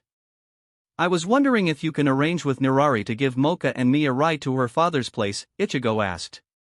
Let me call him, Mikagami said as he grabbed his office phone and pressed a number. He will be up here in a few minutes, Mikagami said. Thank you, Ichigo said. I just recently received a few reports from various staff members and classroom representatives about an altercation with you and the Public Safety Commission this morning, Mikagami said. And? Ichigo said. And I was wondering what your side of the story was since there was nothing written on these reports other than the Public Safety Commission members' perspective, Mikagami said. So I was eating breakfast this morning. A large group of Public Safety Commission members came over demanding me to change into a Yokai Academy uniform since it was part of the rules. However, I ended up the question of how come they can wear a different uniform even though they are students. They ended up trying to detain me with force. I knocked out 2 of the members. The leader of the group ordered her members to charge at me. I easily knocked all of them out. She transformed into her yokai form, some sort of spider, and I easily knocked her out. Ichigo said. I see, Mikagami said. So what are you doing to do about them? Ichigo asked. I will not do anything, Mikagami said. Why? Ichigo asked. Because I will not have any group who can replace the Public Safety Commission's purpose, Mikagami said. And that purpose is? Ichigo asked. The purpose of the Public Safety Commission is to protect the school, Mikagami answered. How are they protecting the school when, according to the newspaper club, they imprisonment and torture students who rebelled against their rules? Some clubs have to pay tribute and bribes to prevent themselves from being shut down by the Public Safety Commission. Ichigo said. But still, there is nothing that I can do, Mikagami said. Is this true, Mikagami? Ichigo asked with a glare. Pull off that hood and look me in the eyes and tell me that you, Mikagami, headmaster of Yokai Academy and one of the 3 Dark Lords, are unable to solve this, Ichigo said. Mikagami sighed. What do you want me to do? Mikagami asked. Tomorrow call a school-wide assemble, call all the Public Safety Commission members to the stage, formally declare that the Public Safety Commission being shut down due to abuse of authority given by you, Ichigo said. After that, choose the student that you have the most confidence with to start the new organization that will take over the job of the Public Safety Commission, Ichigo said. Now who should I choose to lead this amazing new organization? Mikagami asked. Why not use your little human experiment Sukun, Ichigo said. Mikagami let out a small chuckle. So you know about that, Mikagami said. I do, Ichigo replied. That is possible, Mikagami said. You are already using him to slowly solve some of the school problems, Ichigo said. Very well, Mikagami said. Suddenly they heard a loud knock on Mikagami's door. Come in, Mikagami said. The door opened up as Narari entered the office. Hello, Mikagami. What do you need? Narari asked. Ichigo was wondering if you can drive him and Mocha to her father's house, Mikagami said. Sure. Meet me at the bus stop at noon tomorrow. Narari said. Very well, Ichigo said. Anything else? Narari asked. No, Mikagami said. With that, Narari left his office. Any other questions? Ichigo asked. No. Do you have any questions for me? Mikagami asked. A lot, but it's not the right time to ask, Ichigo said. Very well, Mikagami said. Ichigo shunpaied out of Mikagami's office. Ichigo left to the cafeteria to get something to eat for dinner. As he walked in to see that all the damage from this morning had already been repaired, Ichigo looked at his watch to see that he is considered early for dinner. Ichigo walked over and ordered the dinner special and sat down to eat it. As Ichigo ate his dinner in peace, slowly more students walked in the cafeteria. Ichigo ignored many of the students who looked and pointed at him. Suddenly the entire school began to shake due to a large earthquake. Ichigo remembered that this was a pocket dimension, so an earthquake happening here is not normal. Ichigo jumped up and used his earth blending to detect where the focus point of the earthquake. Ichigo shunpaied to the focus point, which turns out to be outside of the school. Ichigo could see various students in their yokai from causing untold mayhem. Ichigo could see that the only ones not affected are Mocha, who was running from the mob of yokai while holding another girl wearing a red blazer. They grabbed what appeared to be a fairy and a mirror. Before Ichigo could reach the two, the girl with the red blazer showed the mirror to Mocha. Suddenly a bright green glow resonated from the mirror. Using that mirror to release me was a good idea, Mocha said. During the confusion, the little fairy managed to steal her mirror back. Your powers have backfired, Mocha said as she jumped in front of the fairy. Don't just go revealing people's true identities, Mocha said as she reached for the fairy. The fairy activated her mirror again. Suddenly a bright green glow resonated from the mirror. The glow died down to reveal both versions of Mocha. You're Pink, Mocha said. Oh. This is our first time meeting face to face, isn't it? Silver, Mocha said. Ha ha ha. The fairy laughed. My mirror has projected both of your personalities. Gah. Pink, Mocha said as she took a knee. The energy in my body. Stay there quietly. I'll get her. Silver, Mocha said. Wait. Pink, Mocha said. No way, I won't let that happen this time. The fairy said. She flipped herself over so that she is looking at the mirror. Once again, a bright green glow resonated from the mirror. When the green glow died down, both Mocha could tell that the fairy is somehow stronger. Using the mirror to release your latent powers? Silver, Mocha said, figuring out what the fairy did. Tsukumagami are spirits who reside in all sorts of items. The fairy explained. Don't compare me with a lowly monster like you. Silver, Mocha ran towards the mirror. Before Mocha could even try and grab the mirror activated again and drained even more of Mocha's power. The fairy began sending needle-like beams from the mirror. Both Silver Mocha and Pink Mocha were ready to take the hit when suddenly a large slab of earth rose and took the hit. You know, for such a little thing, you caused so much trouble, Ichigo commented as he walked towards the Mochas. Ichigo, both Mochas said. Oh. Another yokai for me to play with. The fairy said.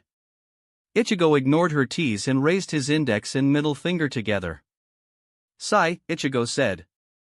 Suddenly the fairy dropped her mirror as her arms suddenly locked behind their back.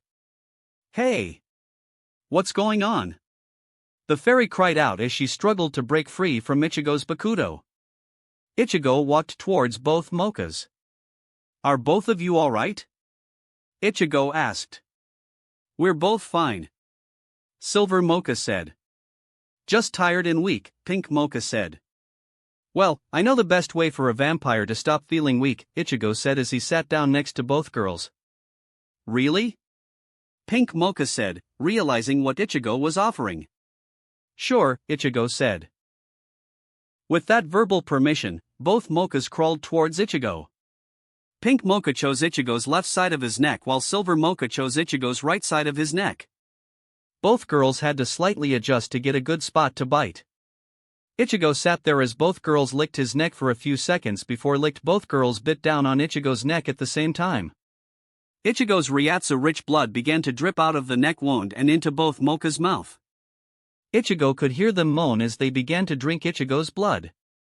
They sat there for at least minutes before Ichigo could feel both Mochas moving away from his neck. They swept their tongue over the wound before leaning towards Ichigo's shoulders. Ichigo managed to summon Kyoka to take a few photos of this scene. This beautiful scene ended when Ruby and the rest of the newspaper club arrived. Hello. Are you looking for the fairy and the mirror?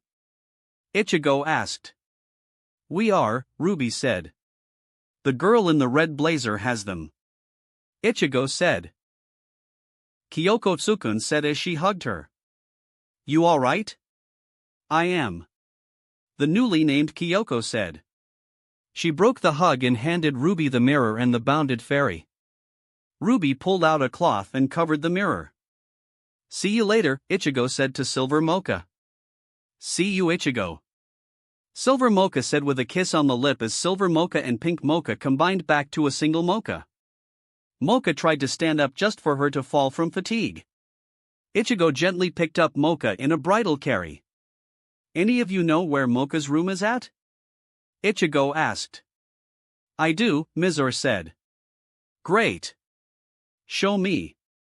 Ichigo said. Ichigo and Mizore left, leaving Tsukun to deal with his cousin. Scene change, Mocha's room. With Mizore's help, Ichigo managed to carry an unconscious Mocha to her room.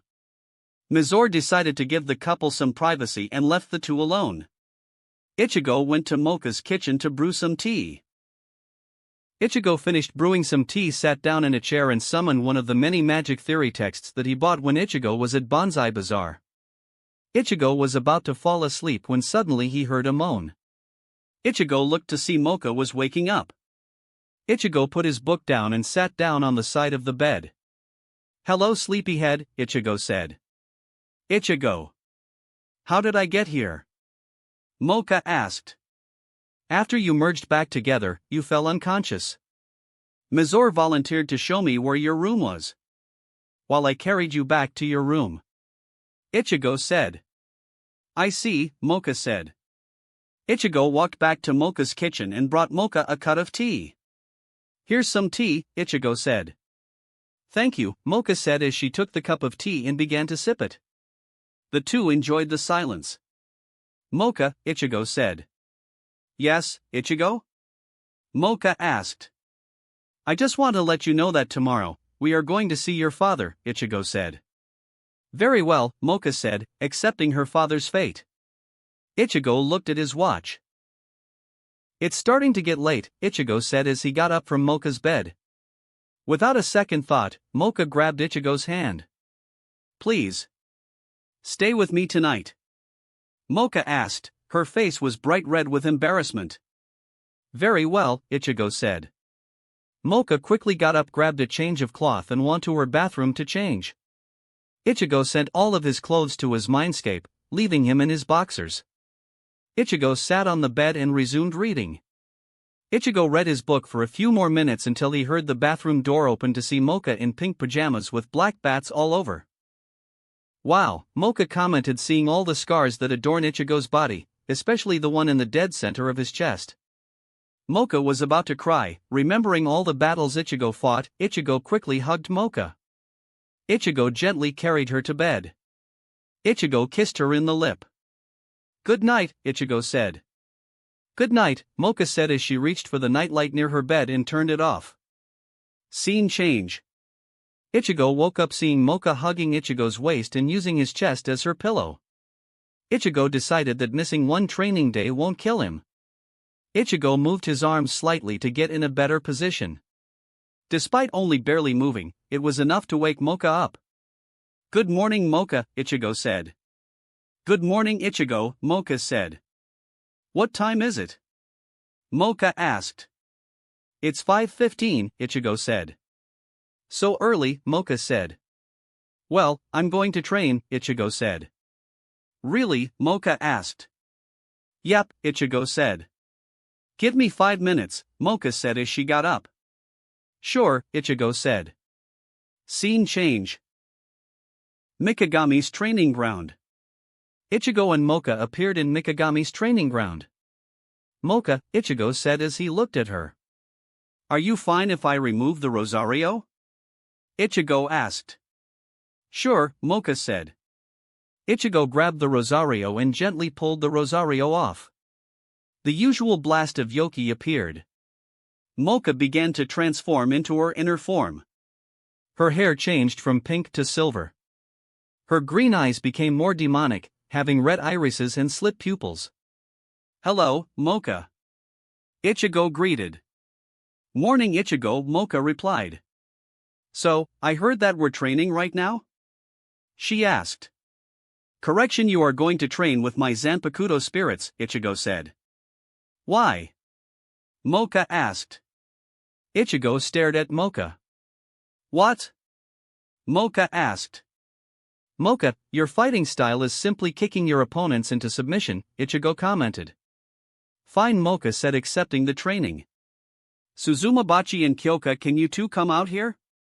Ichigo asked. "Hi, Ichigo," Suzumabachi said as she appeared. "Good morning," Kyoka said as she appeared. "Hello, Suzumabachi, and good morning, Kyoka," Ichigo replied and then turned to Mocha. "The first thing you're going to train is to get greater control over your Yoki," Ichigo said. "Control my Yoki? But my Rosario already does that," Mocha said.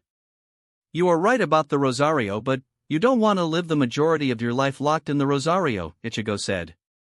"If you can suppress your Yoki without the use of the Rosario, then we can develop a daily schedule on who has control of the body," Ichigo said.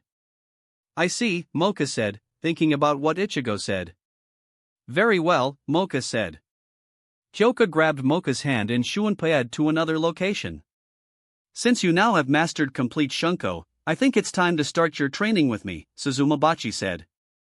Very well, Ichigo said as he summoned Suzumabachi's sealed blade. During the year in Soul Society, Ichigo revealed to Otsunemeya about Suzumabachi and Kaiten Kayakatsu. He nodded his head. He understood what Ichigo did and he agreed with him. He secretly helped Ichigo create 2 new Asachi for Suzumabachi and Kaiten Kayakatsu. Suzumabachi's new Asachi appeared on Ichigo's waist. It appeared to be a single sword with a small crossguard and a circular handguard. Ichigo grabbed it and pulled it out of its sheath. The blade is about the length of Ichigo's arm. Ichigo did a few practice swipes with the blade. Ichigo tossed the blade to his other hand, revealing that Suzumabachi's sealed form isn't a single blade, rather is a pair of butterfly knives. Ichigo spun the butterfly knives, holding them offensively and defensively. Sting all enemies to death. Suzumabachi. Ichigo said. Suzumabachi's sealed blades began to glow golden. The glow grew brighter and covered both Ichigo's hands. The golden glow died down to reveal Suzumabachi's released state. This is different, Ichigo said. Suzumabachi has now taken on the form of 2 black and gold gauntlets on each hand. Small chains are linking it to a stinger-like blade on each of Ichigo's fingers to the gauntlet.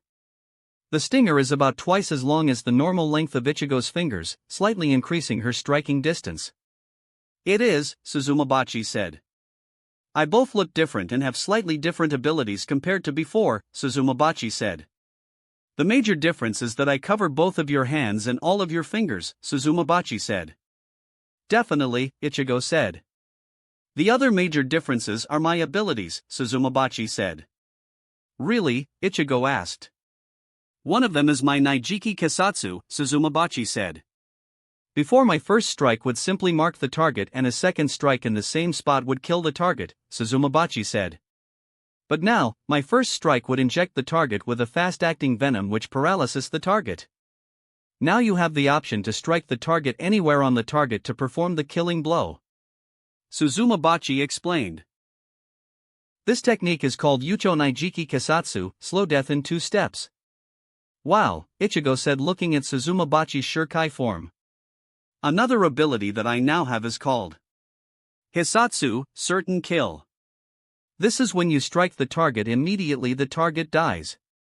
Suzumabachi explained. I see, Ichigo said.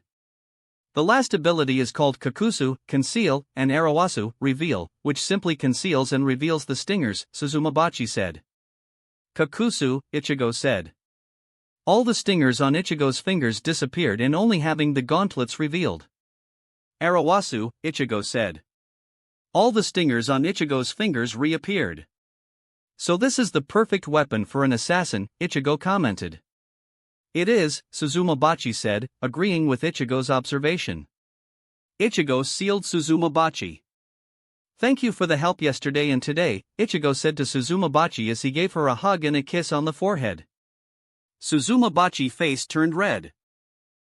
Why you're welcome, Suzumabachi said as she returned to Ichigo's mindscape. Kaiten and Kayakatsu, can you two come out? Ichigo asked. A few seconds later, Kaiten and Kayakatsu appeared in front of him. Hello Ichigo, Kaiten said. Hi, Kayakatsu said. Hello, Kaiten and Kayakatsu, Ichigo replied. So you want to start practicing our Shurkai? Kaiten said. Correct, Ichigo said as Ichigo summoned Kaiten Kayakatsu's sealed state. Kaiten Kayakatsu's new Asachi is still a Daisho, pair of blades. Their crossguards are rectangles, with the corners cut off, decorated by a pattern of cherry petals and lines, and each sports a dark violet handle. When the flower wind rages, the flower god roars, when the wind of heaven rages, the heavenly demons sneer. Ichigo yelled. A large gust of Ryatsu-infused wind blew around Ichigo before Ichigo slashed the wind away, reveal Ichigo now holding pair of huge, black, heavily curved Chinese war daos with silver edges. The hilt and tsuba of each are still the same as they were in Kaiten Kayakatsu's sealed form, but they now sport long red tassels dangling from the end. Now then, Ichigo, do you wish to still do the games that our former master used? Kaiten asked. I may use games, but I am considering using other things as well, Ichigo said. What do you mean? Kaiten asked. I saw his logic in using games as an easy way to remember that rules Kaiten Kayakatsu places on everyone in the area. But, I am not going to use just games. I am planning to form other sets of rules and give them a name. Ichigo said. I see, Kaiten said. I believe this will take time to create, Kaiten commented. It will. Ichigo agreed, but I have a few old ones to start us off. Ichigo said as he summoned 2 sheets of paper. The old ones, Ichigo said as he handed Kaiten the sheet of paper. I agree that Bushigoma, Kajioni, and Iruni are the best ones that our former master created, Kaiten said. Kayakatsu nodded in agreement. The first one is called Yoganoni, Lava Demon. For this game, I declare on the floor is lava and said floor becomes lava for a random amount of time. Everything that now touches the floor once it became lava will immediately begin to burn. Ichigo explained. Interesting, Kaiten said. I can also manipulate the lava to my advantage, Ichigo added. What else do you have? Kaiten asked. Another one is called Yakimo, hot potato. For this game, I throw a zero at my opponent and they have to catch it and throw it back at me or someone else in the area.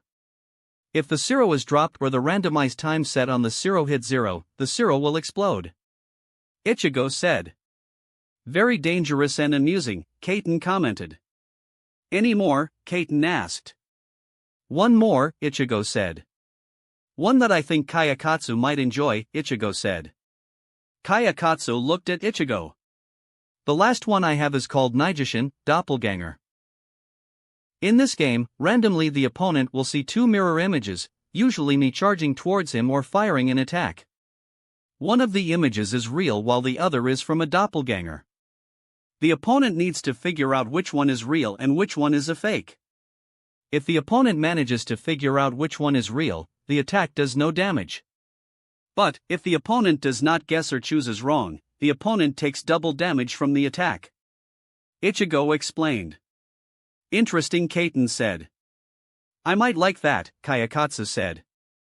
I'll try it out once I can use the trainer, Ichigo said. Okay, Kaiten said. Thank you both for the help today, Ichigo said to Kaiten and Kayakatsu. It is no problem, Ichigo, Kaiten said. Ichigo walked over to Kaiten and gave her a hug and a kiss on the forehead. Kaiten's face turned slightly red. Before Kayakatsu could get angry, Ichigo gave Kayakatsu a bear hug, lifting her off the ground and kissed her on the forehead. Kayakatsu's face turned bright red. Ichigo and Kaiten laughed at Kayakatsu's embarrassment before the two returned to Ichigo's mindscape. Ichigo chuckled at his Zanpakuto's reaction. He resealed Kaiten Kayakatsu and sent it back to the mindscape. Yawatch. Can you come out here? Ichigo asked. A few seconds later, Yawatch appeared holding a glass of rum in his hand. Kyoka, how is Mocha's training? Ichigo asked. It is going surprisingly well. I managed to show her a way to suppress her yoki. After that, we spared and managed to discover other abilities that Mocha has. Kyoka said. Really? Ichigo replied.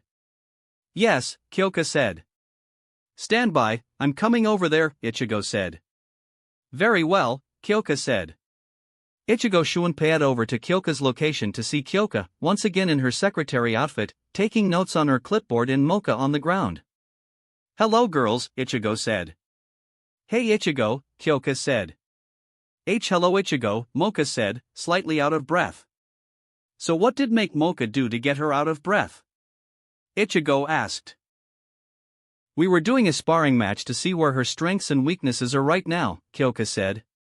During the sparring match, we discovered a new ability, Kyoka said. She managed to grow black wings on her back and black claws over her hand. Interesting, Ichigo said as he walked over to Mocha. You alright? Ichigo asked. I'm fine, Mocha said despite breathing heavily. You and your vampiric pride, Ichigo light-heartedly joked. Anyways, it's about 6:30 right now, Ichigo said. Do you mind help to carry you to your bedroom? Ichigo asked. I don't, Mocha said as she struggled to get up. Ichigo rolled his eyes as he gently grabbed Mocha in a bridal carry. No. Mocha weakly cried out. Ichigo ignored her. Kyoka, thank you for the help. No problem, Ichigo, Kyoka said as she returned to Ichigo's mindscape. With that, Ichigo shunpaed Mocha out of Mikagami's underground training room. Scene change, Mocha's room. Ichigo shunpaed over to Mocha's room and gently placed her on the bed.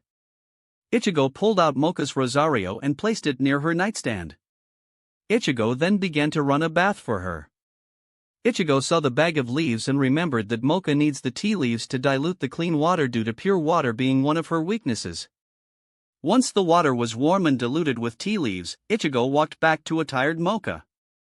Mocha, give me an honest answer, do you need help? Ichigo said, looking directly at Mocha's face. Ichigo stayed like this for a few seconds.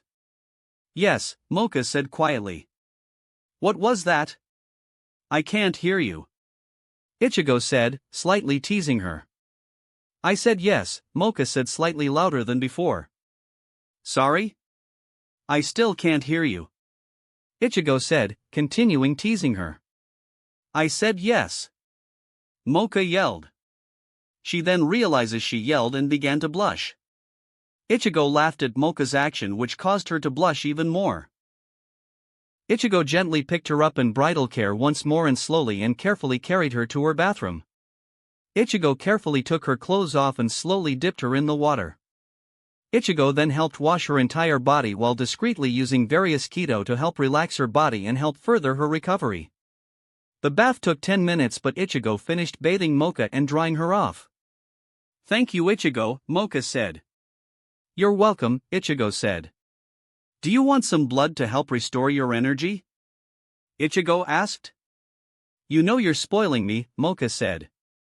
Ichigo ignored her comment as he tilted his head, exposing his neck to Mocha. Mocha leaned towards Ichigo's exposed neck and began to lick it. A few seconds later, Mocha bit down on Ichigo's neck. Ichigo's Ryatsu-rich blood began to drip out of the neck wound and into Mocha's mouth. She let out an involuntary moan as she began to drink Ichigo's blood. Ichigo stayed there until Mocha was done. I noticed that none of you have cell phones here. Why is that? Ichigo asked.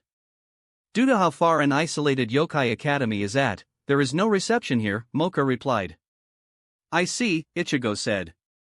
I'll see what I can do in getting you a cell phone that works anywhere, Ichigo said. What? Mocha said. Before Mocha could say anything else, Ichigo shunpaed away. Damn him and his kindness, Mocha mumbled to herself. Omote, do you want to come out? Mocha asked. Yuri-chan, with your greater control over your yoki, I think you should experience life like how you used to, Mocha replied. Thank you, Omote, Mocha replied. Mocha went over to her dresser and put on her Yokai Academy uniform. Once she finished dressing, Mocha picked up the rosario Ichigo left on her nightstand and placed it in her bra. With that done, she picked up her school bag and left her room. Sukun, Kurumu, Mizore, and Yukari met at the crosswalk as usual. Where's Mocha? Sukun asked. I'm not sure, Kurumu said. Should we look for her? Yukari asked. She's coming, Mizore said.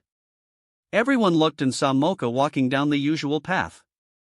However, it was not the usual pink hair, green eye, polite, and friendly girl Mocha that was walking down the path. Instead, it was silver hair, red eyes, and the confident girl Mocha becomes without her rosario. Mocha, you don't have your rosario, Sukun said, pointing at the obvious missing rosario. Did you lose it? Kurumu asked.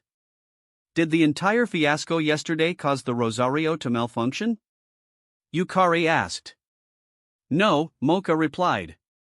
It was simply, Ichigo took the rosario off, Mocha said as she pulled the rosario from her bra. Why didn't you put it on?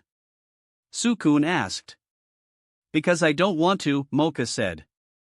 Didn't one of you tell me that a yokai releasing its yoki considered a declaration of challenge? Sukun asked. While what you said, Tsukun, is true, did any of you sense my yoki while I walked over here? Mocha asked. Now that you mentioned it, I didn't sense your yoki. Even now I can't sense it, Kuruma said. Mizore and Yukari nodded in agreement. How? Tsukun asked. After Ichigo took me back to my room, we ended up sleeping together. In the morning, Ichigo woke up at 5 to train. He invited me alone. During the training, I learned how to suppress my yoki. Mocha said. Among other things. Mocha thought as she remembered her new ability she accidentally activated. So, with me being able to suppress my yoki, I decided to see how life is on the other side of the Rosario, Mocha said. Is Outer Mocha fine with is? Tsukun asked. Yes, she is aware of this. I even asked her before and she gave me her approval. Mocha said. I see, Tsukun said. Mocha, do you want some of my blood? Tsukun offered. No thank you, Tsukun. Ichigo gave some of his blood. Mocha said as she walked past the group. Mocha? Tsukun called out. Mocha stopped and looked at him. Yes, Tsukun? Mocha replied. I want to know, is our relationship over? Tsukun asked. Let me ask her, Mocha said. Mocha called out. Yes, Mocha? Mocha replied. Tsukun is asking about your relationship with Tsukun, Mocha said. Tell him that our relationship as boyfriend and girlfriend is over. But we can remain friends. Mocha said. Very well, Mocha said. She told me that she is sorry, but the relationship as boyfriend and girlfriend is over. But we can remain friends. Mocha said. Tsukun slowly began to shake. Suddenly, Tsukun let out a large wave of yoki. Tsukun! The girls yelled out. Immediately Kurumu, Mizore, Ruby, and Yukari tried to calm him down, but he ignored it. Mocha, I love you with all my heart and I will allow no one to take you from me. Tsukun yelled and tore apart the holy lock and more yoki shot up to the sky and surrounding Tsukun. Tsukun, everyone yelled. Immediately Kurumu, Mizore, Ruby, and Yukari tried to approach Tsukun, but, the column of yoki energy, they were forced back. Soon the column of yoki energy faded. From there, everyone can see something else.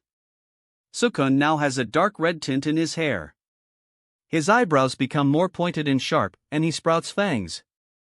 On his back, you see two pair of tentacle-like appendages swaying side to side.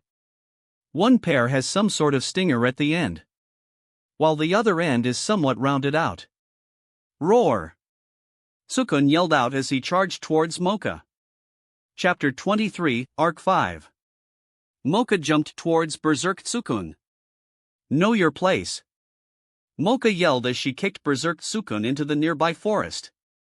What was that? Kurumu asked.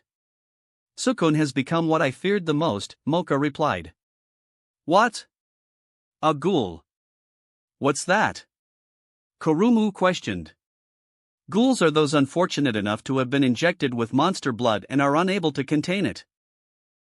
They end up transforming into unintelligent killing machines, Yukari explained.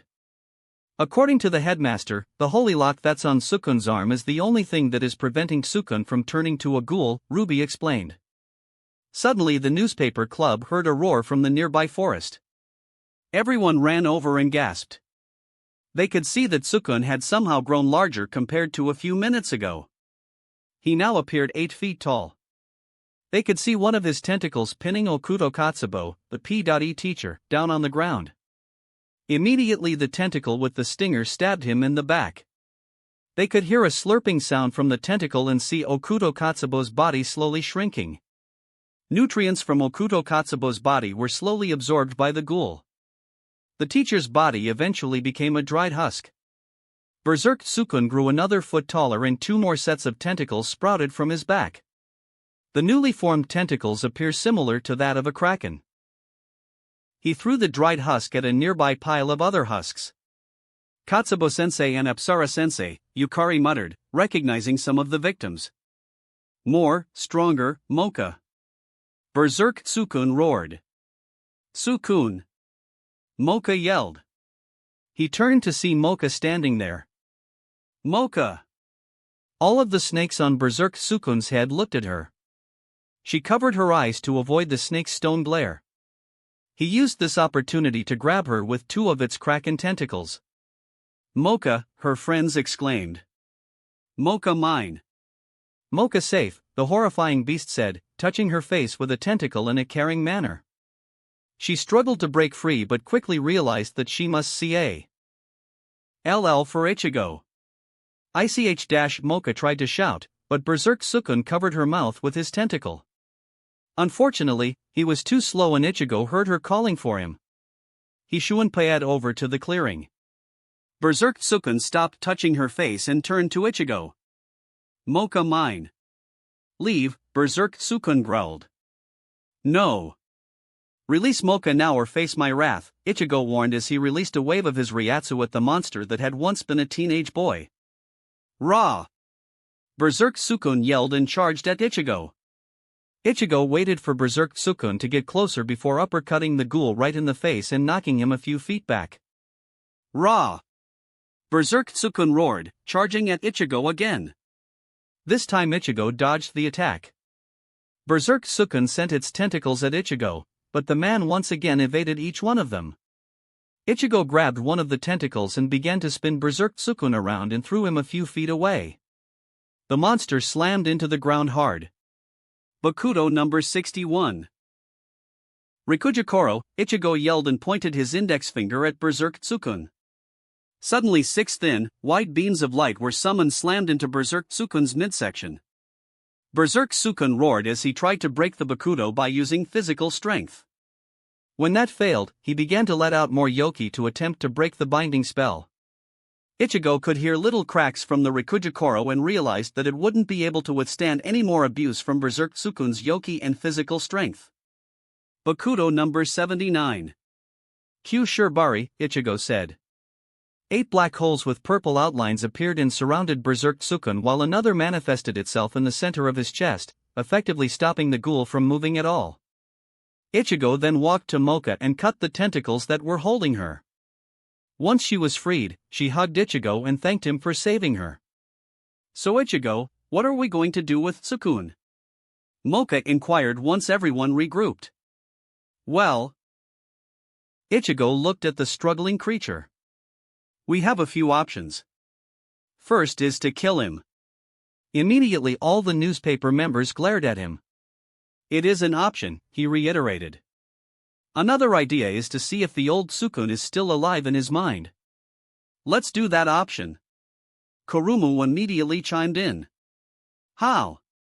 Ichigo asked. It's not as if anyone here has the power to enter other people's minds. Other than myself. I do, Kurumu admitted. It's a part of being a succubus. We can enter another being's dreams by using our tail.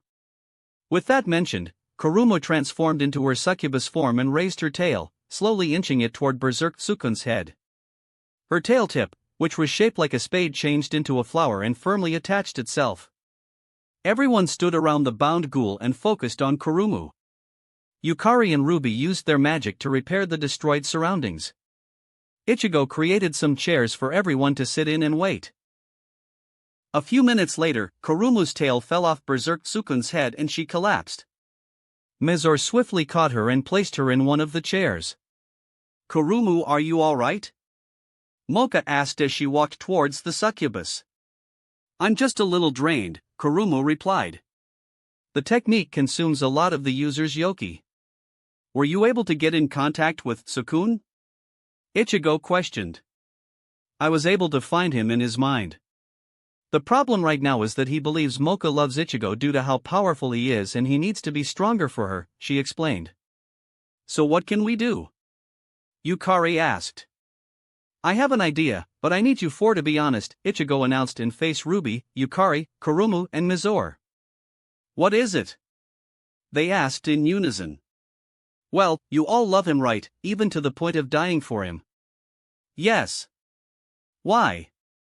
Right now, Sukun is in denial about his breakup. He believes that if he is stronger than me, then Mocha will go back to him, Ichigo began. Now I plan to essentially beat him to the point where Berserk Sukun will run out of Yoki and the real Sukun will be forced to come out. From there, the four of you will have to pretty much force him to accept that Mocha no longer loves him and move on. I will have a barrier in place so that no one else is harmed. You four will be in the barrier, but under any circumstances, you will not interfere with the battle until I tell you otherwise. What about me? Mocha interjected. We might need Mikagami over here when I'm done. Can you go get him? Ichigo requested. Good idea, Mocha said and ran towards Yokai Academy. Ruby, Yukari, Kurumu, and Mizore, Ichigo called out as he turned to the girls. Do you agree to my terms? Yes. Ichigo took a deep breath. Hachijio Sogai. 8 orange pillars of energy rose about 40 feet up. Once the pillars stopped growing, orange walls began to form in between the pillars. Soon the walls completely covered the area. Ready? He said as he summoned Kaiten Kayakatsu. Ready, the girls responded with determination. Release, he yelled. The Kido spells binding Berserk Sukun disappeared and he immediately charged towards Ichigo. He used his tentacles to try and grab Ichigo. Ichigo dodged and brought Kaiten Kayakatsu's 2 blades against each other in a cross. When the flower wind rages, the flower god roars. When the wind of heaven rages, the heavenly demon sneers. Ichigo yelled. A large gust of Ryatsu-infused wind blew around him before he slashed it away, revealing the new Chinese war dais in each hand. Berserk Sukun released poisonous gas towards Ichigo. Bushigoma, Ichigo whispered as he rotated, creating large wind blades and sending them toward the gas. The wind blades managed to reflect the toxic fumes to Berserk Sukun and envelope him in a tornado. Ra! Berserk Sukun roared from the tornado. He managed to break free from the tornado, though he was puking blood and had cuts all over. Ichigo noticed that the wounds were starting to close up. Of course he has regeneration, even if it's slow, Ichigo thought inside. He pointed Kayakatsu, the right one, at Berserk Sukun as he began to gather his Ryatsu and slowly began to glow black. Heido #90, Koroshitsuji. Ichigo declared. All around Berserk Sukun, the black Ryatsu Ichigo gathered turned purple as it flowed towards him. Before he could react, he was hit by a stronger gravity, preventing him from moving. The remaining Ryatsu began to take the form of a box of black energy, covered in several spear-like protrusions which pierced the box, lacerating the one inside from head to toe. Ichigo allowed Berserk Sukun to suffer in Korohitsuji for 10 seconds before releasing it. Ruby, Yukari, Kurumu, and Mizore gasped to see how much damage the ghoul took. Slowly, all of the tentacles began to dissolve into Yoki. Berserk Sukun gradually shrank back down to normal size. Ichigo nodded to the girls. Sukun. They cried in unison as they ran over to their naked friend. Ichigo created a table for Tsukun. Ruby cast a black barrier to give the girls some privacy. Ichigo smirked as he patiently waited for her to lower the barrier. It took a few minutes before the black barrier lowered to show Tsukun and the girls hugging it out. Ichigo casually walked over to the teen. What are you doing? Tsukun asked fearfully. I'm looking at your wounds, Ichigo replied. He looked over at Tsukun for a few seconds before chuckling. What's so funny? It seems that all the excess Yoki healed and improved your body, Ichigo commented. What? Tsukun looked over his body and realized that before he was 5 feet 6 inches, 167.64 centimeters, but now he was 5 feet 9 inches, 175.26 centimeters. He also realized that his body was more muscular than before. Why did you help me? Only a sane berserker can help out an insane berserker, Ichigo stated sympathetically. What do you mean? Ichigo ignored his question as he walked away from him. Ichigo walked over to the barrier and lowered it to see Mocha and Mikagami standing outside. How is he? Mocha inquired. He's recovering, Ichigo reassured her. I see, she sighed, slightly saddened because it was her actions that caused the whole altercation in the first place. Ichigo poked her in the head. Hey, she yelled. He chuckled at her reaction. None of this is your fault. You did what you felt was right. Just accept it and move forward. When did you get so poetic? Hey, when one of your favorite writers is Shakespeare, you gain a liking to poetry. They glanced over to see Mikagami walking back from Tsukun. Headmaster, does Tsukun need a new limiter? Mocha asked. Yes. During all of this, Tsukun managed to become a fully fledged vampire, so I need to design a new one for him. Mikagami nodded with his eyes glowing slightly brighter. All of you should head to class. I'll inform your homeroom teacher why all of you were late to class. With that, he left the group. Class! Yukari exclaimed. Why? Taking care of Tsukun is more important than some boring class, Kurumu moaned. Kurumu, no complaining about classes, especially since you are, what? Number 325 in the entire school? Fine, Kurumu grumbled. The two turned to see that Mizore and Tsukun were already gone. Damn that snow bitch, the succubus yelled as she began to hunt them down. Hey Mocha, Ichigo said, grabbing her attention. Yes? I managed to arrange with the bus driver to take us to your father's place. I see. Meet me at the bus stop after school, Ichigo said as she walked to class. Scene change, auditorium. Ichigo entered the auditorium to see it crowded to the brim with students. He noticed a sign that said, backstage only, and followed its arrow, which led him to Mikagami. Ichigo could see that the headmaster was slightly nervous. You alright? Honesty. I am not fine. Mikagami answered. Why? The main reason is that I'm not sure who else might sympathize with Public Safety Commission, or worse, be part of Fairy Tail. Fairy Tail? What's that? Ichigo inquired. Fairy Tail is an organization which believes that yokai should conquer the human race. While you are one of the few that believe in coexistence. Exactly, Mikagami confirmed. During the integration of the Public Safety Commission members, I discovered that many of them are members of Fairy Tail or are considering joining them. I see, Ichigo said, understanding why Mikagami was worried. Do all the students know who Yasaka is? Yes. Many yokai recognized Yasakaheim as the ruling body of all yokai who live in Japan. All yokai who move over here and gain citizenship have to swear an oath of fidelity toward her and the ruling house, Mikagami informed. If that is the case, I will speak with Yasaka to get a decree that labels Fairy Tail as a terrorist organization, Ichigo decided. Do you think you have enough time to see her? Give me 1 second. Good morning, Yasaka, the young man greeted the bond link. Good morning, Ichigo. How can I help you? Yasaka grumbled. Ichigo looked at his watch. It is saying that right now is 9:30 in the morning. You alright? He asked. I'm just tired. Some of my residents in Kyoto have to deal with the idiots from Fairy Tail. Speak of the devil, Ichigo mused. What do you mean? Yasaka asked. I need to ask you if you can write a decree that labels Fairy Tail as a terrorist organization. Why? According to Mikagami, Fairy Tail wants to change the status quo. They want to rise and conquer the humans. Ichigo said. Those idiots, the yokai leader growled. Based on that information alone, I can declare them terrorist plotting against the magical Japanese government. Magical Japanese government? It is the formal name of our government. I am the overall ruler of all magical beings in Japan. Even though other magical beings may form their governing bodies, at the end of the day, if they live in Japan, they must obey my rules. I see, Ichigo mentally nodded, realizing how much power and authority Yasaka truly has. Anyways, when can you get the decree signed? Right now. Really?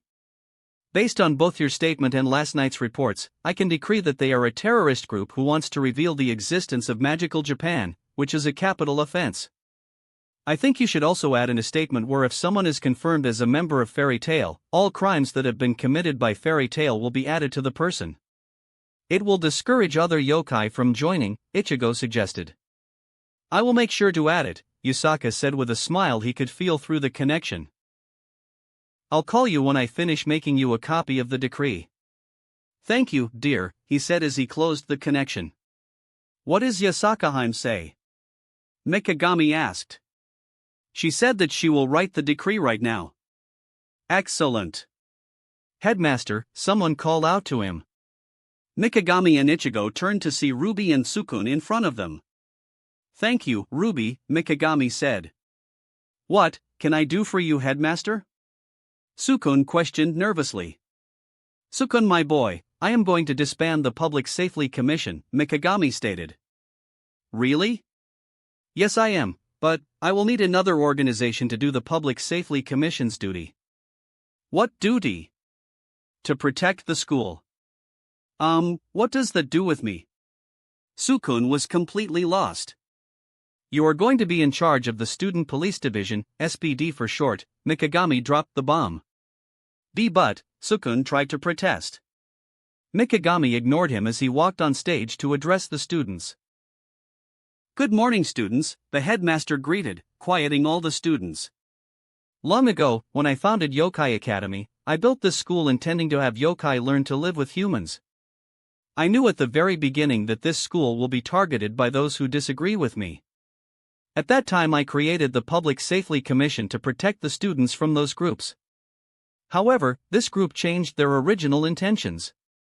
They became a group that terrorized the students that they are supposed to protect. He stopped his speech as Ruby walked on stage, leading each of the Public Safety Commission members on stage. All of them were still wearing their black uniforms. However, their hands were chained together. As of now, the Public Safety Commission is permanently disbanded. Students, take off those uniforms, Mikagami ordered. Ruby released the chains to allow the members to do as instructed. Many of the members refused at first. Then Ichigo walked on stage. Are you going to strip or do I need to burn them off of you? Ichigo threatened. Many of the Public Safety Commission members remembered the man who easily destroyed them. All of them quickly threw their black uniforms off as if they were on fire. Once all of them were off, Ichigo summoned a small fireball and threw it at the pile of black uniforms. He controlled the fire to prevent it from burning anything else. As for the smoke, he directed it towards a nearby open window. Many of the students were clapping and cheering for being the destruction of the Public Safety Commission. Thank you, Ichigo and Ruby, Mikagami commended. Ruby bound the former members of the Public Safety Commission again and led them off stage. Ichigo followed behind her. All the students eventually quieted down. Now with the Public Safety Commission now disbanded, I decided that a new organization will be formed. This new organization will be called the Student Police Division, SPD for short. This organization will be led by a student who led the investigation against the Public Safety Commission. Give a hand to Sukun, the headmaster declared as he began to clap. Everyone else clapped as Sukun walked on stage and faced the crowd. Now then, the new uniform for the Student Police Division will be a red ribbon that is wrapped around the right sleeve of the uniform. Other alterations to the Student Police Division's uniform will need to be approved by me. Mikagami pinned the ribbon on Sukun's shirt. With that done, Sukun walked off stage. Ichigo stayed backstage to make sure nothing happened. Suddenly his phone went off. He picked it up. Hello? Yo. Captain, this is Marvelous. Yes, Marvelous? 3G is ready to go. Very well, Ichigo said and hung up. Once he was at a secluded place, he dialed 5501 to signal the Yuzushio that he was ready. A few seconds later, he vanished. Yuzushio's command center. Ichigo appeared on the Yuzushio and was greeted by Marvelous, Doc, Guy and Kotaro. Hello everyone, Ichigo smiled as he walked down from the teleporter. Dawn, what is the status of all the new development? We are starting to gather the necessary resources for the new space station and robots. We also started the development of the AIs, Dawn reported. Sounds good, Ichigo nodded. Also, all the repairs are finished. I see. The orange-haired man said as he turned to Kotaro. So you guys are leaving? We are, Kotaro affirmed. Very well, we will escort you back to your dimension if that is alright. That's fine, Kotaro said. Everyone returned to their respective ships. Everyone on the J-Arc made sure that all the robots were secured and ready for interdimensional travel.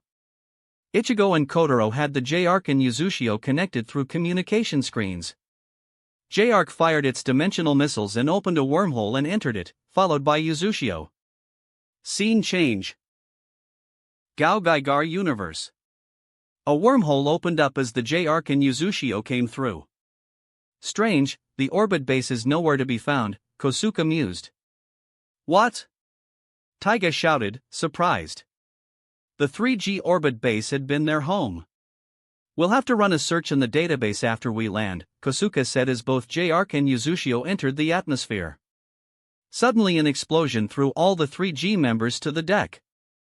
What the hell was that? Geki cried out as he stood and ran to the window.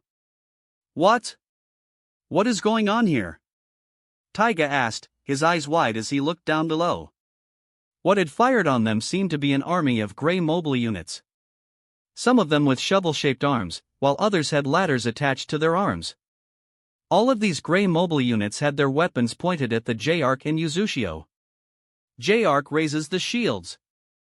J ordered. Roger, was tomorrow's response as a pink barrier started to form and began to enclose both J-Arc and Yuzushio from the attacks of the mobile suits. The ship shook again, and the cables holding Galleon snapped, dropping him to the city below. Guy! Taiga yelled. On it!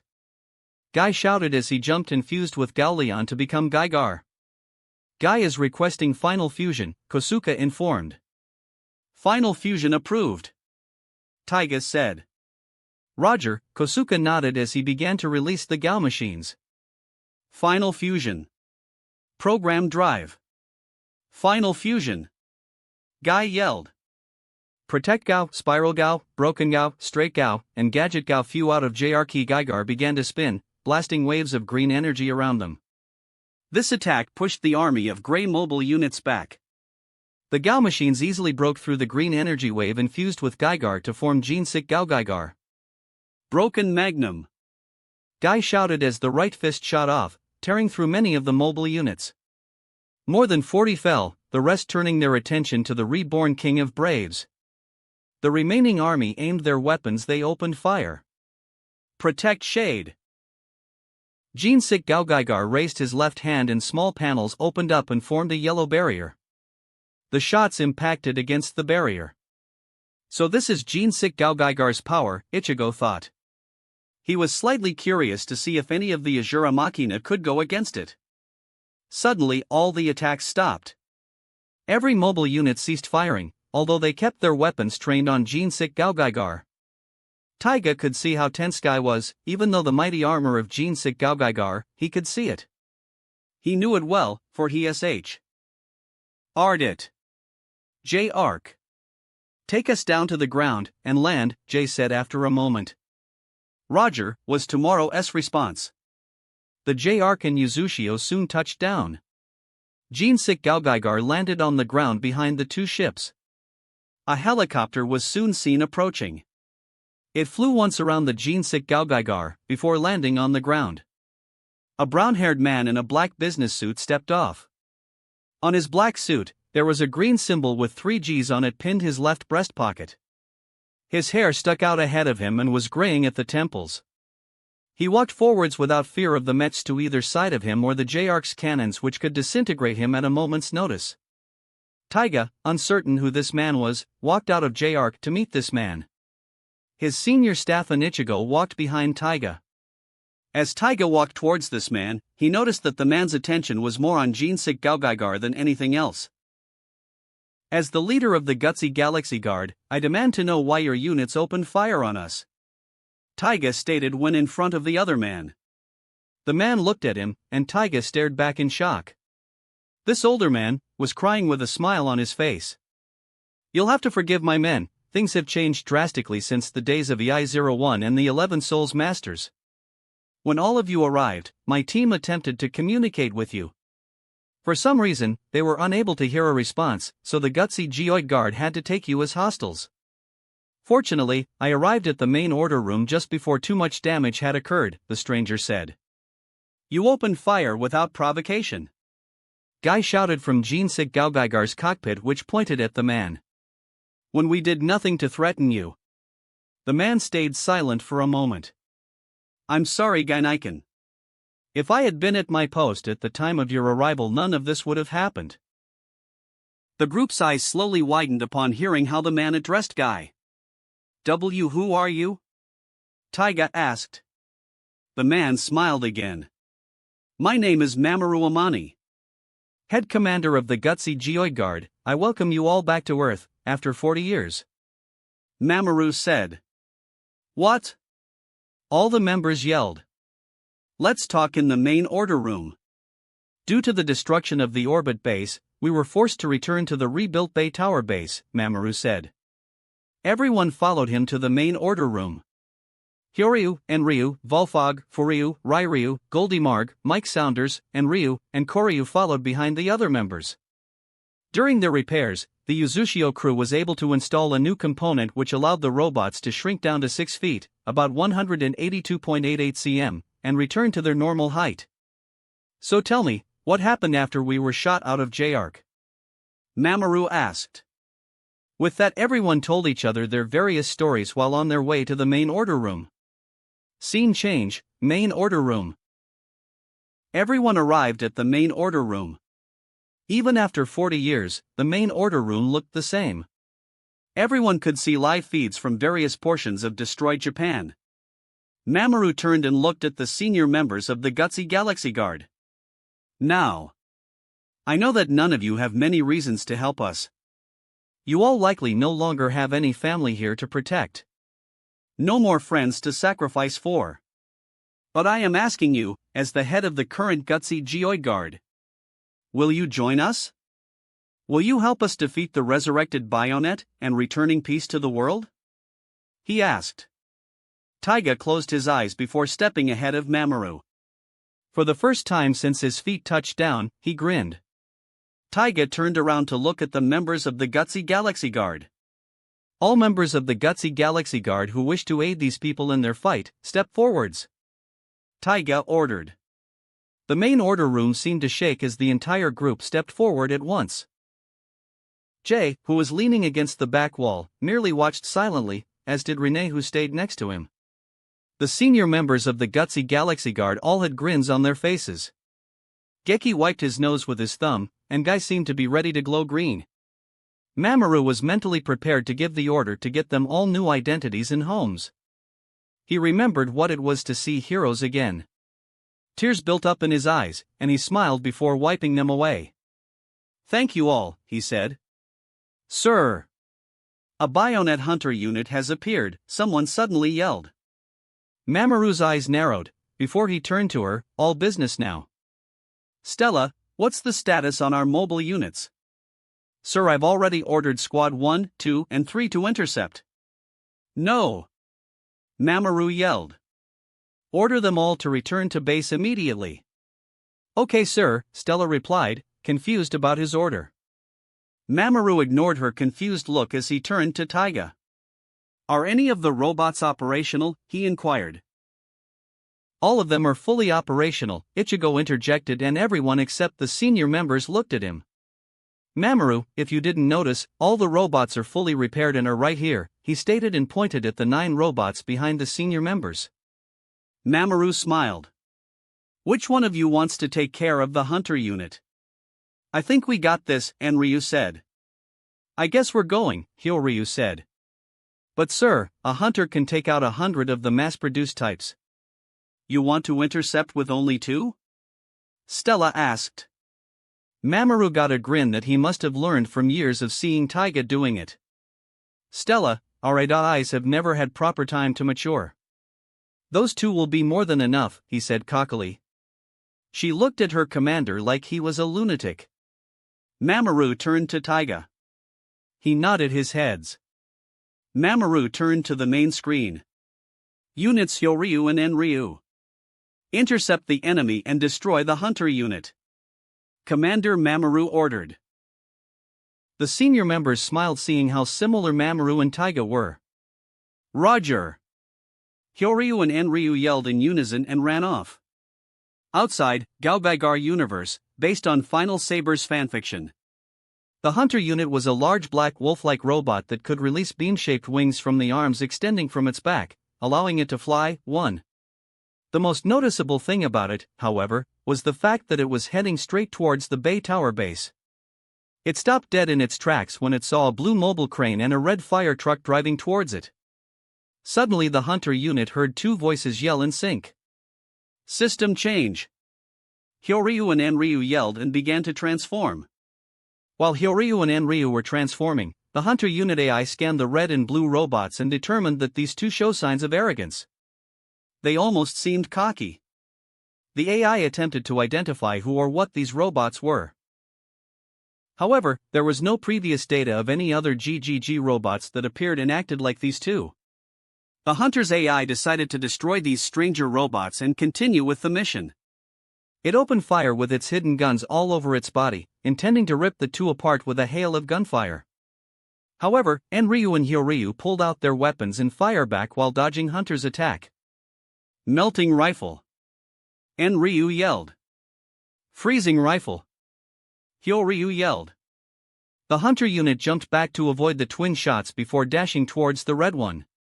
Enryu brought his ladder arm up and blocked the Hunter unit's claws and forced it back. Enryu, let's do it. Alright Hyoryu. Symmetrical docking, the duo announced. The Hunter unit stopped its backward skidding to see something it had never seen before. The two robots, who identified themselves as Hyoryu and Enryu, seemed to be entering a state between vehicle and robot mode before they seemed to click together. The robot that was now in front of it was half red and half blue, with a metallic chest plate in the middle. Koryujin. Choryujin yelled as he charged at the Hunter unit. The Hunter unit leaped into the air, diving at Choryujin, hoping to get inside his combat range. However, Choryujin used his crane arm and knocking the Hunter unit from the air, slamming it into a nearby building. Double gun. Choryujin raised both of his arms and fired small fireballs and ice shards at the Hunter unit. As it took the barrage from Choryujin, the Unday. It sent a message out to Bayonet concerning these new mobile units. On Bayonet's database, it attempted to look up any information on Gutsy Geoidguard and these new robots. However, the Hunter unit never finished its search as it exploded due to all the damage from Choryujin's double gun barrage. Stella's eyes were wide with shock of seeing these two robots managing to defeat a Hunter unit. Mamoru looked like he was ready to leap into the air, as if a kid again, and Taiga merely smiled on proudly. How could they be so strong? Stella asked in shock from what she saw. Because they have more experience than any other unit in the world. Those two were one of the first robots to be made by Gutsy Geoidguard, Mamoru explained. Soon the two returned to base to get inspected. Looks like all of you are going to be fine, Ichigo commented as he got up. So are you going to leave? Guy asked. I am. I don't know how much time I spent here, but I need to go. Wait. You're going to abandon your comrades? Stella asked in confusion. I helped the Gutsy Galaxy Guard when they were trapped in a wormhole and managed to rescue them and fix all the damages on the robots and members. I also wanted to escort them back to their home universe to make sure they arrived safely. I see. Anyways, thanks for your help, Ichigo, Taiga said. With that, Ichigo said his goodbyes to all the new and old members of GGG and boarded Yuzushio to leave this universe. Do you think we'll see him again? Stella asked. Maybe, Taiga replied. If worst comes to worst, we might escape to his home universe, he thought to himself as Ichigo walked back to Yuzushio. Captain, ready to go? Marvelous asked. Yep, Ichigo confirmed as he entered Yuzushio. Yuzushio flew up and opened a wormhole to return home. Scene change, ThunderReborn universe. A purple wormhole opened up and Yuzushio flew out of it. Status report, Ichigo requested. Nothing unusual to report, Don said from his computer. Okay. Carry on with all construction.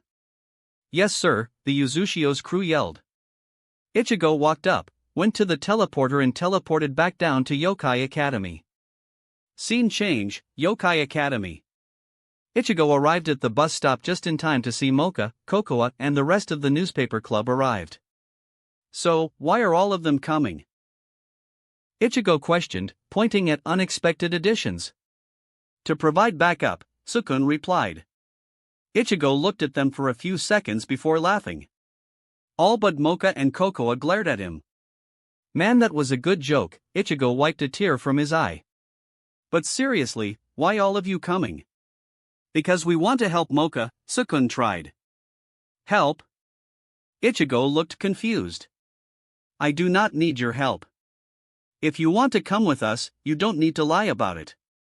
Before Sukun could respond, the Yokai Academy school bus arrived.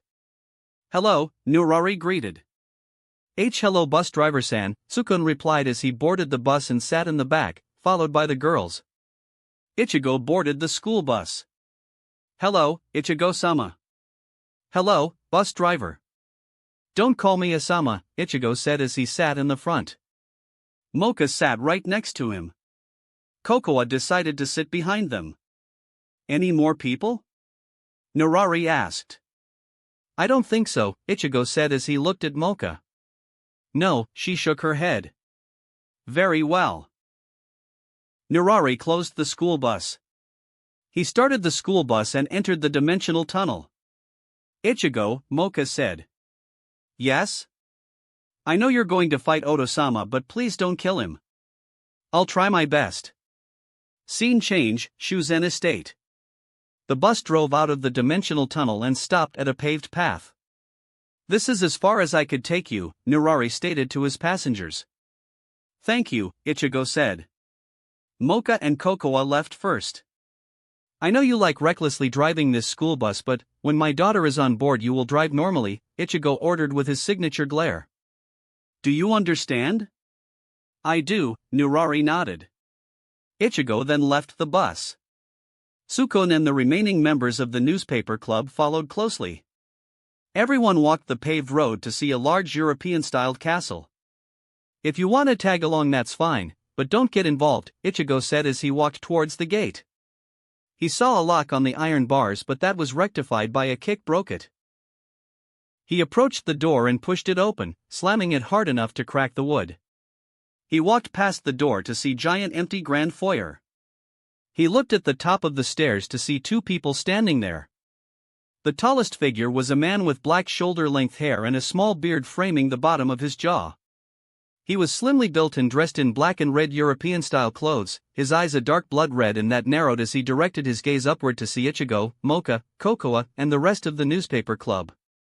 The other person appeared to be a little girl with fair-skinned and green eyes.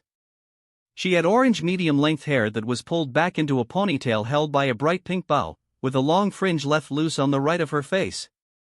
Her bangs were cut extremely short. The little girl looked at the people and recognized her mother. Kasan, the little girl cried as she ran down the stairs to her mother.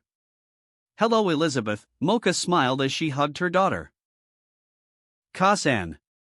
What are you doing here? Elizabeth asked. I am here to take you to school. Really? Yes. Yay! Elizabeth exclaimed. She then noticed Ichigo. Kasan, who is he? She pointed at him curiously. Ichigo took a knee so that he's closer to her height. Hello, Elizabeth. Can you guess who I am? He asked as he suddenly moved his orange hair near her. Elizabeth's eyes widened before she pulled out a photo from her pocket.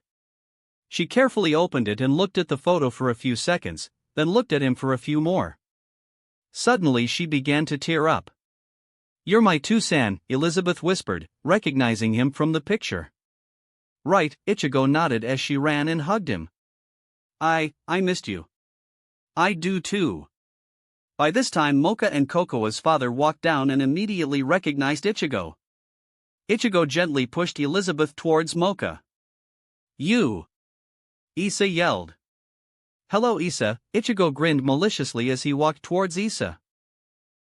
I don't know how you survived the beating I gave you long ago, but I will make sure you die for good this time. Issa shouted as he snapped his fingers. Suddenly, 5 guards wearing black full-body tights, armor, and carrying black spears appeared pointing their weapons at Ichigo. Halt! One yelled. Looks like I get some warm-up, Ichigo said as he cracked his knuckles. Ichigo charged towards guard number 1 and knocked him out. Guard number 2 and guard number 3 charged towards Ichigo with their spears out, but Ichigo dodged their attack. He used this moment of distraction to grab guard number 2's hand and throw him at guard number 3. Guard number 4 and guard number 5 tried to attack together, but Ichigo simply grabbed guard number 4's spear and forced guard number 4 to hit himself in the head and knock himself out. Ichigo grabbed guard number 5 and threw him over the newspaper club and outside. "San, why are you fighting grandfather?" Elizabeth asked. Because your grandfather hurt me a lot by taking you and your Kasan away from me, Ichigo answered as he walked towards Issa. So you're stronger than before, the old vampire growled. I am way stronger than before. Ichigo Shunpei'd over to Issa and sucker punched him in the face. Issa turned back to Ichigo and spit out some blood. Issa tried to retaliate with a right hook, which Ichigo dodged and countered with his own left hook. Issa managed to dodge the fist, but Ichigo used the momentum to strike Issa with a kick. Issa was stunned from the surprise attack. What was Mocha's catchphrase? Ichigo asked rhetorically as he walked towards Issa. I remembered. Learn your place. He kicked Issa to the wall. The vampire managed to get out of the hole. He glared at Ichigo as he grabbed a black dagger and threw it. Ichigo managed to grab it and threw it back. Issa dodged the black dagger. He noticed one of his guards regaining consciousness. Get me the counter-weapon. He ordered the guard. The guard bowed before disappearing. Before Issa noticed, Ichigo was behind him and kicked him through a stone pillar. Issa was stunned by the abrupt attack. Ichigo saw this kicked Issa into an armored statue. Issa grabbed a black broadsword from the armored statue and charged towards Ichigo with a downward strike. Ichigo dodged, but Issa continued his charge with an upward strike. Once again Ichigo dodged the attack. Come on Issa. Are you that weak? I can defeat you without a weapon? Ichigo teased and angered Issa even more. Issa charged the black broadsword with his yoki and threw it at Ichigo. Ichigo grabbed the black broadsword and intended to throw it back. Before he could, though, the broadsword blew up and kicked up a lot of dust. Did I get him? Issa thought as the dust blew away to reveal Ichigo, not injured at all. The only damage Issa could see was that his jacket was torn. Ichigo dropped the broadsword fragments in his hand. Is that it? Ichigo asked disappointedly as he walked towards Issa. The great Shuzen Issa is unable to defeat someone in one-on-one combat. That's it. Issa yelled out. Suddenly more yoki began to gather around him. Due to my pride, I never used this ability, but you out of all people are testing my limits. Issa's hair turned silver and his eyes turned red with slitted pupils. Besides, his upper body became clad in jet black armor with light-toned pauldrons on his shoulders along with giant bat wings protruding from his upper back. He charged forward and punched Ichigo in the chest. Ichigo flew back and slammed into the wall. Ichigo! Mocha exclaimed. San! Elizabeth yelled. Don't need to scream, Ichigo said as he got out of the debris. Being slammed into the wall by that weak punch isn't going to kill me. Since he's starting to get serious, I should start trying. What? Everyone but Mocha thought. How strong is he? Sukun whispered.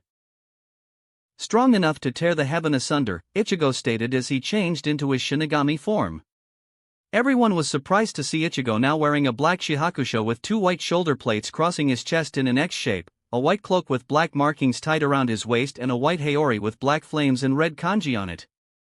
Ichigo reached out and summoned Shunpei'd towards Issa with a downward strike. Issa barely managed to dodge Ichigo's attack. You're way stronger than I thought, Issa admitted as he tried to punch Ichigo. Ichigo Shuunpayed way. So you are running from me now? Not exactly, Ichigo grinned as he Shuunpayed behind Issa and had Kokugutsu's blade right at his neck. I just found an opening that I needed. He fired a point-blank nameless Getsuga Tensho at Issa. Issa's body slammed down on the ground. Ichigo slowly descended towards him. Ichigo bent down and lifted Issa's body and slammed him back down on the ground. How does it feel to be beaten by the same person you beat to the brink of death 4 years ago? Ichigo yelled as he threw Issa to another wall. The dust cleared to see Issa still alive. He spat out some blood that was in his mouth. Don't worry about me, he mumbled as he gathered his yoki. The guard Issa ordered off a few minutes ago returned with a large spear. It was over 6 feet long and had a blue shaft with what looked like yellow tails flowing from the middle of the pole and wrapping around the blue shaft, too. The guard handed the spear to Issa. You should worry about them, Issa yelled as he threw the spear with all his remaining yoki infused might at Mocha and Elizabeth. The girls, Ichigo thought, realizing Issa's targets for the spear. Ichigo Shuunpayed and realized that he couldn't stop the spear in time. So, he Shuunpayed in front of the spear to be their shield. He was surprised when the spear pierced his body. He had both his blood vein and he arrow activated. Ichigo! Mocha yelled as she ran to Ichigo. Tousan. Elizabeth followed her mother. Issa slowly walked towards the group. Mocha glared at her father. Ichigo coughed up some blood. Based on your reaction, you were surprised that this spear managed to pierce you, Issa observed. Let me explain why. This spear is a magical artifact that I found it after a young man with short black hair and blue eyes tried to attack me. It also surprised me when this spear managed to pierce me as well. Enough said. Time to die. Before Issa could move forward, he was suddenly hit by a translucent barrier in the form of a large rectangular wall. He looked to see that Ichigo had cast the barrier. Interesting weapon, Ichigo mused as he grabbed the spear's shaft, but not enough to stop me. He pulled the spear out of his chest. Everyone was shocked at Ichigo's action. Ichigo slightly staggered before slammed the spear down and regaining his balance. Ichigo/Tusan! Mocha and Elizabeth exclaimed. Don't worry, girls. I'm fine, Ichigo reassured as he looked at them. They could see in his eyes were filled with righteous fatherly rage as the hole slowly closed up. Hold on to this for me. He handed the bloodied spear to Mocha. He then walked towards Issa with the hole in his chest almost closed. Issa, you dirty cheating bastard, Ichigo growled as his Ryatsu began to gather around him. I understand that you threw that spear with the true intention to kill me. But his Ryatsu flared outwards. You dared try to harm your daughter and granddaughter to defeat me. That is a new low for you. Before coming here, Mocha asked me to spare you. Before you did this I would have spared you, but now I might not. Ichigo yelled as he brought out Kokugutsu in front of him. Stride forth to the gates of heaven and use your might to tear the heavens asunder.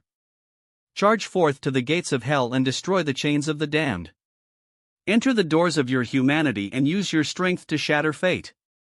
Zangetsu! Ichigo called out. The pillar of Ryatsu burst, destroying the entire ceiling of the castle. The pillar of Ryatsu ended to see Ichigo holding both Zangetsu in his hand. Ichigo raised the blades and began to pump them with his Ryatsu. Issa, let's see if you can handle this. Getsuga! Jujisho! Ichigo yelled as he swung both Zangetsu at the vampire. The large cross-shaped black Getsuga Tensho screamed towards Issa. Issa fired a blast of yoki at the attack in an attempt to stop it, but was shocked that the Ichigo's attack tore through his attack and the black cross hit him directly, smashing him through various walls of his castle. Ichigo Shuunpayed in the large cross-shaped hole and pulled out bleeding and severely injured Issa. These wounds will likely heal over time with more blood, but this is something from me so you can always remember your defeat in my hand, Ichigo sneered as he began to channel his fire Ryatsu from Script Eye, the Ignatius into Zangetsu. Zangetsu began to glow bright red and became enveloped in flames. Mocha, cover Elizabeth's eyes and ears. Ichigo looked back to see Mocha doing as he asked. In 4 easy cuts, Ichigo sliced Isa's right arm off below the elbow, his left arm from above the elbow, his right leg above the kneecap and his left leg below the kneecap. Gah! Isa yelled from the pain. Don't worry, I made sure to cauterize the wound. It'll prevent you from bleeding out, though you might not be able to reconnect those limbs again, Ichigo said while channeling his inner Unohana. Wait. I need to make sure you can't use those arms and legs ever again. He grinned evilly as he fired a small fireball at the amputated arms and legs, turning them into dust and charcoal. Gah! Isa screamed before he passed out from the pain. Ichigo ignored all of this as he walked towards the newspaper club. He used his water bending to remove all the wet blood he had on. Everyone stared at him. He noticed that Sukun and some of the girls were a little green on the face. Ichigo, Mocha said, glaring at him. She handed the bloody spear to Kokoa to hold as she stomped over to her boyfriend. Yes, Mocha? Ichigo asked. Mocha got right into his face and began to hit his chest. You idiot! I thought I would have lost you forever, Mocha cried with tears in her eyes. Ichigo suddenly felt something wrap around his leg. He looked down to see Elizabeth hugging it, crying as well. I'm sorry, he apologized as he hugged the most important girls in his life. Please don't do that again, Mocha whispered. It's my job to protect you and Elizabeth, Ichigo protested with a gentle smile. Mocha and Elizabeth stopped crying. Anyways, what are you going to do with the spear? I'll look into what this spear is, he replied as he took it from Kokoa and sent it and the sealed Zangetsu into his mindscape. He also returned to his human body. Let's go pack Elizabeth's stuff. Okay, Mocha agreed. With that, Ichigo, Mocha and Elizabeth walked deeper into the Shuzen estate. Kaiten, Kayakatsu and Hogyoku, can the three of you search the Shuzen estate to find anything you deemed important such as artifacts, books, and weapons or anything of significant value and send them into the mindscape? Ichigo requested. Roger, Hogyoku said. Very well, Kaiten said. On it. Ichigo could feel all 4 Zanpakuto spirits leaving his mindscape. The 3 of them arrived at a room with a metal plaque on the door. The metal plaque read the name Elizabeth Akashiya. They pushed the door open to see a small room. The walls were painted with mostly black with pink and silver swirls. On the other side of the wall was a small bed with a few stuffed animals, a black bat with red eyes, a strawberry, a pink bunny with green eyes and a silver bunny with red eyes. Ichigo chuckled at seeing the stuffed animals. He turned to Mocha. You kept them, he raised an eyebrow. Of course I did. You gave them to me on my birthday, she defended. Tusan gave Ka-san these stuffed animals? Elizabeth asked. I did. Tusan, is it true your name is Ichigo? Like the strawberry? While it is true that my name is Ichigo, it doesn't represent a strawberry, Ichigo said, more patient with his daughter than he'd been with anyone else who'd mistaken his namesake. When I was younger, I was told that my name doesn't mean strawberry, but rather to protect one thing. As long as I live, I will protect you. He hugged Elizabeth. His eyes locked onto Mocha. You too, he added, reaching out, drawing her into the hug as well. After the hug, the 3 gathered all of Elizabeth's belongings and sent them to Ichigo's mindscape.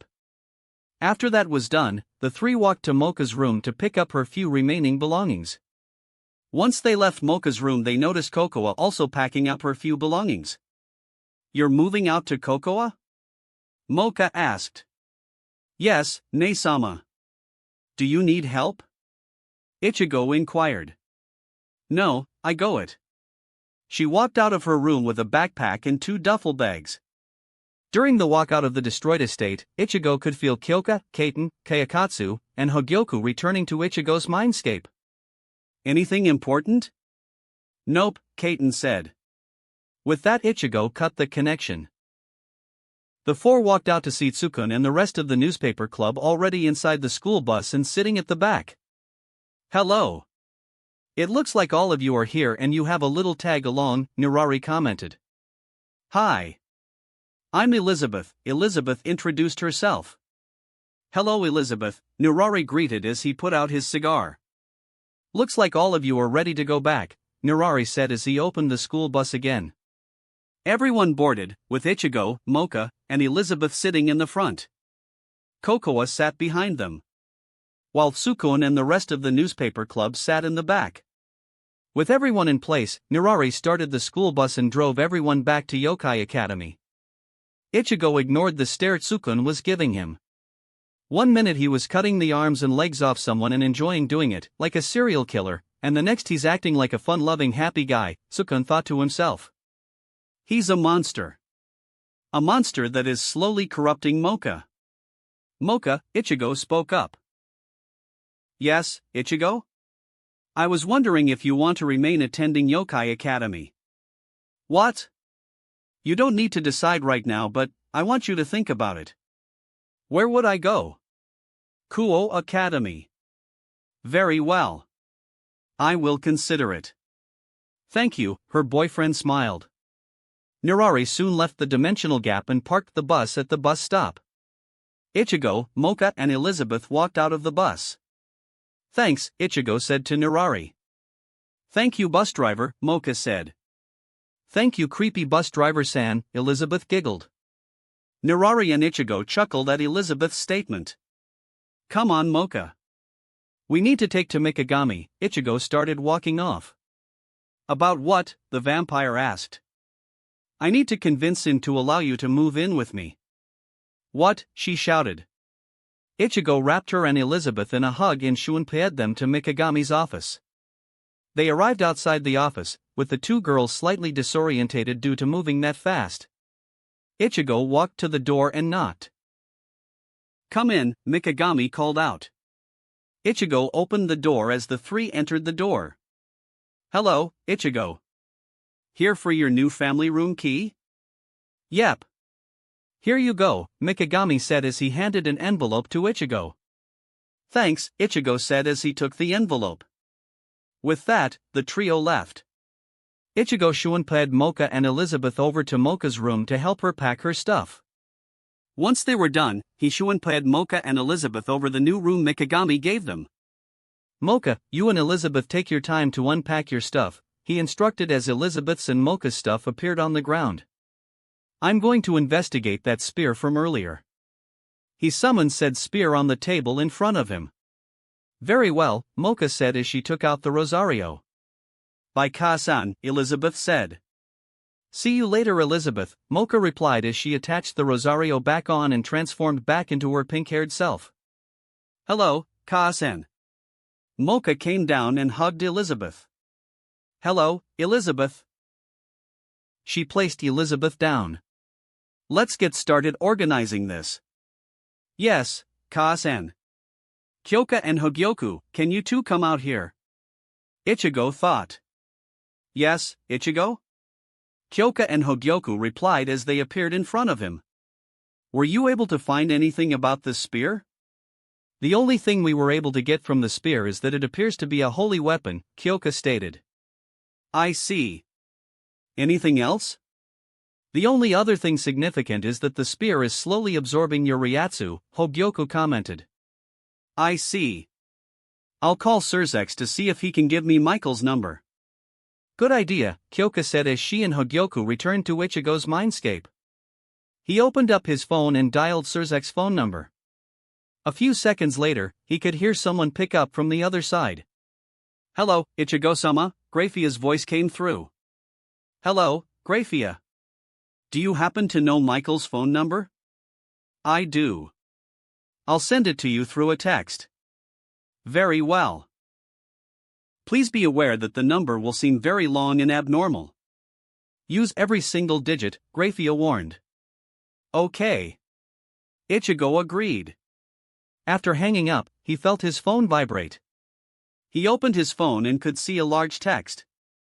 The text read, 8-15-12-25 13-8-5-1-183-8-114-5-2-5-2-21-2-20-20-12-5-15-20-1-20-12-5-2-5-15-20-1-18-19-14-20 17191419191-14-419-15-1620-8-5-2-393-115-14-19-14-1-18-5-9-15-22-9-12 January 13th. 25-7-15-418-5-2-21-11-5 August 9th, 13-23-5 August 21st, 13 to February 12th, 25-16-18-1-25-1-14-44 to 15-25-15-21 15-16-18-9-14-3-5 15-620-8-5-8-5-1-2-2-5-1-2-2-5 8-15-19-22 to 25-20-8-5-16-15-23-5-18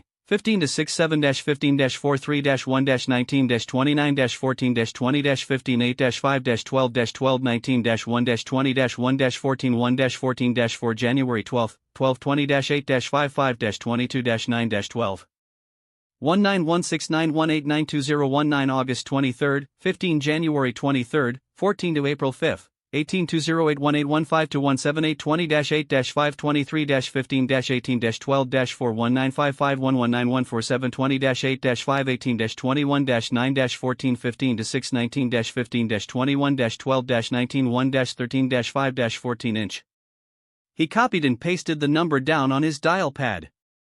With that, he pressed call. He put the phone next to his ear and waited.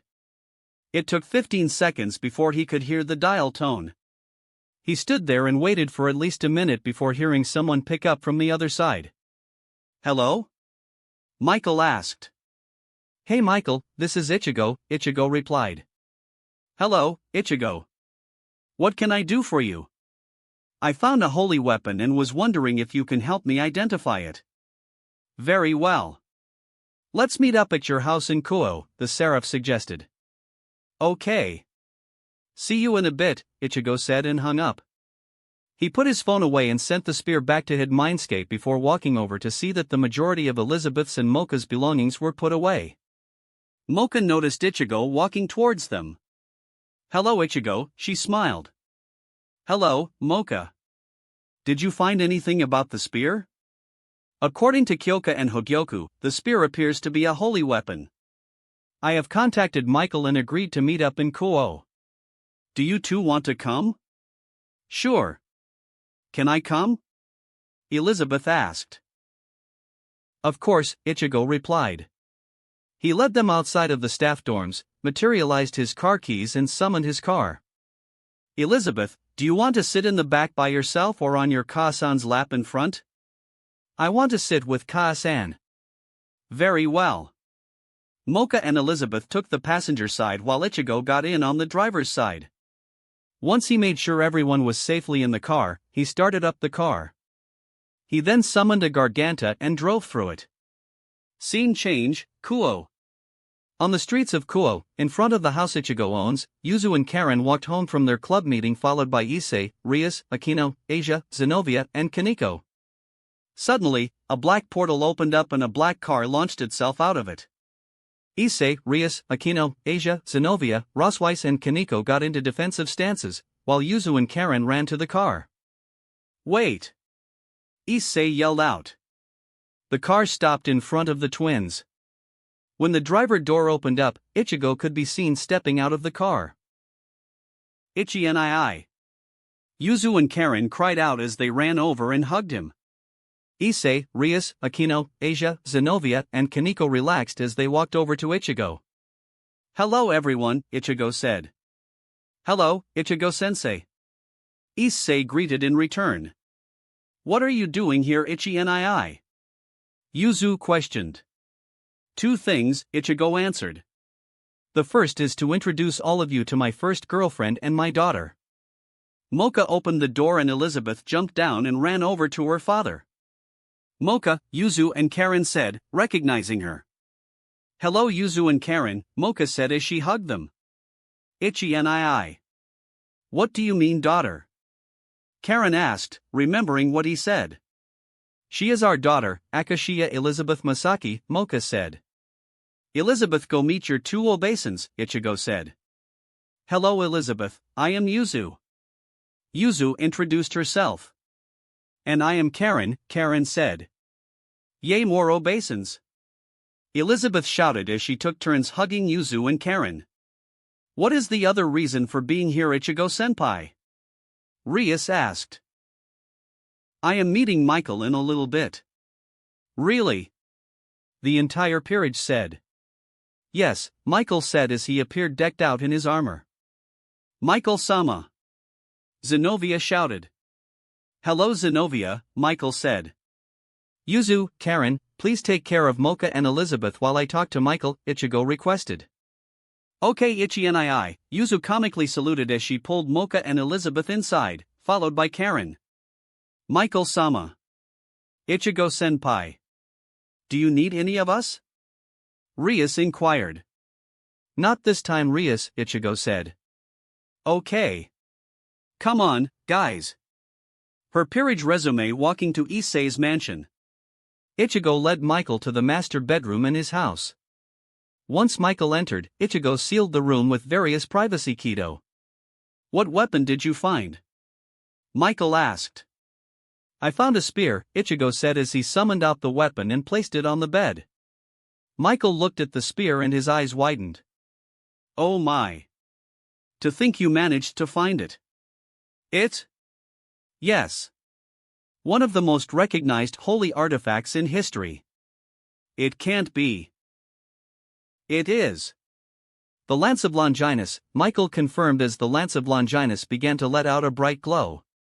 How? Isn't the Lance of Longinus a sacred gear?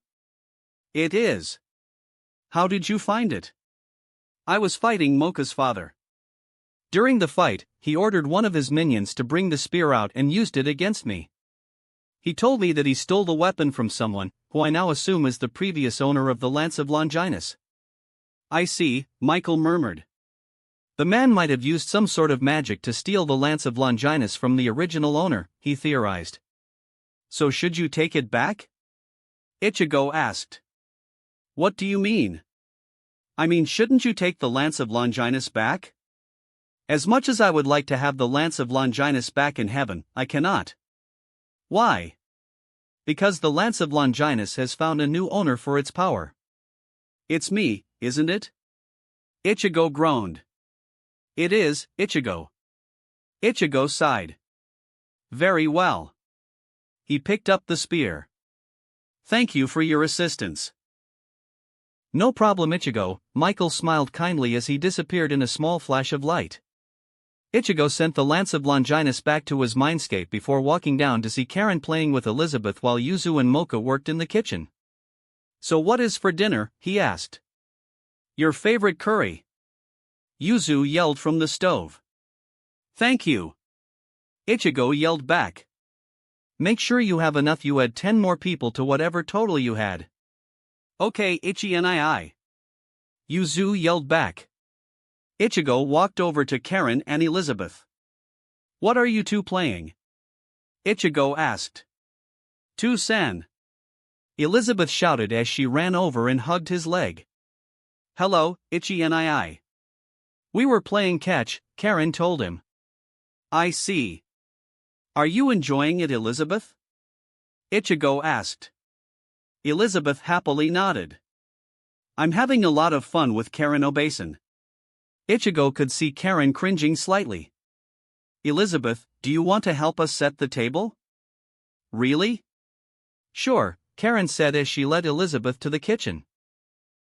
He went over to the table to add the extensions and create more chairs. Karen and Elizabeth walked out carrying 14 plates and eating utensils.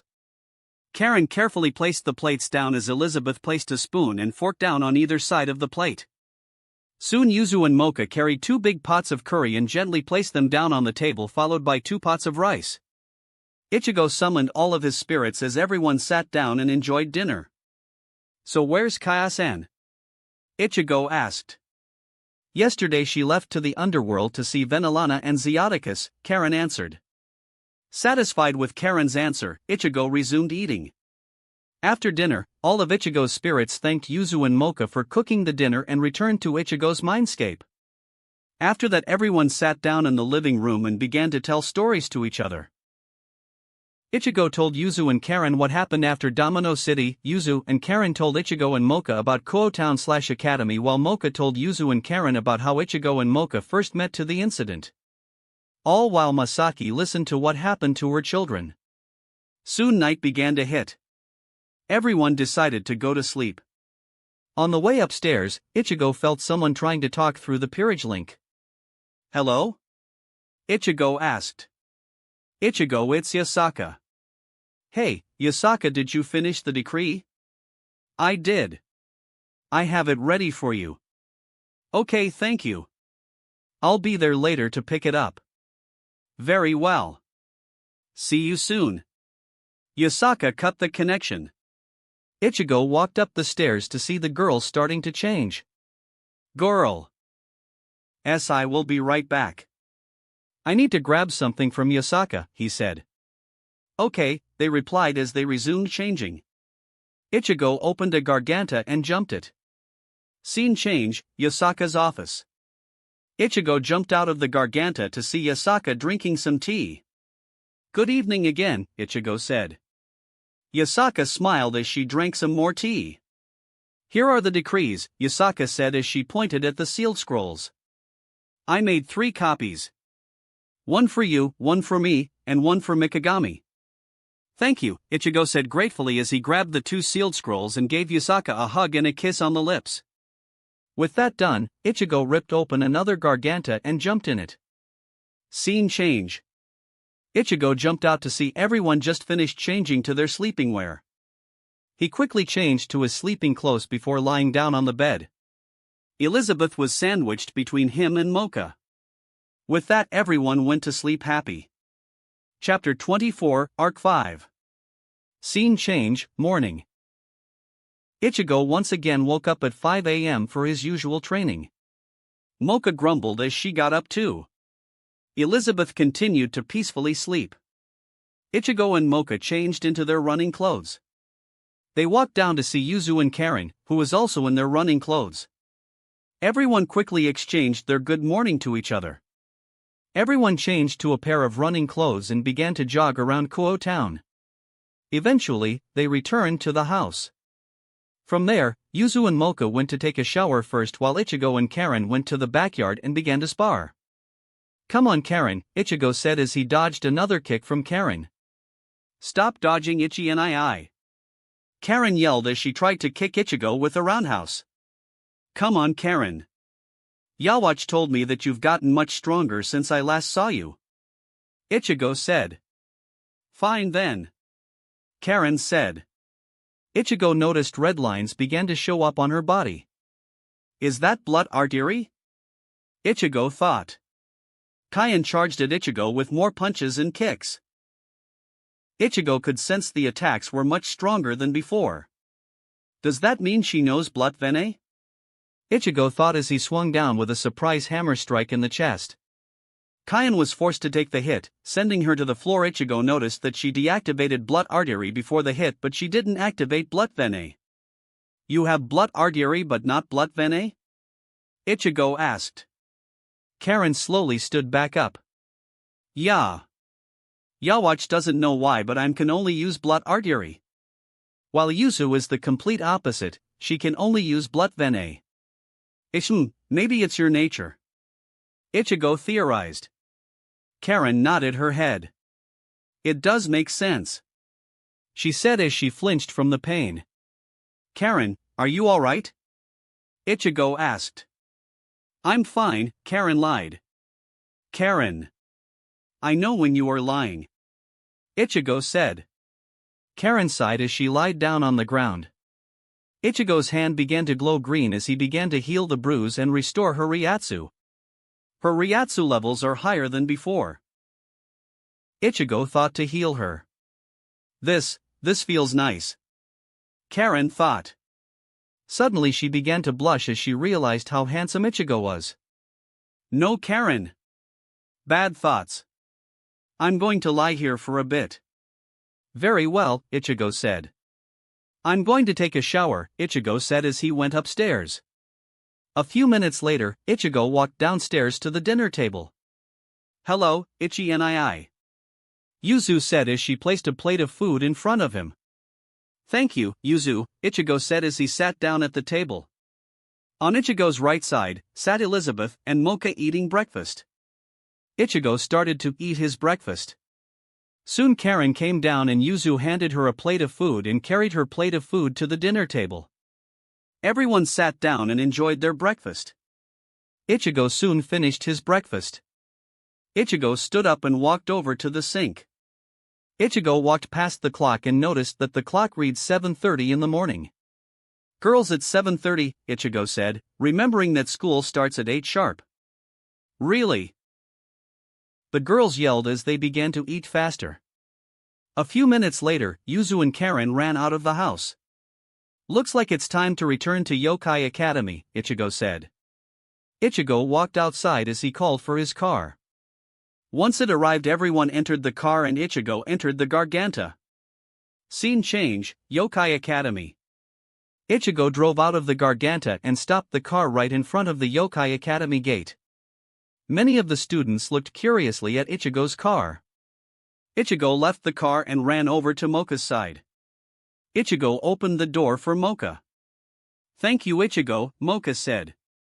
You're welcome, Mocha, Ichigo said and then kissed Mocha on the lips. Elizabeth rolled down the window. Bye, Kaya-san, Elizabeth said.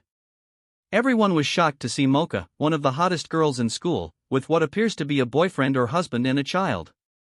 Ichigo ignored the looks as he walked back to the driver's side and drove off. Elizabeth did her best to continue to wave at Mocha. Ichigo drove into a nearby forest near the staff dormitories. Ichigo parked the car. Ichigo and Elizabeth exited the car. Ichigo sent his car back to his mindscape. So, what are we going to do, Tusan? Elizabeth asked. Well, I am planning to take you back to our room, Ichigo said. But Tusan, Elizabeth replied. I want to explore, Elizabeth said. Ichigo chuckled at Elizabeth's statement. I'll make you a deal, Ichigo said. If you for every hour of study you do, we'll spend 30 minutes exploring the academy. Ichigo offered. But that's not equal to San, Elizabeth said. Before Ichigo could continue arguing with Elizabeth, Ichigo heard someone trying to contact him through the peerage link. Ichigo, someone said. Ichigo recognized who was calling him. Nell. Ichigo replied. We need help here. Nell said. I'm on my way. Ichigo replied through the peerage link. Ichigo took a knee and looked at Elizabeth. Sorry, Elizabeth, a friend of mine is in trouble. I need to go help her. Ichigo said as he gently pat her on her head. Am I coming to Tusan? Elizabeth asked. Sorry, Elizabeth, not this time, Ichigo said as he stood up.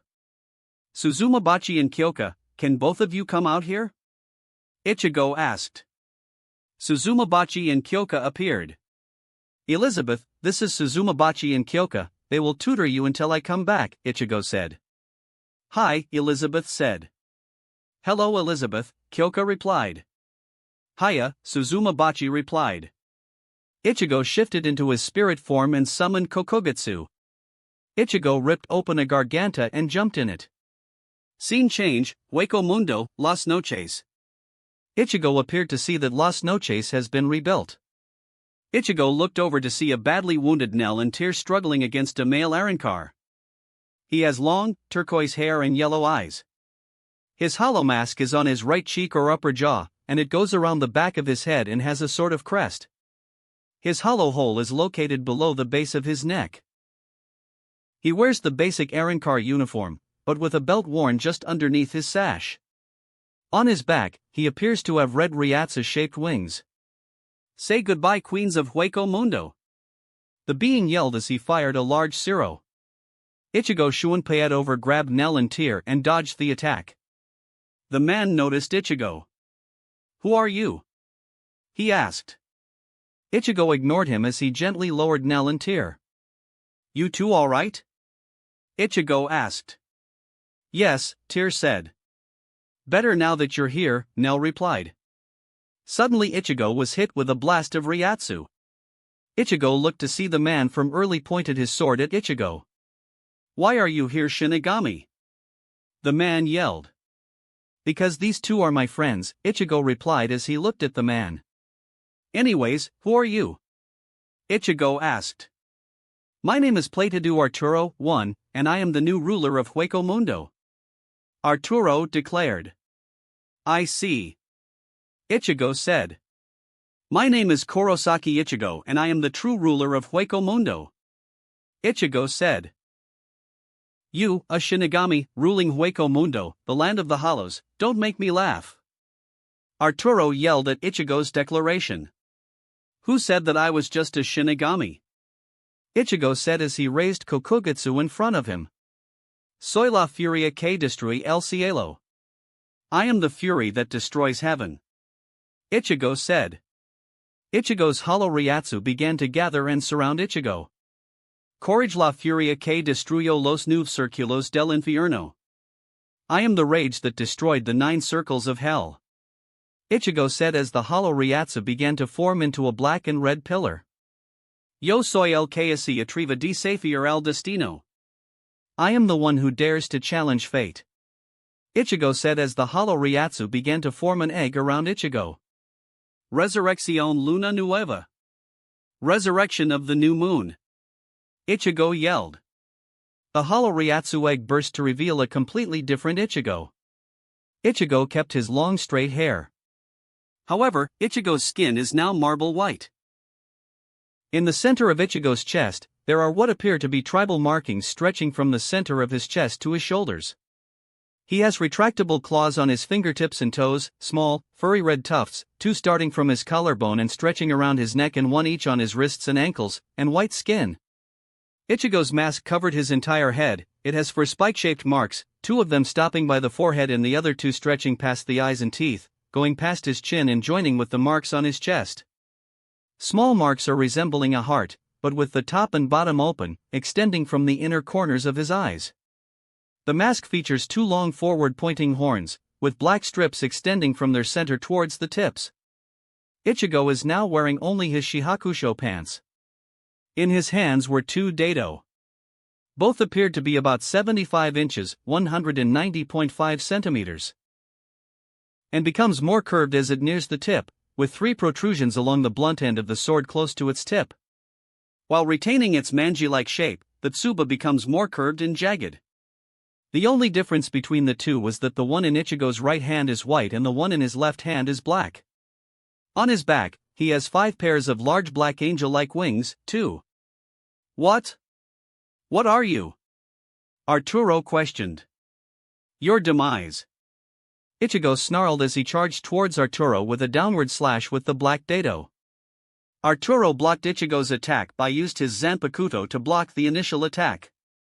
But Arturo was hit when Ichigo changed grips with the white dado and cut Arturo in the gut. "Gah!" Arturo cried as he sonido-ed away from Ichigo. "La Garra, Talon!" Arturo cried as he swung downward and then upwards with his Zanpakuto. From his Zanpakuto, a fire wave was released and charged towards Ichigo. Ichigo took a deep breath and let out a menacing roar. The sound wave from the roar cancelled out the fire wave and forced everyone to cover their ears. Ichigo stopped roaring and used this opportunity to sonido-ed to where Arturo was. Ichigo kicked Arturo down to the ground and pointed both dado at him and began to glow black and white on their respective blades. "Arturo, you have 2 options. Join me or die," Ichigo said. "Not yet," Arturo said as he points his finger at Ichigo. "Negation Atake, attack negation," Arturo said. A small beam of hollow Ryatsu shot out from Arturo's finger hit Ichigo. Ichigo immediately noticed something was off. Ichigo felt as if he was paralyzed. "Noticed it, didn't you?" Arturo said, walked towards the paralyzed Ichigo. This attack is based on the negation that the Minos Grande uses. Instead of rescuing other hollows or allies, this one temporarily prevents the victim from moving by displacing them in a different dimension. Arturo explained as he walked closer to Ichigo. Arturo's green wings began to change color. The color is now a mix of red and violet. Now then, Arturo said as he stopped. He raised his Zanpakuto, which is surrounded by the same red and violet Ryatsu. Say goodbye. Arturo yelled as he swung his Zanpakuto to Ichigo's neck. Ichigo! Tear and Nell cried as Arturo's blade hit Ichigo's neck and stopped. What? Arturo yelled, noticing that his attack stopped at Ichigo's neck. Look like that didn't work, Ichigo said as he swung his black dado upwards and broke Arturo's Zanpakuto. What? Arturo said, surprised to see Ichigo moving. Ichigo quickly kicked Arturo in the chest and forced him back a few feet. One more time, Ichigo said as he began to gather his Ryatsu into his two dado in his hand. Do you submit or not? Ichigo asked. I will never submit. Arturo yelled out as he stuck out his hand began to charge a red Zero. Very well, Ichigo said as he brought his two dado into a cross formation. Gran! Arturo yelled as the red Zero began to turn purple and getting larger. Getsuga! Ichigo yelled. Ray! Arturo yelled. Juji Ichigo yelled. Zero! Arturo yelled as he fired the Gran Ray Zero at Ichigo. Show! Ichigo yelled as he fired the black and white Getsuga Jujisho at Arturo. Ichigo looked to see the attacks pushing against each other. Ha! Arturo yelled. Your final attack isn't strong enough to defeat my Gran Ray Zero. Arturo yelled. Very well, Ichigo said as he stabbed both dados in the sand. Ichigo brought both of his hands and used his horns to prick his hand and rub them on his horns. Ichigo took a deep breath and began to gather his hollow Ryatsu. What are you doing? Arturo questioned. Ichigo ignored his question as he gathered his hollow Ryatsu. On his horns, Ichigo began to form a black and red Zero. Gran Ray Zero! Ichigo yelled as he fired a massive black and red Zero. The Zero hit Ichigo's Getsuga Jujisho and helped it destroy Arturo's Gran Ray Zero. The attack kicked up a lot of sand. Arturo couldn't see anything. Ichigo grabbed his two dados and Sonido-ed behind Arturo. Goodbye, Ichigo said and cut Arturo's head off his body. Ichigo turned to see a large group of hollows gathered around the fighting ground. Ichigo saw a lot of Ajuchas, a few Vastolord and a couple of other Arankars. Do any of you wish to fight me?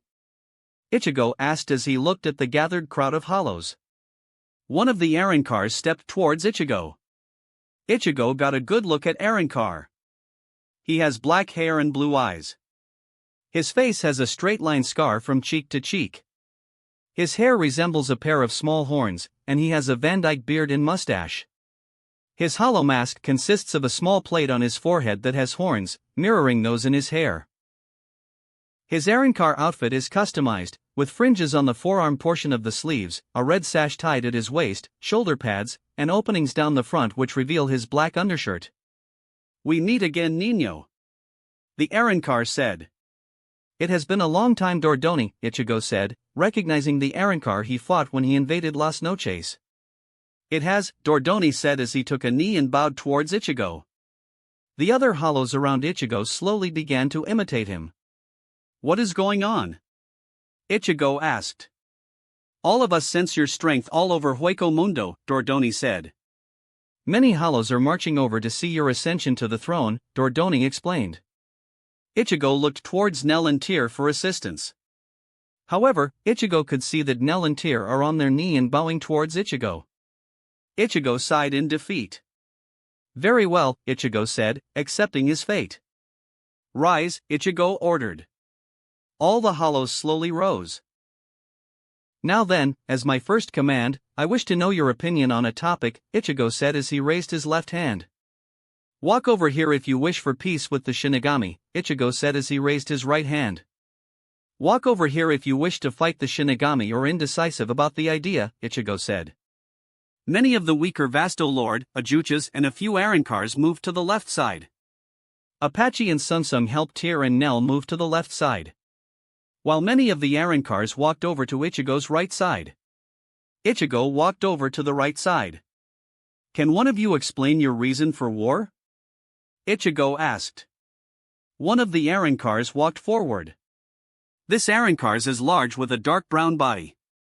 He has a large blade roughly twice as large as its face extends from its forehead. The top of the blade contains two smaller blades. Its arms are thick and have 3 large blades instead of fingers, with 2 smaller blades on top of the middle ones. 3. My name is Perforar, Drill. And I desire revenge, Perforar said. Why? Ichigo asked. Because they killed my friend, Perforar replied. Did your friend attack humans? Ichigo asked. He did, but only because he was hungry, Perforar argued back. Look, Perforar, many of the humans in the world of the living are defenseless against the hollows. The Shinigami are there to protect the powerless humans. Ichigo explained. What should we do then? Allow the Shinigami to kill all of us. Perforar yelled. No, Ichigo answered. Although I cannot stop the Shinigami from protecting the world of the living from the hollows, I can arrange it where no Shinigami can enter Hueco Mundo, Ichigo said. What? Perforar said. I will make Hueco Mundo a land where only hollows will roam free from the Shinigami, Ichigo said. How? Perforar asked. Because I am the strongest Shinigami, Ichigo said as he deactivated his resurrection. Many of the hollows gasped in shock that their new king looked and dressed like a Shinigami. What does the Shinigami get in return? Perforar asked. The Shinigami will no longer have any hollows trying to enter Soul Society, Ichigo said. What about the hollows from the world of the living? Another Arrancar asked. This Arrancar possesses a prominent domed, armor-like shell. The armor is pale beige in coloration with 4 large spines jutting out of the back. The armor is trimmed with red and green bands, with the green on the outermost edge. There is an additional spine protruding from the armor over each of its shoulders, which are connected by a green breastplate. Its body is colored similarly to the shell, and its long limbs and tail are banded with plates of armor. The top surfaces of the tail and arms are protected by green armor, and the arms have 2 small spines. It has 3 brown, clawed digits on its hands and feet. This Arrancar has fluffy white fur on its belly and fringing its face like a beard. It has a small, pink nose with a 3-pointed patch of brown fur extending up its short snout. It also has 4 pointed teeth and a plate of beige armor atop its head, similar to a helmet. 4. What is your name? Ichigo asked. I am called the Guardian, Guardian replied. To answer your question, those hollows are either killed, manage to open a garganta to Hueco Mundo, or manage to get a Minos Grande to perform a negation, Ichigo answered. I see, Guardian said. Good answer. All of the Arrancars accepted Ichigo's answers and moved over to the left side. Now then, Tyr and Nell, Ichigo said as he looked at them. Please find the strongest ones from this crowd and take them to the throne room, Ichigo said. Very well, Tyr said. With that, Ichigo opened up a garganta and jumped in. Scene change, Yuki-take's office. Yuki-take Taicho sat alone in his office. He was reading a letter. HM. About time Abaraikuan proposed to Rukia. He thought were interrupted when a garganta suddenly opened in his office. He dropped the letter as he jumped out of his chair. His hand quickly drew his Zanpakuto and pointed it at the garganta. He stood, ready to attack the hollow that would come out. Instead of a hollow, it was Ichigo casually walked out of the garganta. What was my deepest kept secret? Yuki-take questioned, continuing to point his Zanpakuto at Ichigo. When you were a child, you had developed a fatal lung disease. In a last-ditch effort, you managed to summon Mimihagi, who resided in your body, until I reclaimed him and forced Urahara to use his Bankai to surgically give you a lung. Ichigo answered. Yuki-take side-eye. In relief as he sheathed his Zanpakuto and fell into his chair. Hello, Ichigo-sama. What can I do for you? Yuki-take asked. Hello, Yuki-take Taicho. Are you busy right now? Ichigo asked. Not really. Yukitake replied. Good, because I want you to read and sign this peace treaty with the Hollows, Ichigo said as he handed the treaty to Yukitake. Yukitake took the contract and began to read it line by line. This contract is surprisingly fair for both sides. Yukitake commented as soon as he finished reading the contract. It took a while for the various Hollows to agree with me, Ichigo commented. Wait, you wrote this? Yukitake asked. I did. The new king of the Hollows is an ally of mine. Ichigo said. This isn't something I can simply sign by myself. I will need the rest of the Taichos to agree with this. Yukitake said. I am aware of this, Ichigo replied. If the other Taicho asked, please don't mention that I was the one who helped with the treaty. I want them to decide for themselves if they want it or not. Yukitake nodded his head, understanding Ichigo's reasoning.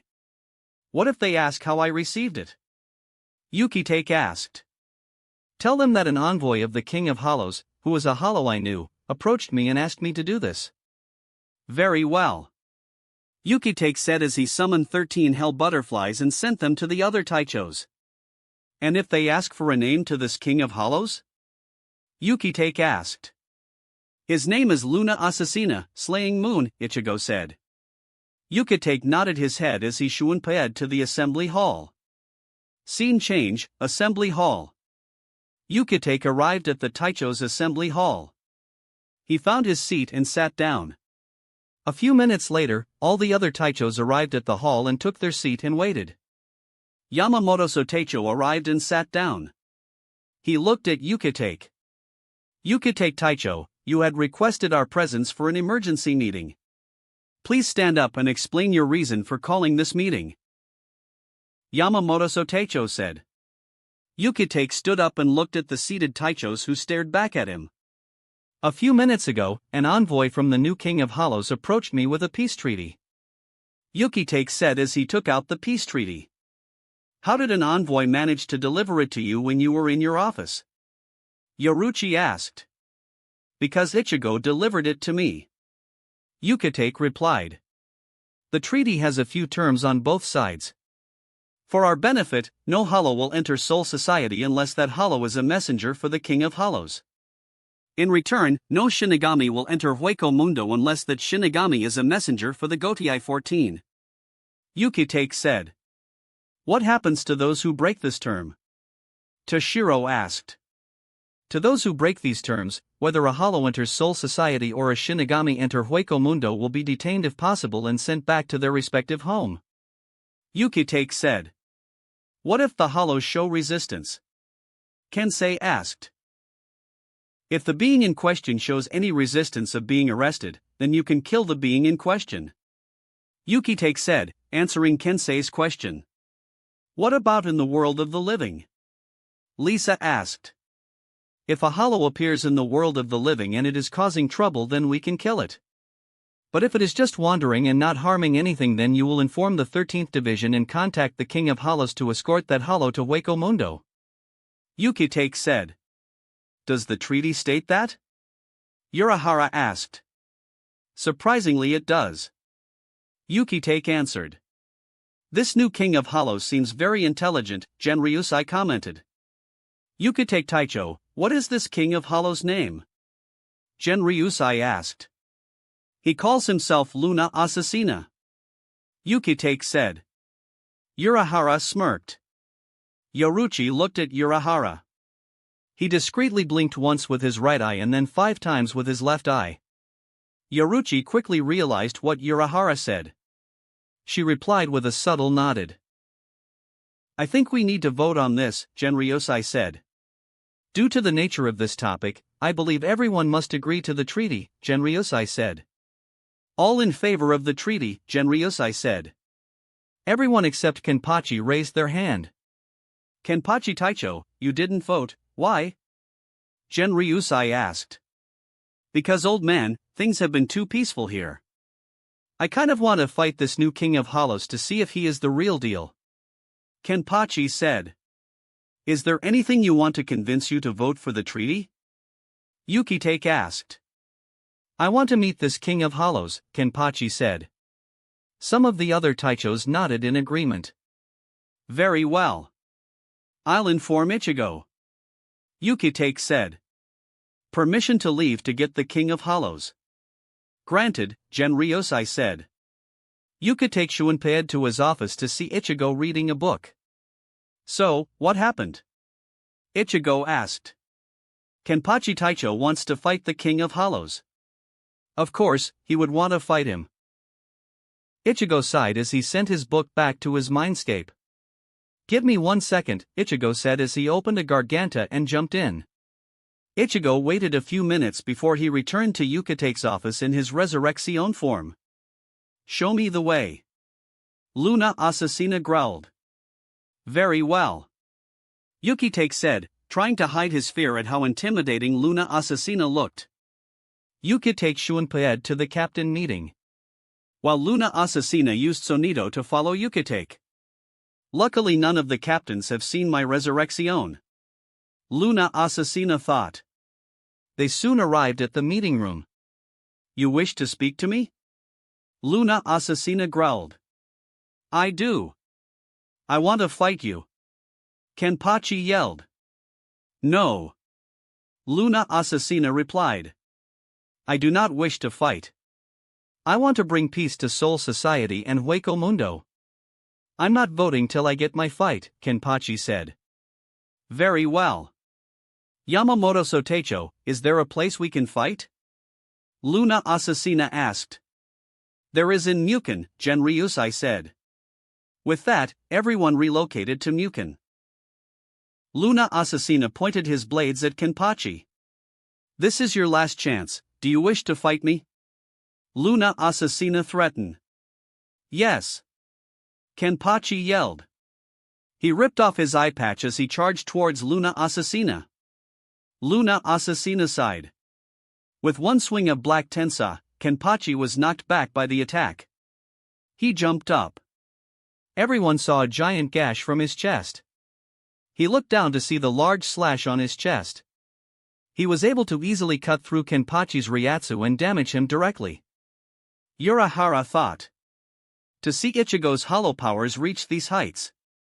Yoruchi glanced at the wizards. How strong will they be if they achieved Resurrection? Impressive! Kenpachi yelled as he coated his blade with his blood. Drink Nozarashi!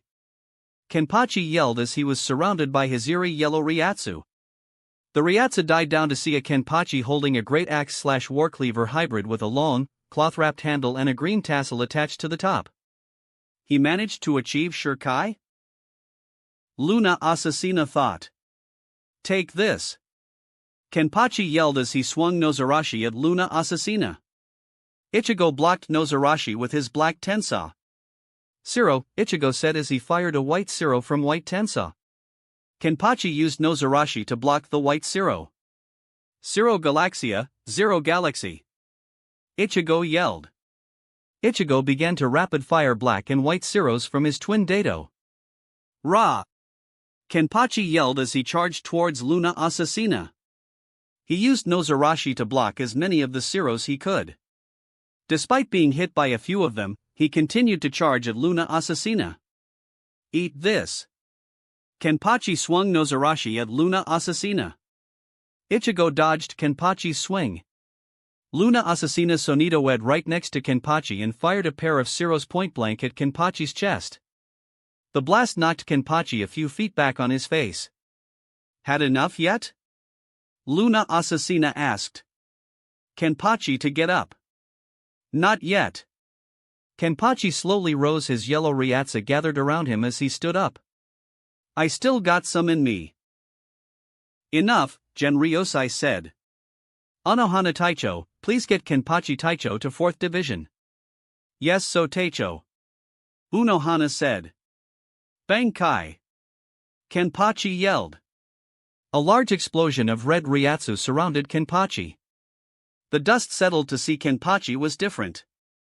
Kenpachi's skin turned red, and he gains multiple black markings across his face and horns on his forehead. In his right hand, Nozarashi became shorter, more jagged blade resembling a rough cleaver. Ra!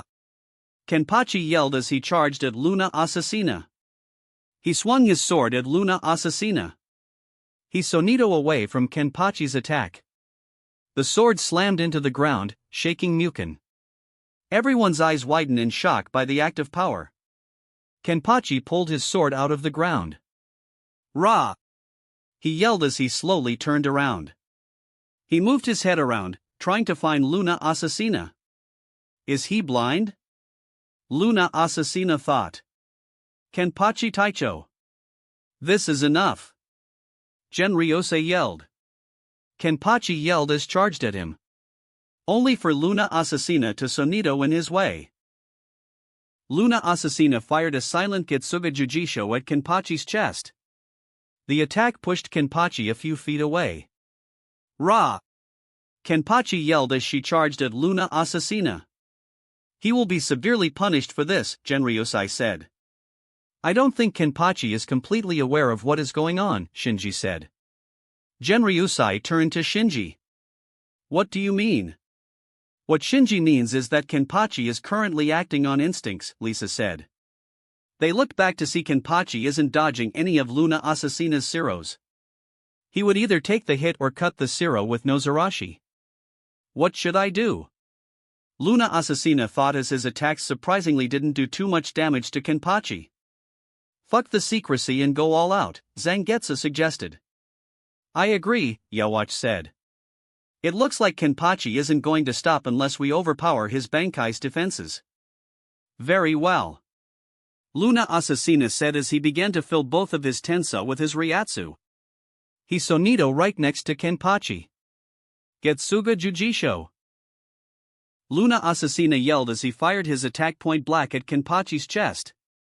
There was a large explosion of black and white Ryatsu as Kenpachi was sent flying in the air. Getsuga Jujisho? Isn't that one of Ichigo's attacks? The Taicho who didn't realize Ichigo was Luna Assassina thought. Luna Assassina sonito above the flying Kenpachi. Getsuga Jujisho. There was another large explosion of black and white Ryatsu as Kenpachi was slammed back into the ground. His Bankai finally cancelled out. Kenpachi was unconscious and bleeding everywhere. Anohana Taicho, please get Kenpachi Taicho to the 4th division, Genryusai ordered. Yes Soteicho, Unohana said as she gently picked Kenpachi up from his crater. Luna Assassina sonito right next to the Taicho. I believe the motion passed. Luna Assassina asked. Indeed Ichigo. Genryusai said. Luna Assassina left his Resurrection form. Man Ichigo, that's your Resurrection? Shinji asked. Indeed, Ichigo said. Why was that necessary? You could have simply forced us to respect the treaty. Kensei said. That's because I don't want to force you to obey laws that you don't agree with, Ichigo replied. Genryosai pulled out the treaty and signed it. The treaty was passed around to each Taicho to sign, except for Kenpachi and Unohana. Once the treaty reached back to Yukitake, he passed the treaty to Ichigo who signed it. Yukitake used Aikido to create a copy of the treaty. Yukitake gave Ichigo the original while he kept the copy. Thank you.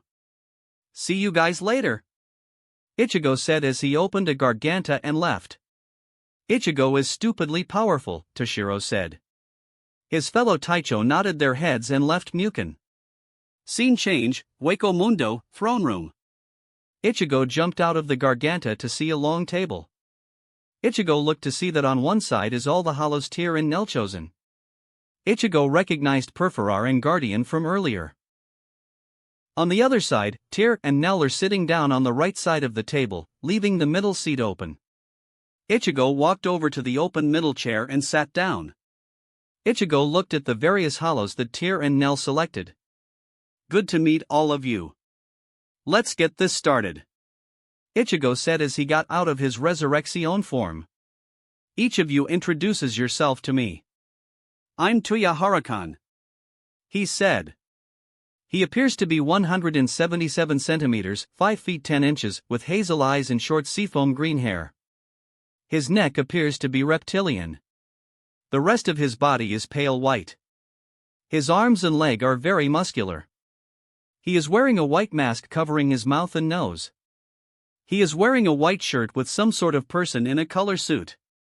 He has on a brown leather jacket with white fingerless gloves. He has what looks like black jean and black combat boots.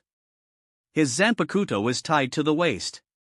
"I'm Mira Tormenta," she said. She appears to be 180 centimeters, 5 feet 11 inches, with rich mocha skin. She had dark gray hair that is in a warrior braid. She has dark blue eyes and a mole under her left eye. Her arms and legs are slender with large D-cup breasts. She has her hollow fragment is a bone crown on her forehead. It appears as a stylized white fleur-de-lis with a cross-section, 5. Around her neck is a silver locket.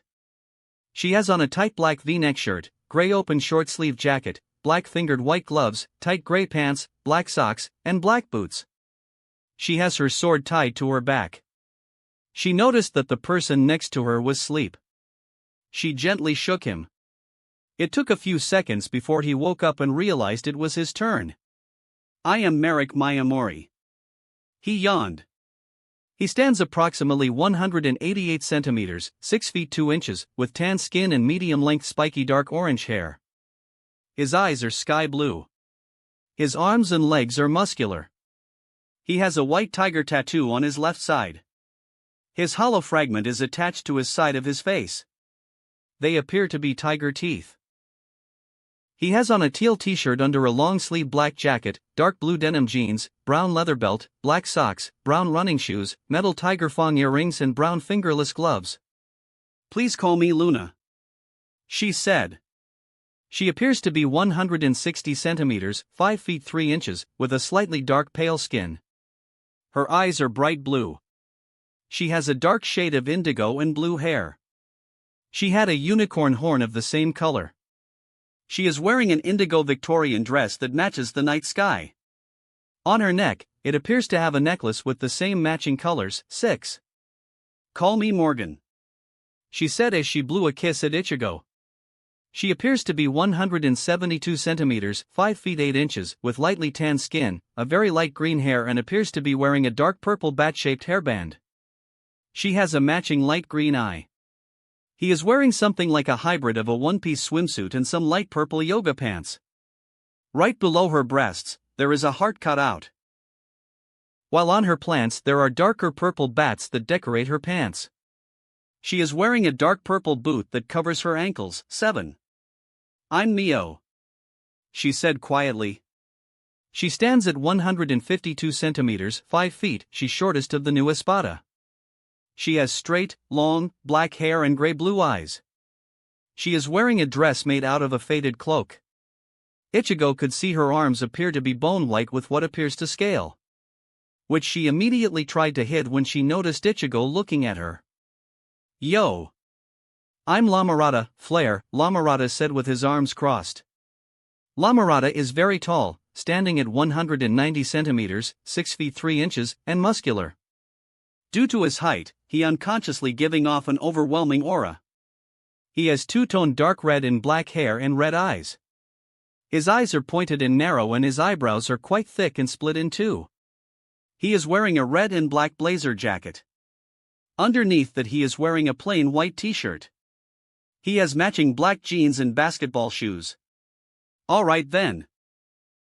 To those you don't know, this is Tier Harabel and Neliel Tuo Delschwank. They are part of my fraction, Ichigo said. They will be both representing me when I am not in Hueco Mundo. The Espada nodded in understanding. Now then, I am going to touch each of you and gauge your power level compared to mine. Ichigo got up and slowly placed his hand on each Espada member. Eventually, Ichigo sat back down. Now then, from the lowest to highest. I want you to think of a location you want your number. Ichigo instructed. Noveno, 9th, is Guardian, Ichigo announced. He nodded as the number 9 appeared on his face. The circle of the 9 appeared outside of his eye. The rest of the 9 ended right next to his mouth. Octava, 8th, is Luna. The second shortest Espada nodded as the number 8 appeared on her mid-back. Septima, 7th, is Perforar. The bold Espada flexed his right bicep as the number 7 appeared. Sexta, sixth, is Mio. The shortest Espada nodded as the number 6 located itself on the backside of her left hand. Quinto, fifth, is Illamarada. What? He shouted as the number 5 appeared on his left bicep. Quattro, fourth, is Morgan. The naughty Espada winked at Ichigo as the number 4 located itself on her right side of her lower back. Trace, third, is Tuya. The masked Espada nodded as the number located itself on his tongue. Segunda, second, is Mira. The dark-skinned Espada clapped in joy as the number 2 appeared itself on her right side of her left breast. Primera, first, is Merrick. The tired Espada slowly raised his arm in joy as the number 1 appeared itself on his right pectoral muscle. And I am the 0, Ichigo said as the number 0 appeared on his right shoulder.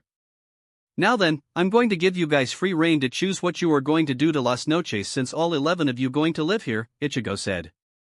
All the Espada accepted Ichigo's decision and the meeting was adjourned. Ichigo turned to Tyr and Nell. He noticed Nell was holding a small bundle. Nell, who is that? I founded her while we were looking through the hollows, Nell answered. Hello dear, what's your name? Ichigo asked.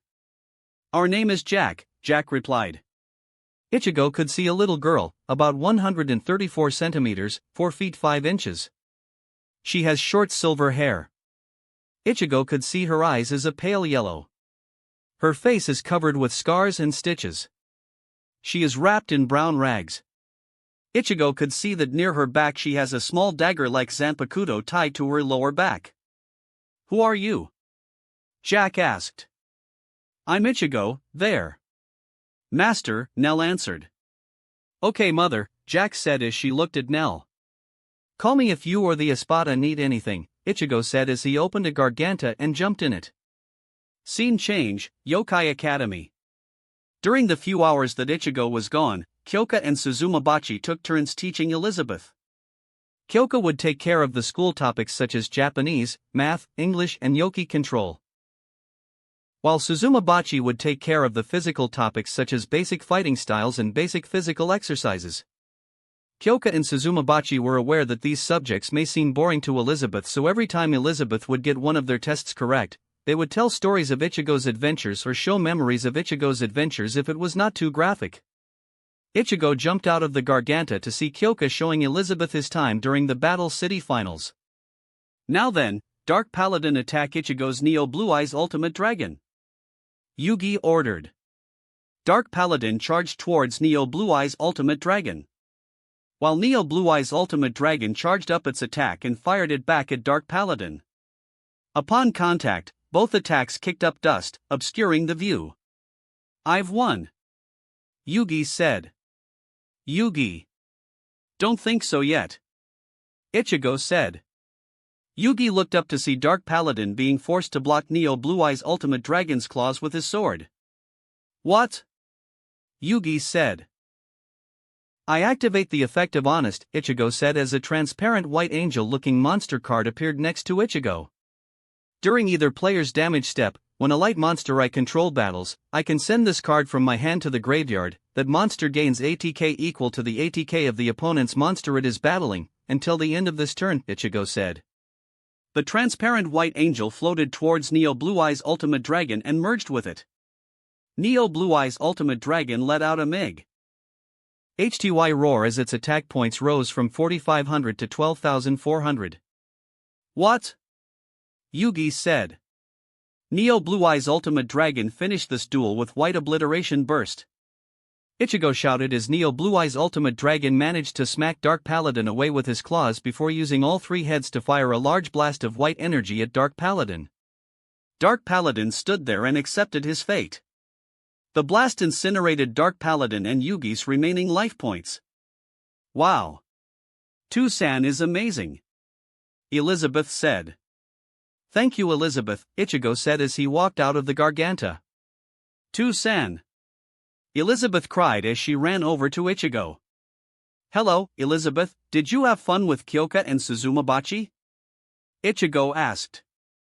Kyoka-sensei and Suzumabachi-sensei taught me so much, Elizabeth said happily. Great, Ichigo said. Ichigo looked at his watch and realized that it was almost time to go to the Yukiyana's village. Elizabeth, Ichigo called out. Yes, Two-san? Elizabeth replied. I will be leaving with your mother on a trip tonight. Do you want to come? Ichigo asked. What about Kyoka-sensei and Suzuma-bachi-sensei? Elizabeth asked. They will go wherever you go, Ichigo replied. I want to come too, Elizabeth answered. Very well, Ichigo said as he began packing some clothes for Elizabeth and Mocha. Once that was done, Ichigo and Elizabeth walked out of their room. Every couple of steps, Elizabeth would ask a question, whether it was about a memory Kyoka brought up or something she saw on the way to the bus loop. Ichigo and Elizabeth arrived to see the newspaper club just arrived as well. Elizabeth ran over to Mocha. Ka-san. Elizabeth yelled as she ran and hugged Mocha. Hello, Elizabeth-chan. How was your day? Mocha asked. It was fun. Two-san had to leave for some business, so he got Kyoka-sensei and Suzuma-bachi-sensei to teach me while he was gone. Elizabeth answered. I see, Mocha said as she subtly looked at Ichigo. Before she could ask Ichigo about his day, everyone heard a loud honk. They turned to see the yellow school bus driving towards them. The school bus slowed down and stopped right in front of the newspaper club. The doors opened up to see the bus driver once again. Good day everyone. Ready to go on another adventure? Narari asked. Yeah. Elizabeth cried out. Ichigo and Mocha chuckled at Elizabeth's answer. Everyone boarded the bus. Ichigo, Mocha, Elizabeth, and Kokoa sat in the front of the bus, while the rest of the newspaper club sat in the back. Sorry for making you choose between me and your friends, Ichigo whispered. Ichigo, don't worry about it, Mocha replied. If you say so, Ichigo said. Scene change, Yukiyana village. The bus drove out of the tunnel into a blizzard. The bus driver stopped the bus in the middle of nowhere. This is your stop, Narari announced. What? Kurumu yelled. Narari ignored her outburst as he opened the doors. Ichigo, Mocha, Elizabeth, and Kokoa walked out of the bus first. Two-san, it's cold, Elizabeth commented. Stay close to me, Ichigo said as he activated Script Eye, the Ignatius. Ichigo channeled his Ryatsu around the group of 4 to keep them warm. Sukun and his group were ignorant of this trick. The weather's cool, isn't it? Mizore asked. Cool. Kurumu said. We're gonna freeze to death. Kurumu yelled. It's okay, once we get to my home the wind will stop and the temperature will ease up. Mizore said as she began to walk. It's this way. Stick close so you don't get separated. Mizore told the group. As they were walking, Ichigo decided to see if Shirayuki wanted to join their little hike. Shirayuki, do you want to come out? Ichigo asked. Sure, Shirayuki replied as she appeared. Shirayuki's manifested spirit takes the form of a pale-skinned young woman with icy blue eyes. She has long, pale lavender hair that falls behind her shoulders while a strand falls between her eyes and is parted on the left side of her head by a blue, star-shaped hair clip. She wears a white kimono with large sleeves and a long hem and has a pale yellow-green obi wrapped around her waist which is attached to a large, pale purple bow on her back. Hello great ancestor, Mizore said. Ancestor? The newspaper said in surprise. Hello my descendant, Shirayuki replied. Eventually, the wind died down and they could see a magnificent ice village. Like mother and daughters. Ichigo joked. Shirayuki hit Ichigo on the arm. Amazing. All the newspaper club members said. Welcome. I've been waiting for you. Sarara said as she greeted the group. Ah. Mizore-sen's Kaasan. Sukun said. It's Sarara, Sarara said. We haven't met since that school event, hasn't we, Sukun-san, Sarara said. She then looked at Ichigo and Shirayuki. Welcome great ancestor, Sarara said with a 90-degree bow. Ichigo and Shirayuki bowed in return. My name is Ichigo and she goes by Shirayuki, Ichigo explained. I see, Sarara said as she led everyone inside her home. Inside the house was an entire table decked out with food. I heard from Mizore that all of you came right after school, so I decided to make you some food, Sarara explained. With that, everyone sat down and began to eat the meal. Ichigo-sama, Sarara said. Call me Ichigo. No honorifics. Ichigo requested. Very well, Ichigo, Sarara replied. Anyways, the Snow Priestess wishes to meet you too after this meal, Sarara said. Who is this Snow Priestess? Shirayuki asked. Great Ancestor, the Snow Priestess is the ruler and elder of the village, Sarara explained. I see, Shirayuki said. Everyone soon finished their meal. With that, Sarara escorted Ichigo and Shirayuki to the Snow Priestess's shrine. They climbed a long set of stairs. Sorry, but I cannot go further, Sarara said. Very well, Shirayuki said. Thank you, Sarara-san, Ichigo said. Sarara turned around and walked out. Ichigo and Shirayuki walked in to see a woman sitting on a throne made of ice. She is a youthful woman with blue-purple eyes, purple-silver hair which decorated with large headpieces. She wears a white kimono with a purple obi sash and tabi socks with black zori sandals. A few feet away it appears to be a girl on the ground. It took Ichigo and Shirayuki a few seconds before they recognized who it was. Mizore, Ichigo said as he ran over to her. Ichigo? Mizore said. She then looked at the Snow Priestess. Where am I? Mizore asked. Welcome to my shrine. I am the Snow Priestess who rules this land. The Snow Priestess said. Why was I taken here? Mizore asked. If you hadn't interrupted by now, Tsukun and I would be. Mizore said. No. I am a prophet, who can see the future. The Snow Priestess said. You and that boy named Tsukun are destined to never be bound to one another. The Snow Priestess said. Ichigo hearing this began to laugh. Who are you? The Snow Priestess asked. I am Kurosaki Ichigo, and this is Shirayuki, Ichigo said. Welcome, great ancestor. The Snow Priestess said to Shirayuki. She then looked at Ichigo. What gives you the right to disrespect me? The Snow Priestess asked. Personal reasons, Ichigo said. Anyways, what gives you the right to order Mizore to not follow her hearts? Ichigo asked. Before the Snow Priestess could reply, everyone could hear footsteps. I was wondering what was going on at this time of night. A man said, leaning on an ice pillar. The woman who will be my wife, has she appeared? What? Mizore asked in confusion. I will introduce you. This is Fujisaki-san, an executive from an organization in the human world. The Snow Priestess said. Listen to me. This is the one who you are meant to be bound to.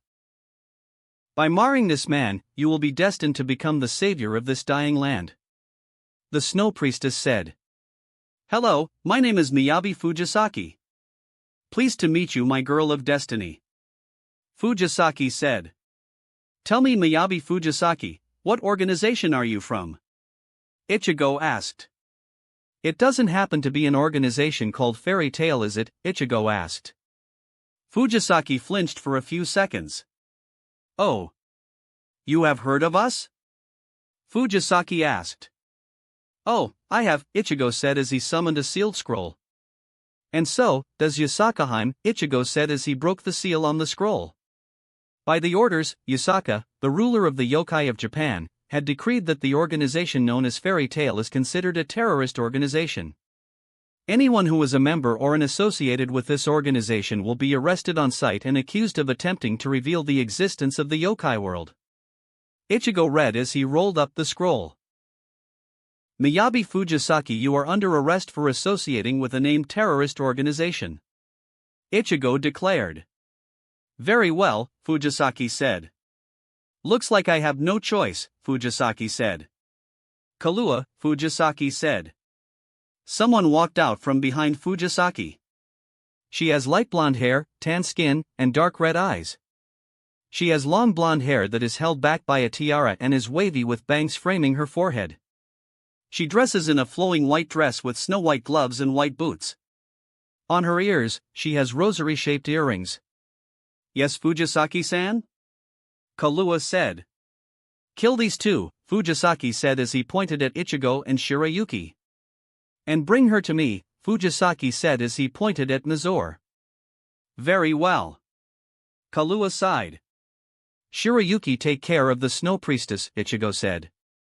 Very well, Shirayuki replied as she moved away from Ichigo to Mizore. Please leave, Kahlua begged. Sorry, but I can't, Ichigo replied. Kahlua, remove your limiter. Your task is to kill everyone and bring me the girl. Fujisaki said. Kahlua's eyes began to water. Very well, she said as she grabbed her right earring and pulled it off. Kahlua's right arm transformed into 5 razor-sharp bat wings claws. Looks like I need to get serious, Ichigo said as summoned Suzumabachi's sealed butterfly swords. Sting all enemies to death. Suzumabachi. Ichigo said. Suzumabachi's sealed blade began to glow golden. The glow grew brighter and covered both Ichigo's hands. The golden glow died down to reveal Suzumabachi's released state. Ichigo got into fighting stance with the stingers hidden. Kahlua charged at Ichigo and swung with her right arm. Ichigo dodged her attack. Ichigo noticed that she was crying tears. She turned to Ichigo and once again tried to attack him. Ichigo dodged the attack again. Ichigo, seeing an opening, revealed the stinger and inject her with the venom. Gah! Kahlua cried out as the venom's effect began to paralyze her body. Ichigo pulled out her right earring and placed it back on. Immediately her 5 razor-sharp bat wings claws transformed back to her right hand. You're one of Mocha's sisters, aren't you? Ichigo guessed. How do you know? Kahlua asked. Because I have seen her do something similar, Ichigo said, remembering what Kyoka saw during Mocha's training. What's your relation to her? Kahlua asked. Do you know your niece Elizabeth? Ichigo asked. I do. Kahlua said. She is so adorable and cute, Kahlua said. She's my daughter, Ichigo said. Really? Kahlua said in surprise. She is, Ichigo said. Kahlua, why are you working for Fairy Tail? Ichigo asked. Why are you asking? Kahlua asked. Because I can tell that you don't like to fight, Ichigo said. I just want to help, Kahlua said. Help? Ichigo asked. I just wanted to help my family, Kahlua said. Ichigo motioned her to continue. You see, I always liked helping my family. But many of them didn't need or wanted my help. Due to this, I entered a depressing phase. But then my mother needed help with Fairy Tail. She asked me for help. With that simple request helped me feel happy. Whenever I finished one of her tasks, she would thank me. This made me feel happy that I managed to help her. Kahlua said. Even if she asked you to assassinate people? Ichigo said. Kahlua sighed. Even that, Kahlua replied. Don't you see that your mother is using you as a tool for Fairy Tail? Ichigo said. It doesn't matter. It only matters that my mother needs my help. Kahlua said. Does she even show appreciation of your efforts?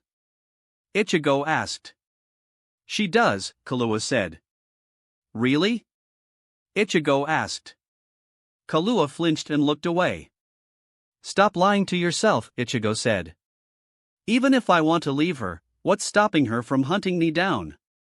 Kahlua asked. Me, Ichigo said. What can you do? Not many yokai can defeat my mother. Kahlua said. Can your father beat your mother? Ichigo asked. Sure he can. That's how he won the right to be her husband. Kahlua said. Ichigo smiled. Good, that means I can easily defeat her, Ichigo said. What? Kaluya yelled. 2 days ago, I went over to the Shuzen estate and beat Issa to a pulp even in his released state, Ichigo said. Really? Kaluya said. You can ask Mocha, Elizabeth, or Kokoa. All three of them saw it. Ichigo said. When I see Mocha and Kokoa and they both tell me the truth, then I will trust you, Kaluya said. That's fine, Ichigo said. Suzumabachi, how long does the venom last? Ichigo asked. The venom wears off in 24 hours by itself, or you inject the anti-venom for instant recovery, Suzumabachi said. You have anti-venom? Ichigo asked. Yes, I do. The anti-venom is in the thumb stingers. Suzumabachi said. Thanks, Ichigo said as he walked over to see some crazy stuff going on the other side of the area. Scene change, Shirayuki vs Snow Priestess. Shirayuki and the Snow Priestess stared at each other for a few moments. Looks like I need to get involved, the Snow Priestess said as she stood up. Very well, Shirayuki said as she summoned her sealed form. The Snow Priestess created ice daggers and threw them at Shirayuki. Shirayuki walked towards the Snow Priestess, blocking all the ice daggers with her blade. Try this, the Snow Priestess yelled. She stomped her feet down and 8 large ice icicles shot down and surrounded Shirayuki. The Snow Priestess snapped her fingers and the large icicles transformed into mirror images of the Snow Priestess. These ice dolls charged towards Shirayuki. Ice doll number 1 and ice doll number 2 have side-shaped hands, while ice doll number 3 and ice doll number 4 have club-shaped hands. Doll number 5 and ice doll number 6 have giant bear claw-shaped hands. Finally, doll number 7 and ice doll number 8 have ice-shaped cannons for hands. Shirayuki sighed. Sori no mai, Shirayuki said as her sealed blade entered its Shurkai form. Doll number 7 and ice doll number 8 fired compressed ice-shaped cannonballs at Shirayuki. She used her blade to cut each of the ice cannonballs. Shirafune, Shirayuki said as she stabbed the blade forward. The blade extended and pierced doll number 7 and ice doll number 8 in the chest. Shirayuki broke the extended blade to block ice doll number 1's side. Suddenly ice doll number 1 was hit in the head by an ice cannonball. Shirayuki looked to see doll number 7 and ice doll number 8 shooting ice cannonballs at the other ice dolls. What the? Shirayuki thought. She noticed that doll number 7's and ice doll number 8's chest wound is covered by a snowflake. Shirayuki ignored it as she cut the heads off ice doll number 1 and ice doll number 2. Suddenly Shirayuki had to dodge an ice cannonball. She looked to see ice doll number 7 and ice doll number 8 was against ice doll number 3 and ice doll number 4. The cannonballs ice doll number 7 and ice doll number 8 shot were reflected by ice doll number 3 and ice doll number 4. It was like watching baseball practice. Shirayuki noticed that ice doll number 3 and ice doll number 4 were distracted by ice doll number 7 and ice doll number 8. Shirayuki shunpad behind ice doll number 3 and ice doll number 4 and cut both of their heads off. She looked over to ice doll number 7 and ice doll number 8 to see both crushed by doll number 5's and ice doll number 6's ice claws. Juhaku! Shirayuki cried out as she stabbed her blade on the ground. From her blade the ground noticeably shakes. Long and narrow ice stalagmite, each several meters in length, began to sprout up towards doll number 5 and ice doll number 6. The dolls were too late as the ice stalagmite pierces both dolls and killed them. Someone began to clap. Shirayuki looked to see the Snow Priestess clapping. Impressive, Snow Priestess said. You're stronger than me. Snow Priestess said. I think it is time for a new body. Snow Priestess said. New body? Shirayuki thought. Suddenly the Snow Priestess began to scream as her eyes began to roll back and black tears began to drip out of her eyes. From the Snow Priestess's mouth, something black began to accumulate her mouth. The black sludge jumped out of the Snow Priestess's mouth. The Snow Priestess slammed on the ground. The black sludge began to rise and change shape. It began to have a humanoid shape with 2 white circles for eyes. What are you? Shirayuki asked. I have no name. The being said. What's your purpose then? Ichigo asked as he shunpaied right next to Shirayuki. My purpose is to free the yokai. The being said and lunged at Shirayuki. You're my next host. Shirayuki calmly punctures the ground once, creating a large ice circle. She then punctures the ground in front of her 4 times in a semicircle. As ice particles begin to flow up from the puncture she made in the ground, she takes a battle stance facing the dark being. The Ryatsu began to build up at the tip of her blade. Hakurin, Shirayuki said as she stabbed her blade forward, released as a large, powerful avalanche of cold air at the dark being. The being was too slow and got hit by Hakurin. As the being was slowly turning into ice due to Hakurin, the being spoke again. You may have stopped me, but the master shall prevail, and our fairy tale will end happily ever after. The being said before the ice fully froze the being. The ice shattered to reveal nothing. Ichigo looked to see Miyabi Fujisaki disappeared. Ichigo walked over to the fallen snow priestess. Ichigo gently shook her shoulders. Hey, wake up, Ichigo said. Slowly the snow priestess woke up. Ha! The snow priestess said. Where am I? Who are you? Well, my name is Kurosaki Ichigo and we're currently in the snow priestess's throne room, Ichigo said. Really? I always wanted to go see the snow priestess. The snow priestess said. You are the snow priestess? Ichigo said. What? The snow priestess said. Yeah. What do you remember before waking up? Ichigo asked, trying to figure out what is going on. The last thing I remembered was that one of the snow maidens came to my house and presented me with a summoning to see the snow priestess. The current snow priestess said. I see. Do you have a name? Ichigo asked. My name is Yasashi Yuki, Gentle Snow. The newly dubbed Yasashi Yuki said. So, let's get back to the village, Mizore suggested. Sure, Ichigo said as he gently picked up the paralyzed Kahlua. With Kahlua safely secured, Ichigo shunpaied to the village. While Shirayuki held both Yasashi's and Mizore's hand before shunpaied away. Scene change, Yukiana village. The sun was rising, and everyone was waking up. Many of the residents were just waking up and getting ready for the flower offering ceremony. Sarara just handed the girl some guns from her private collection. Suddenly she heard a knock on her door.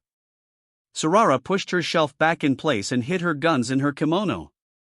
Everyone got the message and hid their guns in their kimono. Sarara opened the door to see Ichigo carrying Kahlua, Shirayuki, Mizore, and Yasashi outside her door. May we come in?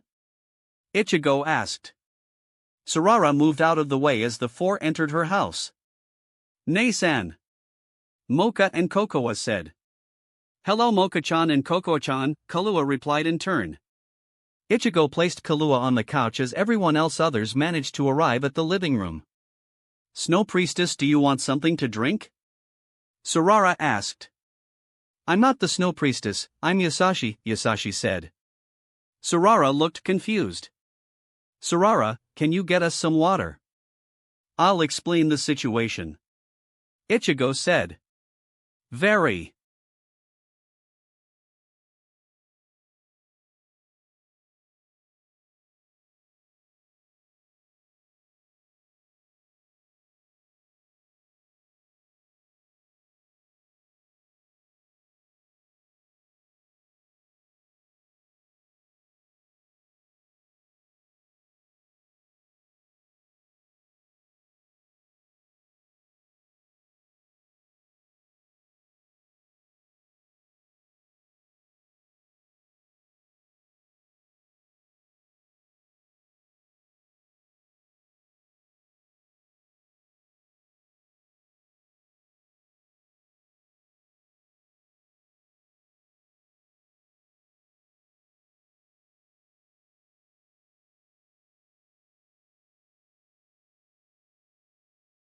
Well, Sarara said as she brought some water for Ichigo and the other girls.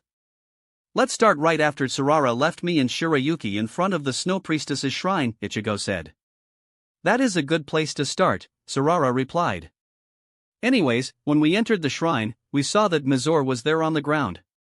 The snow priestess stood up and greeted all three of us. After that, Mizore started yelling at the snow priestess for interrupting her moment with Tsukun. Ichigo said. Kurumu, Yukari, and Ruby glared at Mizore. The snow priestess told her that a relationship with Tsukun would not work, and she said that she was destined to marry a guy from Fairy Tail named Miyabi Fujisaki. Fairy Tail. Everyone from the newspaper club growled. I interrupted their discussion. Miyabi Fujisaki ordered Kaluya to kill me and Shiroyuki. We ended up splitting into two fights. Ichigo said. I was against the snow priestess, Shiroyuki said. While I was against Kaluya, Ichigo said. During our fight, I convinced Kaluya to talk to both of you about my fight with Issa, Ichigo said.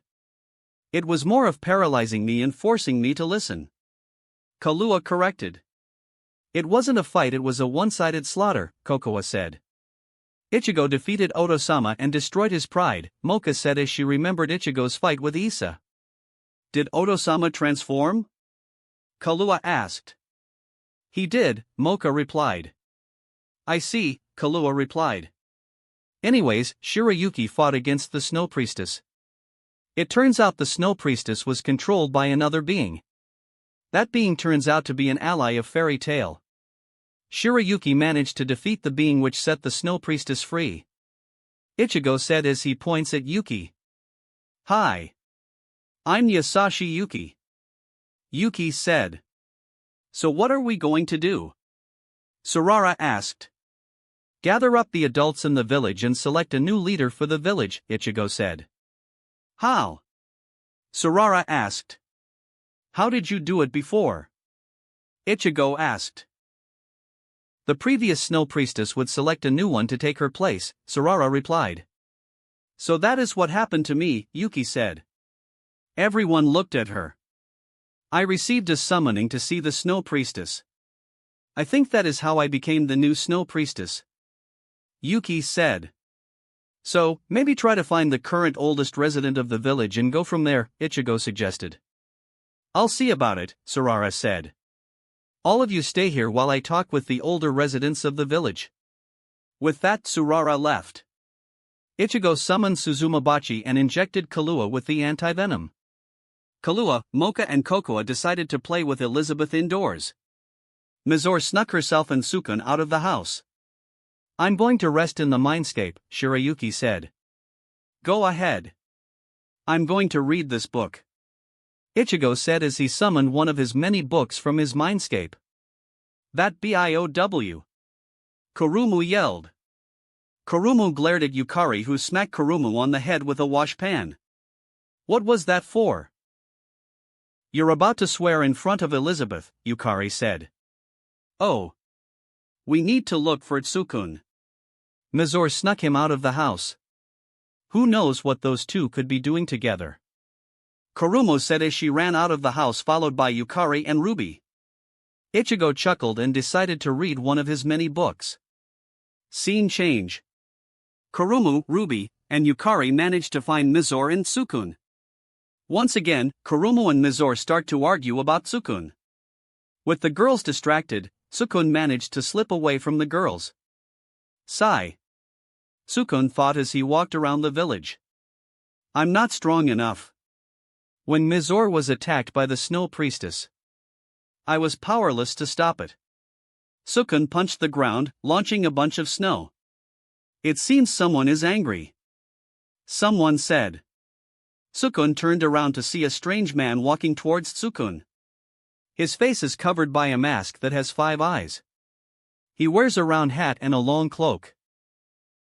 The man is carrying a walking stick, which resembles a spinal column and brain. Who are you? Tsukun asked. Who am I? It doesn't matter who I am. What matters is what I can do for you. The masked man said as walked closer to Tsukun. I don't need your help, Tsukun said. Sue. Sue. Sue. The masked man said as he waved his finger.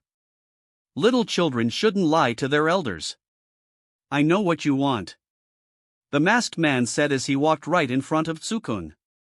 You want more power. Sukun thought back to his berserker phase, searching for other yokai to devour to get stronger. The power to get a girl of your dreams. Sukun thought back to his reason for this power, to win back Mocha from that monster. What if it is true that I want that power? What can you do about it? Oh, very simple. The man said. He raised his finger towards his walking stick. He used his walking stick to cut off his finger and present the bloody finger to Sukun. Eat this. Sukun stared at the bloody finger. Sukun could tell that this finger contains a lot of yoki. Sukun slowly picked up the bloody finger from the man's hand. Should I do this? Sukun thought. Do it. Someone said. Sukun looked around to see that it's just himself and the mysterious man standing there with his cane. He disappeared. I could throw this away now.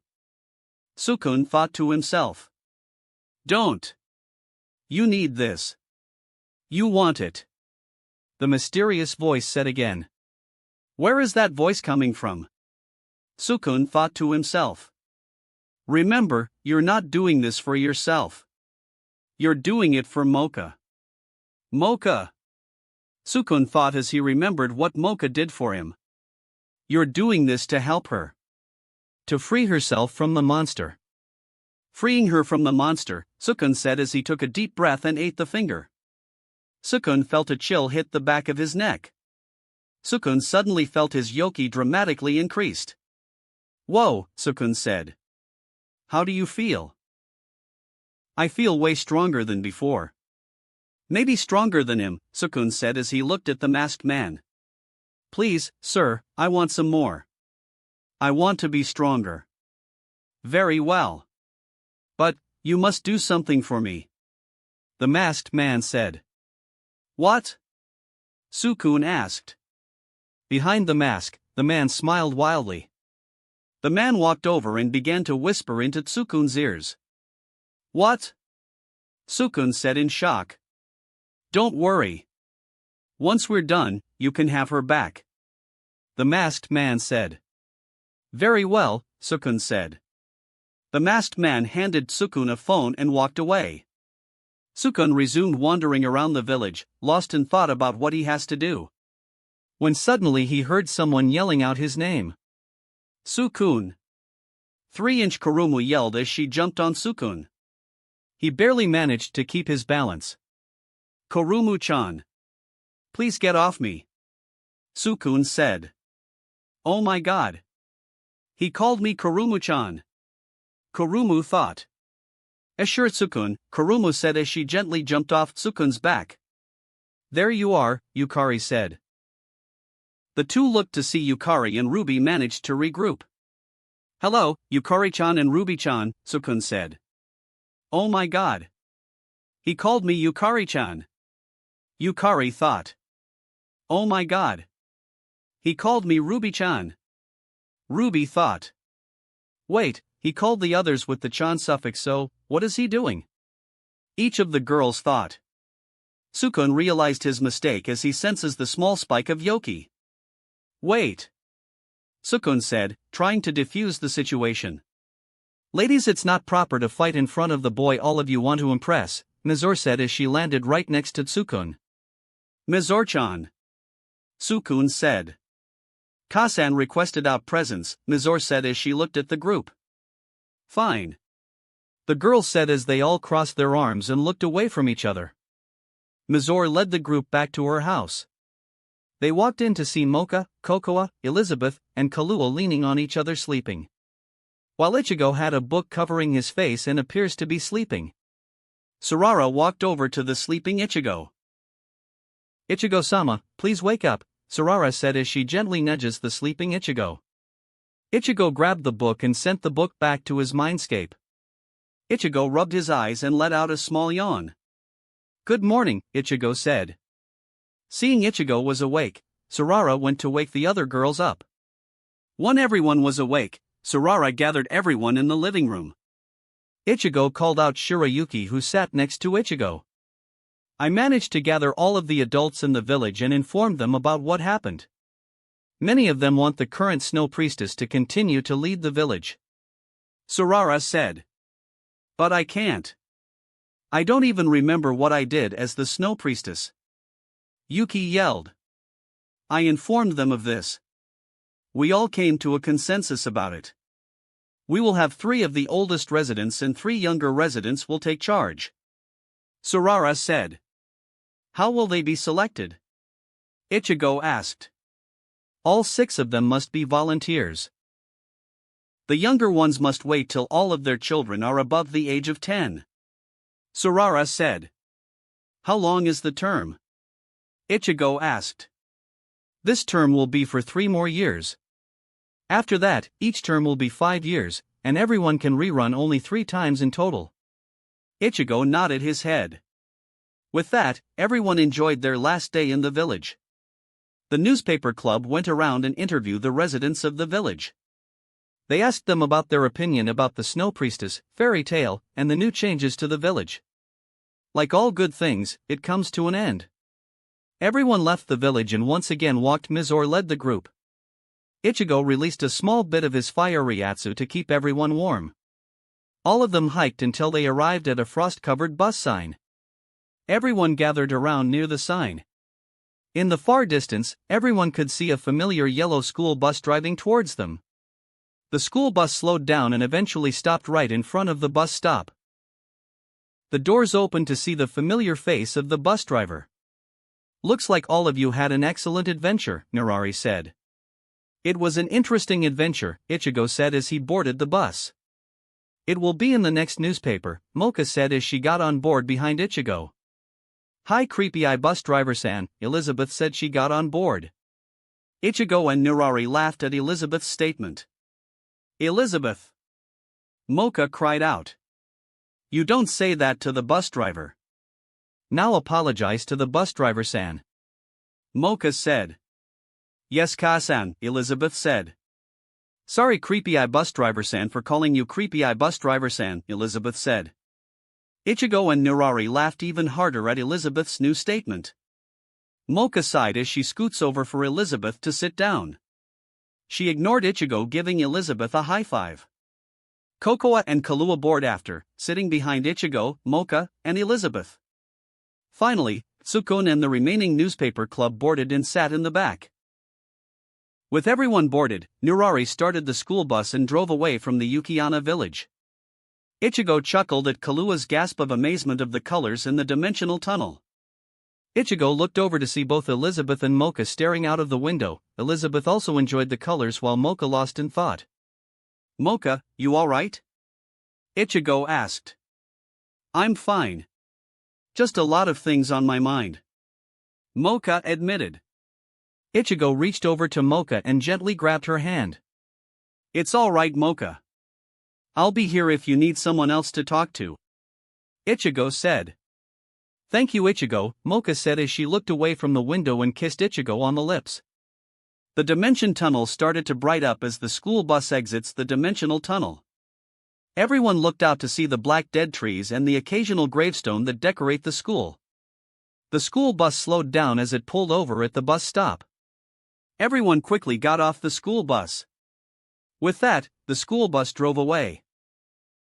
Tsukun. Mizore, Kurumu, and Yukari said as they walked off towards the girls' dormitories. Hey Mocha. Tsukun called out. Yes Tsukun? Mocha asked. In about 10 minutes we're going to meet up in the clubroom to work on the articles. Can you come? Tsukun asked. I'll be there, Mocha said. Bye Mocha, Tsukun said as he walked towards the boys' dormitory. Ichigo, Mocha called out. Yes, Mocha? Ichigo asked. Can you take my bags and Elizabeth back to our room? Mocha asked. Sure Ichigo said before he sensed something flying towards him. Ichigo turned to see some type of bird flying towards Ichigo. The bird slowed down before landing by Ichigo's right shoulder. The bird raised its left leg at Ichigo. Ichigo looked to see a letter tied on its leg. Ichigo carefully removed the letter from the bird. What was that? Kokoa asked. letter, Ichigo said as he opened it and began to read the contents. Dear Yamamoto Kurosaki Ichigo, second heir of the noble and most ancient clan of Yamamoto, this is Ozayu Miyuki of the ancient clan of Ozayu. Ozayu Miyuki is writing to inform you that your order is ready. Ozayu Miyuki is asking for Yamamoto Kurosaki Ichigo to reply as soon as he could with the estimated time of arrival. This is requested because of a special ritual required for the staff. Please reply as soon as you can. Sincerely Ozayu Miyuki of the ancient clan of Ozayu and owner of Miyuki's wands. Ichigo thought about it for a few seconds. I'll be there in less than an hour. Ichigo wrote on the back of the letter and tied it back on the bird's leg. With that done, the bird flew away. What was that? Mocha asked. It was Ozayu Miyuki. She wrote that she needs to see me due to my staff. Ichigo said. When are you leaving? Mocha asked. In an hour, we need to go see Mikagami about Kalua's situation. Ichigo reminded. Oh yeah. Let's get that done. Mocha said. Ichigo, Mocha, Kalua, and Elizabeth walked over to Mikagami's office. Scene change, Mikagami's office. Mikagami was filling out various paperwork in his office. When suddenly he heard someone knocking on his door. He activated a modified transparency spell that's charmed on the door. It allows Mikagami to see who is knocking on the door but prevents the outside from seeing in. Mikagami looked to see Ichigo, Mocha, Kalua, and Elizabeth standing outside his door. Come in, Mikagami said. The door opened and the four walked on in. Hello, how can I help you for? Headmaster, I was wondering if you can give my sister a room for a few days. Mocha asked. Very well, she will have the room right next to you, Mikagami said as he opened a drawer and pulled out a key. Thank you. Mocha and Kalua said as Kalua grabbed the key. Anything else? Mikagami asked. Nope, Ichigo said. With that, the four left Mikagami's office. Ichigo, Elizabeth, and Kalua wave goodbye to Mocha as the three head back to their room. Mocha walked down a corridor towards the newspaper clubroom. A few minutes later, Mocha arrived at the newspaper clubroom. Mocha slid the door to see no one. I guess I'm a little early. Mocha thought as she entered the newspaper clubroom and slid the door shut. When suddenly she felt something hit her in the back of the head and Mocha was knocked unconscious. Chapter 25, Arc 5. Ichigo took Elizabeth and Kalua to the staff dormitories. He proceeded to show Kalua to her room. Ichigo opened the door for Kalua. So this is mine while I'm here? Kalua asked. Yes, Ichigo replied. Let me show you where my room is. Kalua followed Ichigo down the hallway to arrive at Ichigo's room. Ichigo unlocked the door and entered the room. Kalua, can you take care of Elizabeth for me while I'm gone? Ichigo asked. Sure. But I don't have anything for her to play with. Kalua pointed out. We do, Elizabeth said as she grabbed Kalua and pulled her to her room. Ichigo followed behind the two. Elizabeth opened her door and Kalua could see a large number of toys available. Wow, look at all of the toys. Stay safe you two. I'll be right back. Ichigo said. Bye to-san, Elizabeth said. Bye-bye Ichigo-san, Kalua said. Ichigo thought about Bonsai Bazaar before he ripped open a garganta and jumped in it. Scene change, Bonsai Bazaar. Ichigo jumped out of a garganta to a secluded alleyway in Bonsai Bazaar. Ichigo walked towards Ozayu's wands. Ichigo could hear the various wizards, witches, and yokai talking about Yasaka's royal decree. Hey man! What do you think of Yasakaheim's royal decree? A man asked. I believe it is about damn time those idiots get what they deserve. Another man replied. Ichigo eventually arrived at Ozayu's wands. Ichigo walked in to see Ozayu Miyuki and 7 other individuals. Hello everyone. Ichigo greeted. Hello, Ichigo-sama. Miyuki greeted with a bow. Everyone followed after. So, who are all of you? Ichigo asked. I'm Ozu Isamu. I am the lord of the Ozu clan and husband to Miyuki. Isamu said.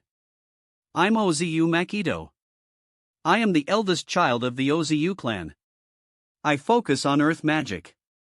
Makito said. I'm Ozu Hoka. I am the second eldest child of the Ozu clan. I focus on air magic. Hoka said. I'm Ozu Urara. I am the middle child of the Ozu clan. I focus on water magic. Urara said. I'm Ozu Hikaru. I married Urara. I focus on holy magic. Hikaru said. I'm Ozu Tsubasa. I am the second youngest child of the Ozu clan. I focus on lightning magic. Urara said. I'm Ozu Kai. I am the youngest child of the Ozu clan. I focus on fire magic. Urara said. Thank you for the introduction, Ichigo said. Anyways, let's present you with your staff, Miyuki said as she walked to the back of the store. Kai, go close the shop, Isamu ordered.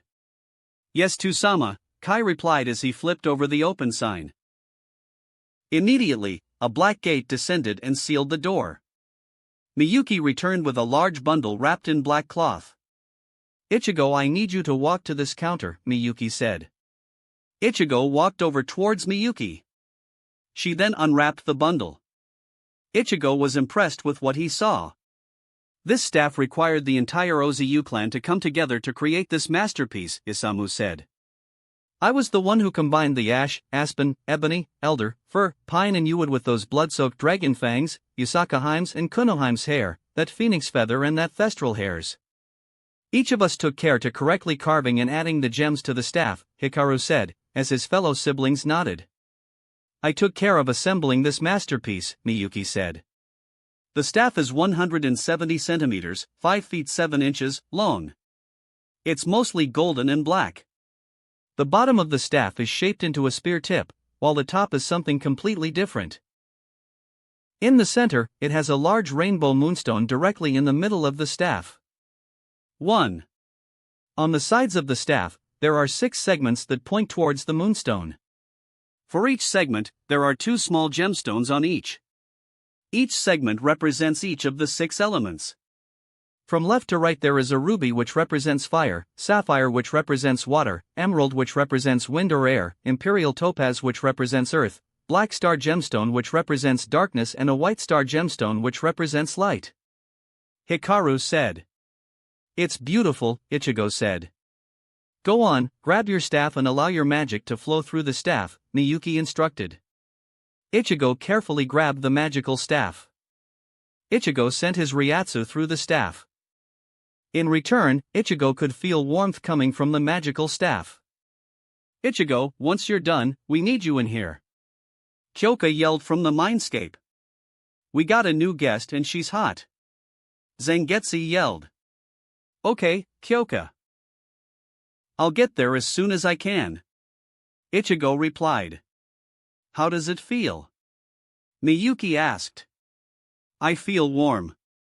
I also feel something, like being reunited with a close friend that you haven't seen for a long time.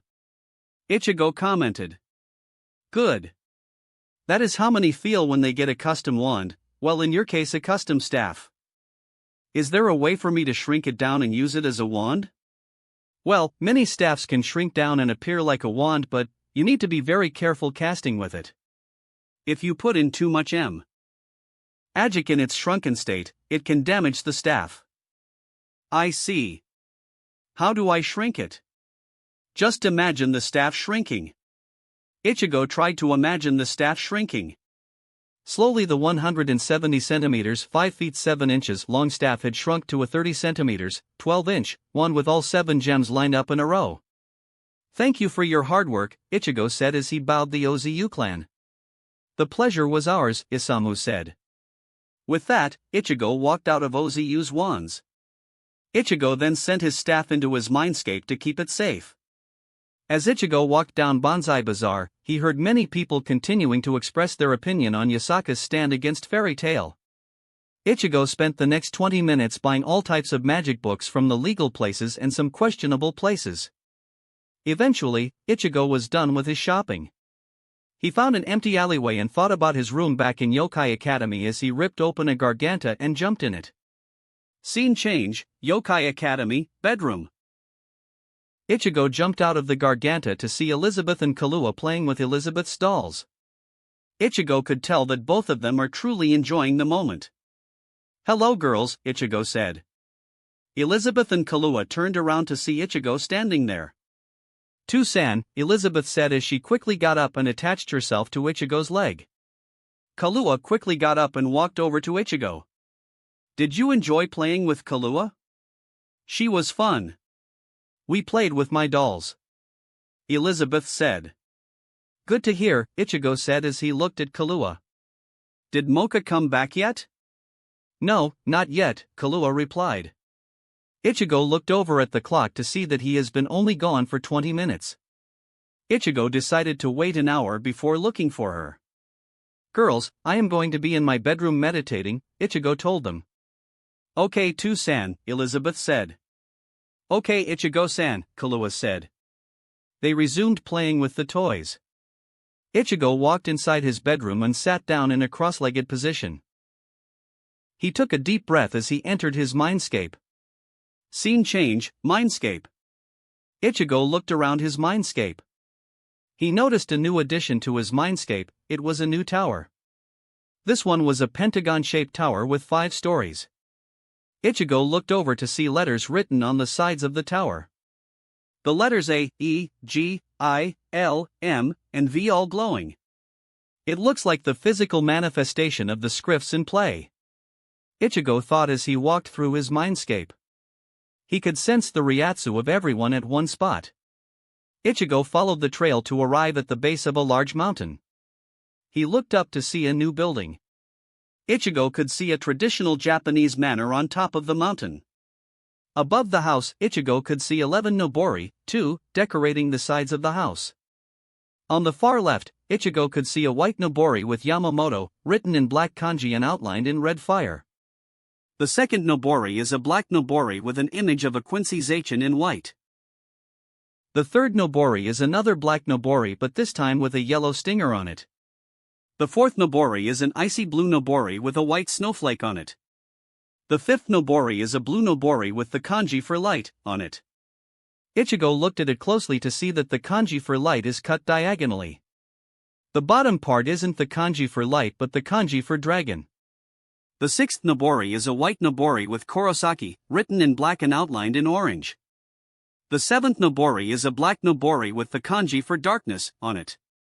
Ichigo looked at it closely to see that the kanji for darkness is also cut diagonally. The bottom part isn't the kanji for light but the kanji for dragon. The eighth nobori is a green nobori with a white moon lotus flower on it. The ninth nobori is a purple nobori with a white skull in the center. Around the skull, Ichigo could see kanji revolving around the skull. The kanji read, "No game no life." The 10th nobori is both black and white nobori. The left side of the nobori is white while the right side is black. The two colors circular each other and form the yin-yang sign. The 11th and final nobori was a black nobori with Shiba clan on it in white ink. Behind the kanji, Ichigo could see a variety of colors of fireworks going off on the background. Ichigo shunpaed to the top of the hill. He entered to see all of his spirits and familiars sitting around on one side of the table. On the other side sat a beautiful stranger. She was a beautiful young woman with a light tan skin and a voluptuous figure with very large DD-sized breasts. Her hair carried a two-tone complexion of black and gold. In Ichigo's perspective, the ankle-long hair had 2 layers. The outer layer is pitch black, like the night sky. While in the inner layer, it is a golden blonde color. She appears to have heterochromia. Her right eye was crimson red with a white iris while her left eye is sky blue with a black iris. Her attire consists of a black gothic Lolita fashion. On her back, Ichigo could see 2 different wings. On her right side, it appears to be a black and red draconic wing. While on her left side it appears to be a blue and white draconic wing. On her lower back, Ichigo could see 9 fox tails swaying side to side. The color appeared to be similar to her hair. The side closest to the ground appears black while the side closer to her body appears golden. Ichigo noticed that instead of nails on her hands she has a golden claw on each finger. Ichigo sat down with his spirits facing the stranger. "Who are you?" Ichigo asked. "I have no name." The stranger said. "What are you?" "I am the physical manifestation of your magic." "How?" "I don't know." The stranger replied. "I have a theory," Kyoka said. "Do tell." "I think it is due to all of us." "What?" Ichigo asked, looking confused. "At the end of the day, each of us is just a physical representation of your powers," Kyoka said. "When you bonded with your staff, the magic from the world flowed towards Script M since it is the closest thing to a magical core in your body. Somehow during this process, she was created to represent your magic." Yawatch added. "She took certain parts of each of the beings who donated a part of themselves to the creation of the staff," Hogyoku said. Ichigo looked at the stranger closely. Ichigo realized that Hogyoku was right. The stranger in front of him is an amalgamation of all the girls that donated towards the staff. Her hair is mixed of Yasaka's and Ophisa's. Her eyes and body remind him of Kazara's and Valiona's. Her outfit is obvious from Ophis. Her wings are from Kazara, Valiona, Uyami, and Athestral. "So, do you have an idea for a name?" Ichigo asked. "I don't." "What about Magus?" "No, too manly." "What about Mysteria?" "Mysteria. I like it. It sounds magical and feminine." The newly dubbed Mysteria said. "Great. Kyoka and Hogyoku, please take care of Mysteria. Tonight, we'll start my magic training," Ichigo said as he stood up. "Okay," Mysteria replied. "Any other business I need to know about?" No one raised their hand or spoke. Meeting adjourned.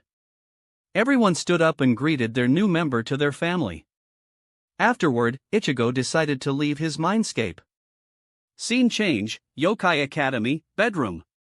Ichigo opened his eyes and got out of bed. He walked out and noticed that Elizabeth and Kahlua were rummaging through the cupboards. "You girls hungry?"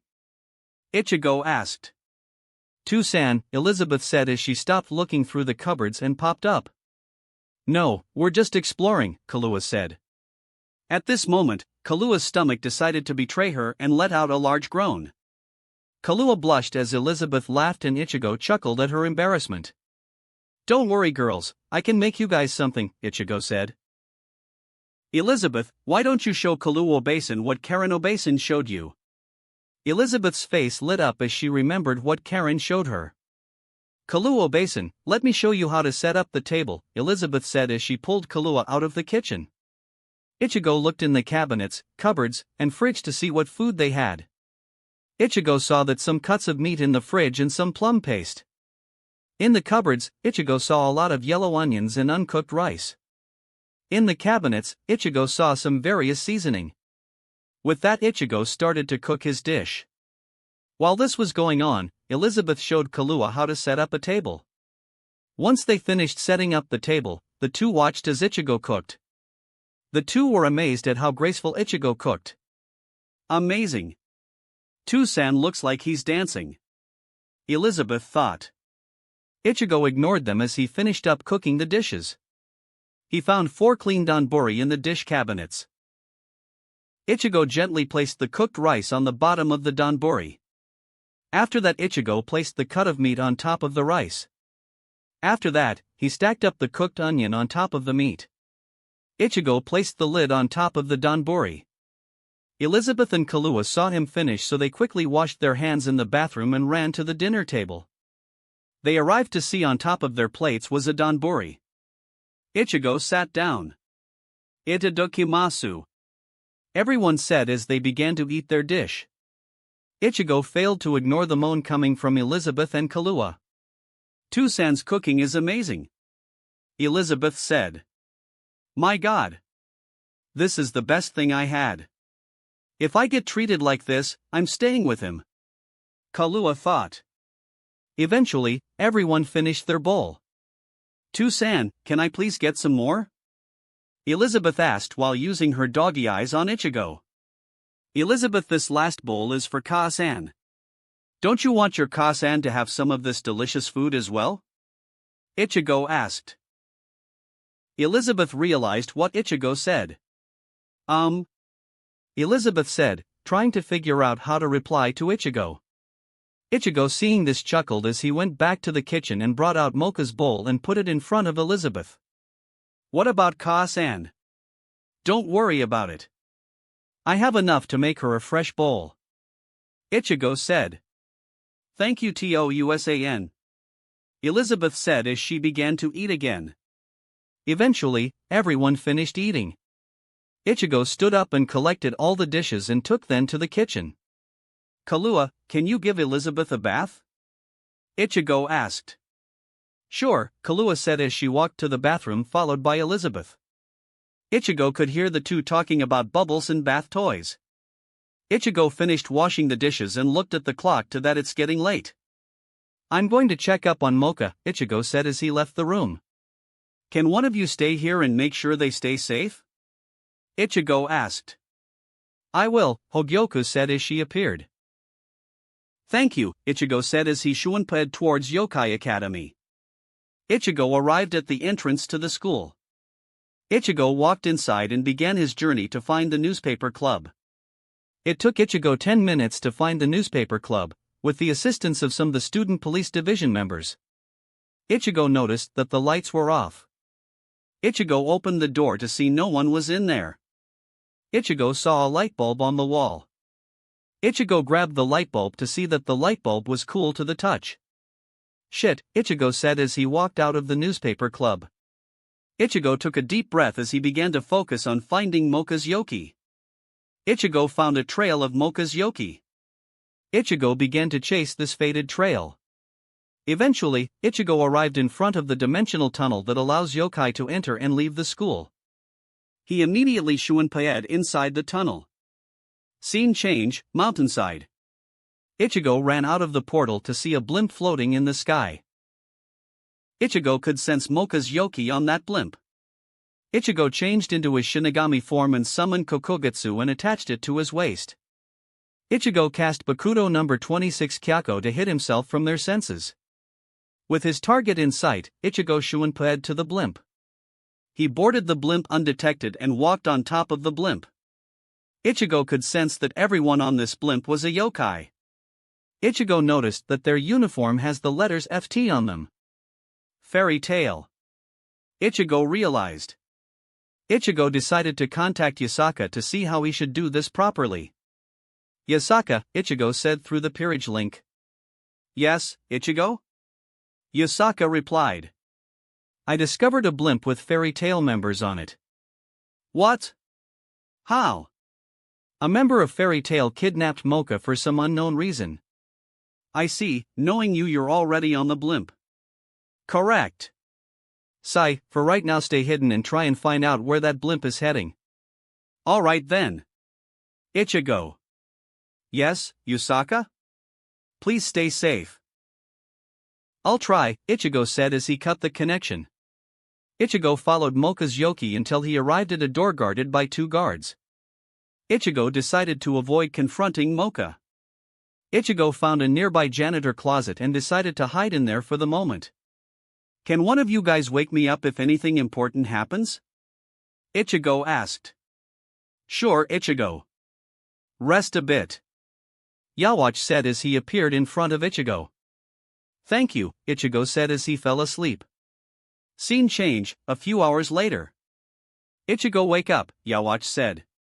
It took a few seconds before Ichigo woke up. "What's going on?" Ichigo said. "They just announced that the ship is landing in a few moments." "I see. Thank you, Yawatch," Ichigo said as Yawatch returned to his mindscape. Ichigo made sure that Kyako was still in place as he carefully walked out of the janitor's closet. Ichigo could see Mocha being escorted by a short girl out of the blimp. She has pale skin, red eyes with slits for pupils, and jet black hair held into 2 ponytails.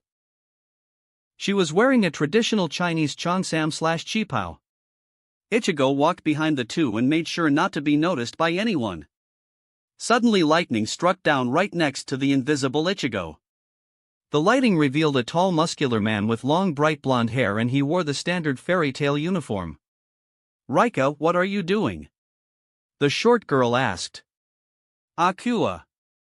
Shizun-sama informed the subdivision leaders that we have a rat on board of the floating garden. Rika said in a large and booming voice. "What, where?" Akua asked. "Your secret's out. Show yourself," Rika said. Ichigo sighed as he revealed himself. "Ichigo!" Mocha yelled out. "Kill him," Akua said as she dragged Mocha off farther down the hallway. "I am the leader of the 5th subdivision, Rika. You should feel proud that you will be defeated by my hands," Rika said. Ichigo drew Kokugutsu and pointed it at Rika. "Stand down or die," Ichigo said as he stares down at Rika. "Fool, do you think you can kill me?"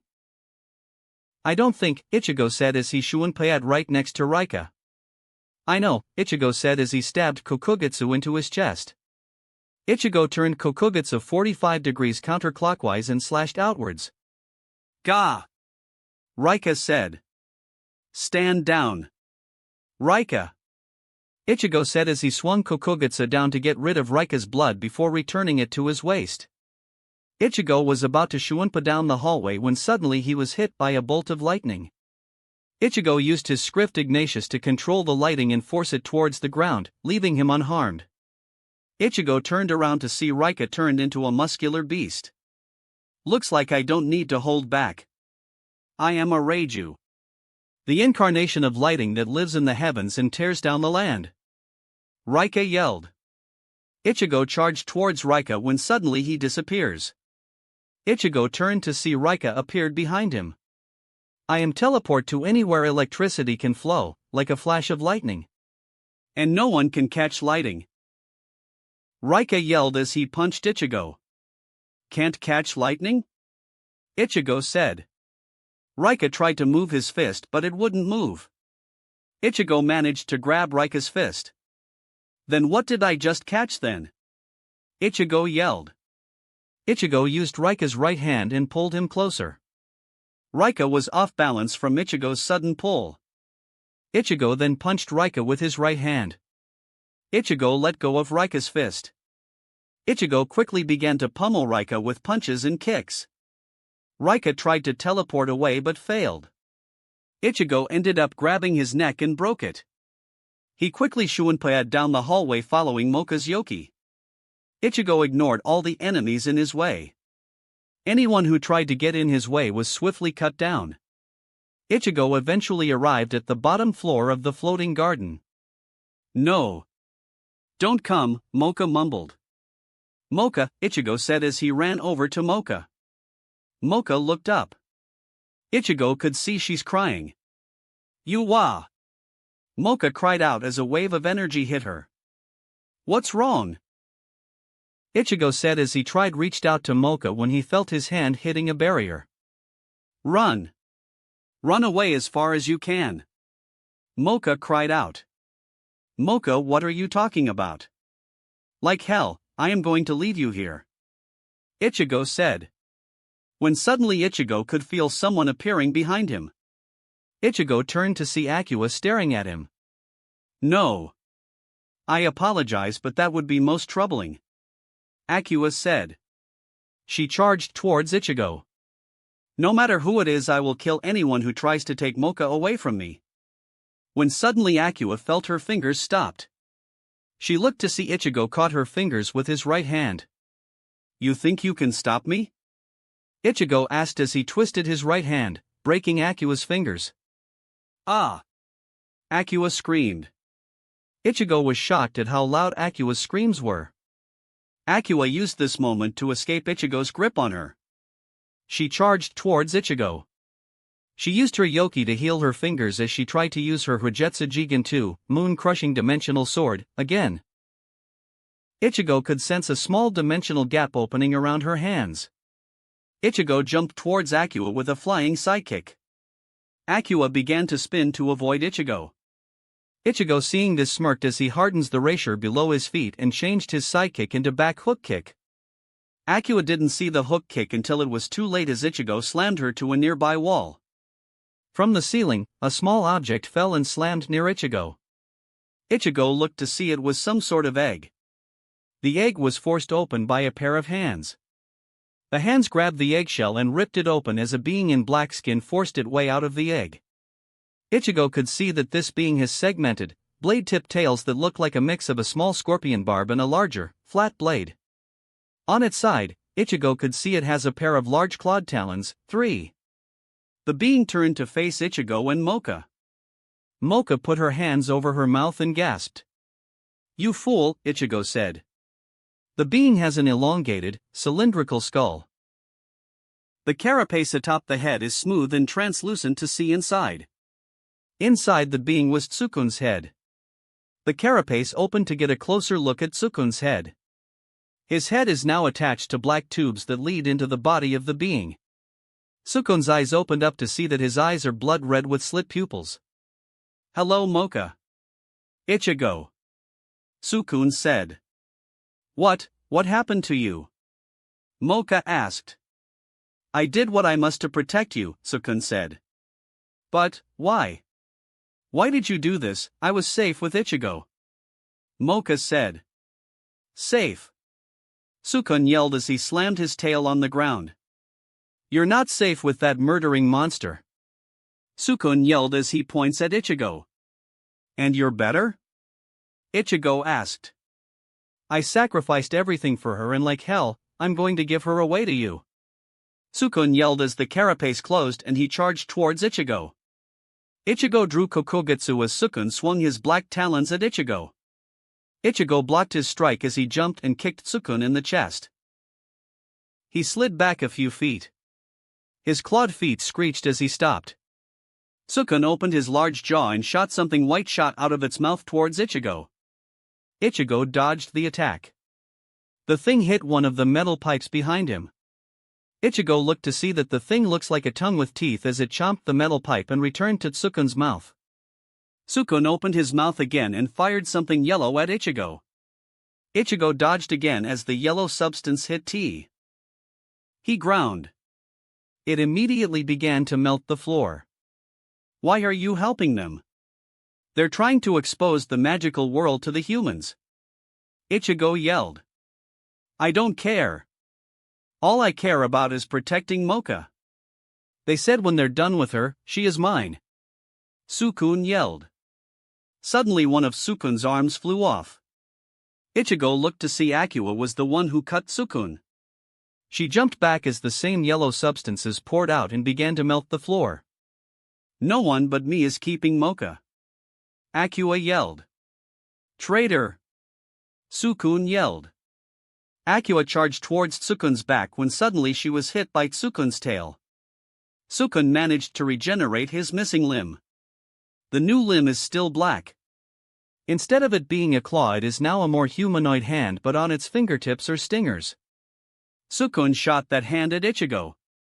Ichigo dodged the attack. Tsukun used it as a whip, trying to hit Ichigo. Ichigo managed to grab the wrist and swung Tsukun into the large immobilized beast. Tentacles from the beast grabbed onto Tsukun. "No!" Tsukun yelled as he tries to fight against the beast. The beast was too strong as it quickly absorbed Tsukun. "Tsukun!" Mocha cried out. Tears began to drip from her eyes, seeing her friend is being absorbed by Alucard. Suddenly the gem on the Rosario began to break. It shot up a white beam. "It's ironic, you know. The feelings you all possess, and your bonds, are the real thing, and consequently, once again, that loss has broken the final seal," Akua said. The light died down to see silver hair Mocha. "Good morning, Mocha," Akua said. That mighty energy of overwhelming radiance, that silver hair, both is an appearance only suitable for a Shinso. "Your seal has been completely removed, hasn't it, Mocha?" Akua said. Mocha ignored Akua as she walked to Ichigo. "Hey, are you alright?" Ichigo asked. Mocha said. "Mocha." Akua said. Mocha turned to Akua. "How dare you convince Tsukun to join Fairy Tail and turn him into a monster?" Mocha yelled as she kicked Akua. Akua managed to block the attack with her hand and pushed her back. "This is strange. I imagined a Shinso's power would be more overpowering." Akua mumbled. Akua's eyes widened when she realized why. "Mocha, even after all of this, don't tell me you are still suppressing your power?" Akua said. "The seal hasn't been completely broken. I can still feel her deep inside this Rosario. She protected me from the world. Now this time I will." Suddenly the floor began to shake as a tentacle broke through. "What the? I told you, didn't I? You and Alucard are synchronized. Whenever you awaken your Shinso powers, Alucard will also wake up." Akua explained. "Understand, Mocha, your strength, your beauty, and the fate you carry, they're all too heavy for anyone else to handle. No one can protect you, except you. The only one who can is me," Akua said. Ichigo, hearing this, started laughing. Akua glared at Ichigo. "What's so funny?" Akua yelled. "Akua, you think you're the strongest one around. Please, I've met beings stronger than you and I defeated them," Ichigo said. "He's right," Mocha said. "Although I haven't truly awakened my Shinso powers, I managed to see Ichigo's past after Tusama tried to kill him," Mocha said. Akua looked at Ichigo for a few seconds. Akua realized that this person in front of him was, in fact, the same boy who impregnated Mocha. Suddenly more tentacles shot up and destroyed the basement level. Ichigo, Mocha, and Akua used Alucard's tentacles to escape to the outside of the fortress. They all arrived to see all of Alucard's tentacles dangling around the floating garden. "Mocha, stand back. Let me do my job," Ichigo said as he walked towards Akua. "Ichigo." "Yes?" Ichigo said. Mocha slapped Ichigo. "Mocha! I am not a defenseless princess." Mocha yelled at Ichigo. Ichigo chuckled. "Very well," Ichigo said. "Let's see this to the end." "See this to the end," Mocha replied as she kissed Ichigo on the lips. "Ah ha ha ha." Akua laughed. I do love you, Mocha, my beloved little sister, yet why? Why is it not me, but that man?" she asked. "Why?" Akua said as she looked at Ichigo and Mocha with tears in her eyes. "Nei-san," Mocha said. "I won't accept this. I will never approve that man being your partner in marriage." Akua yelled as she released her yoki, causing the surface to fracture. Ichigo and Mocha dodge Akua's attacks. "Open your eyes, Mocha. You mustn't be deceived. I am all you have. I'm the only one, isn't that right? I mean you're the only one I have." Ichigo stopped as he understood what she's saying. It's like a lonely child. All alone in the world. Abandoned by everyone. Ichigo thought, remembering his past. "Ichigo! What are you standing around for? She's coming!" Mocha yelled. Ichigo tilted his body to the side, dodging Akua's attacks as he grabbed her into a hug. Akua was shocked at Ichigo's actions. Mocha looked confused for a second. "It's all right," Ichigo said as he slowly pat Akua on the back in a comforting way. Akua struggled to break Ichigo's hug. Ichigo ignored Akua's struggles as he allows a small bit of Ryatsu to gather around them. "You're not alone anymore. Mocha was just like you when she was in the human world. All alone, until she met a friend who didn't care about anything except someone who needed a friend," Ichigo said. "But who would want to be friends with me?" Akua said. "I would. I accepted Mocha when I was 14 and I spent the last 5 years looking for her," Ichigo said. Before they could continue, Akua pushed Ichigo away as she was hit with a black fist. "Nei-san!" Mocha yelled. They looked to see an attractive young woman with violet eyes, tan skin, and light blonde, shoulder-length hair. Before Mocha could move, a group of hooded figures appeared and surrounded the three. "Gyokuro-san! Look, Alucard's movements are becoming more lively, perfect timing," she said with a smile. "Enough playing around. Shall we finish things up, Akasha Mocha?"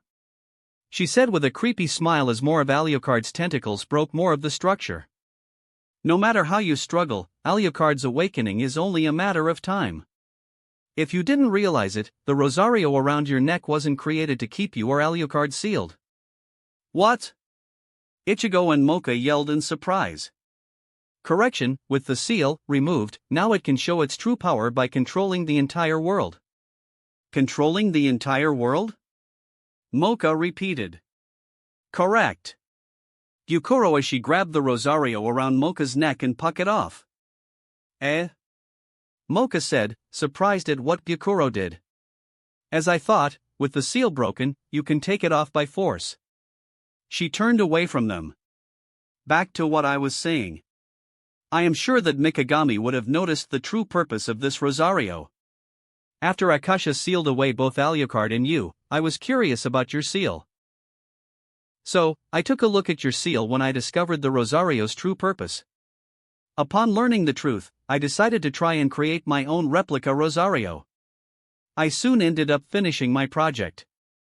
One of the hooded men walked towards Gyokuro with a briefcase.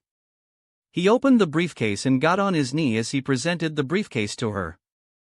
"I created a device to control the secret," she said. "What are you going on about?" Mocha asked, confused about Gyokuro's actions. Akasha probably thought that if Alucard were to eventually awaken, someone would need to be there to take her control of it, Gyokuro said as she inserted the Rosario to the briefcase. And so, she investigated Alucard thoroughly and created this Rosario. The earth began to shake violently. Gyokuro ignored this as she pulled out a pendant. In other words, this Rosario is a control unit that can control Alucard at will. Gyokuro announced. The earth gave way as giant mouth-looking tentacles appeared above Gyokuro. "Just now, Alucard has become my most faithful servant. Let's try this out," Gyokuro said as Alucard sent one of its mouth tentacles at Ichigo. "Ichigo!" Mocha yelled. Ichigo drew Kokogutsu and fired a nameless Getsuga Tensho at the mouth tentacle and destroying it. "What is your true goal now that you made Alucard your bitch?" Ichigo asked as he dodged Alucard's tentacles and fired another nameless Getsuga Tensho at them. Mocha managed to recover and attacked the robed men. "Might as well tell you," Gyokuro said, as a large flower-shaped tentacle popped out and opened up. Gyokuro walked up and joined the tentacle flower. "My plan is simple," Gyokuro yelled as she used her tentacles to attack Ichigo and Mocha. "Destroy everything," she yelled. The clouds parted way. "What?" Ichigo and Mocha saw that they're within a range of Japan. Ichigo thought for a few seconds. "Give me a few seconds," Ichigo yelled. "All right then," Mocha yelled as she charged at Gyokuro. Ichigo took a deep breath as he gathered his Ryatsu. "I need you, Kuragain. Shiragain. Hagain. Rhodonite," Ichigo yelled. His shadow immediately grew longer and bigger. His shadow split 4 ways as the Azura machines arrived. Shiragain and Hagain opened a dimensional portal big enough for this thing. Kuragain and Rhodonite helped get this entire base into a pocket dimension. "Hagain, if you can, do both," Ichigo ordered. Shiragain and Hagain summoned their swords. The 2 Azura Machina slashed downward, opening a large dimensional space. Kuragain and Hagain created small black holes and pulled the falling floating garden into the dimensional gap. Rhodonite sent chains and wrapped it around part of the building on the floating garden and began to pull as well. Alucard's tentacles charged towards the Azura Machina. Ichigo fired a large nameless Getsuga at the tentacles. The nameless Getsuga managed to destroy the current wave of tentacles. Ichigo saw that his attack pushed the floating garden away from the pocket dimension. Shit. I need something strong enough to destroy these things but weak enough to not interfere with Kurogane, Hagane, and Rhodonite. Ichigo thought. Ichigo remembered something he saw from a movie. Ichigo tried to remember the weapon they used in the movie while using his Quincy ring to create that weapon. Right next to him, Ichigo created 6 large rectangular boxes with 36 tubes, 4. All of them are pointing at the floating garden. Fire. Ichigo thought. All of these began firing Rapier bullets at the tentacles. Each bullet is as strong as a regular hollow Zero. The tentacles didn't stand a chance from the attacks. Ichigo noticed that the attack easily destroyed the tentacles but are not strong enough to push the floating garden backward. This continued for a few minutes. Ichigo reused the Rapier from the used bullets to create more bullets to fire. Gyukuro attempt to attack Ichigo with her minions. They all looked similar to Tsukun's current form. Ichigo didn't allow them a chance to get close to him. Ichigo redirected the bullets at the flying minions, destroying all of them with his attacks. Eventually, the entire floating garden was absorbed by the pocket dimension. Shirogane and Hagane, good job so far. I need you two to continue to maintain the pocket dimension. Kurogane and Rhodonite defend them. Ichigo said. The 4 Machina nodded as they disappeared. Ichigo dismissed his creation. Alim Utat Regan, Death Rain, Ichigo said. Ichigo shuanped to Mocha to see Mocha grabbing the Rosario from Gyukuro's neck and pulling it off her neck. Suddenly the flower petal-like appendages closed, instantly killing Gyukuro. Ichigo shuanped Mocha to see her breaking the medallion to get her Rosario. She placed the Rosario back on her neck. Mocha returned to her pink-haired state. You alright? Ichigo asked. I am. The Rosario somehow has been repaired. I see, Ichigo said as the two embraced. Suddenly they sense immense killing intent directed towards the two. Ichigo pushed Mocha aside as they faced a masked man. He has on a mask that has 5 eyes. He wears a round hat and a long cloak. The man was carrying a walking stick, which resembles a spinal column and brain. Yeah. I'm happy too. I didn't expect this, but nonetheless I'm happy. The man asked. Who are you? Ichigo asked. The masked man began to laugh as he let out a large flood of yoki. The yoki calmed down as the man grabbed the mask and pulled it off to reveal Miyabi Fujisaki. Miyabi Fujisaki. Miyabi Fujisaki smiled. Although that is my current name. It wasn't the name I started as. Miyabi said. Long ago in a distant land, I had another name. A name that spread immense fear to all of those who heard of it. That name was Alucard.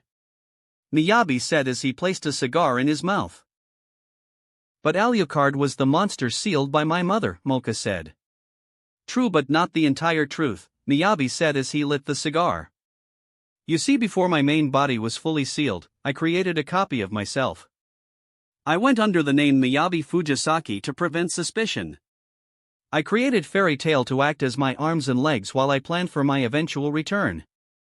At some point, I discovered Akasha's Rosario. According to Gyukuro, Akasha created this a way to control my main body. I decided to let this all play out to see how Akasha created this Rosario and how to prevent it from ever happening again. In the end, I learned the truth all thanks to you, Akashiya Mocha. Alucard said as he slowly walked towards Ichigo and Mocha. I no longer need any of you, and this time, I'll sit down and carefully free myself from that hideous seal.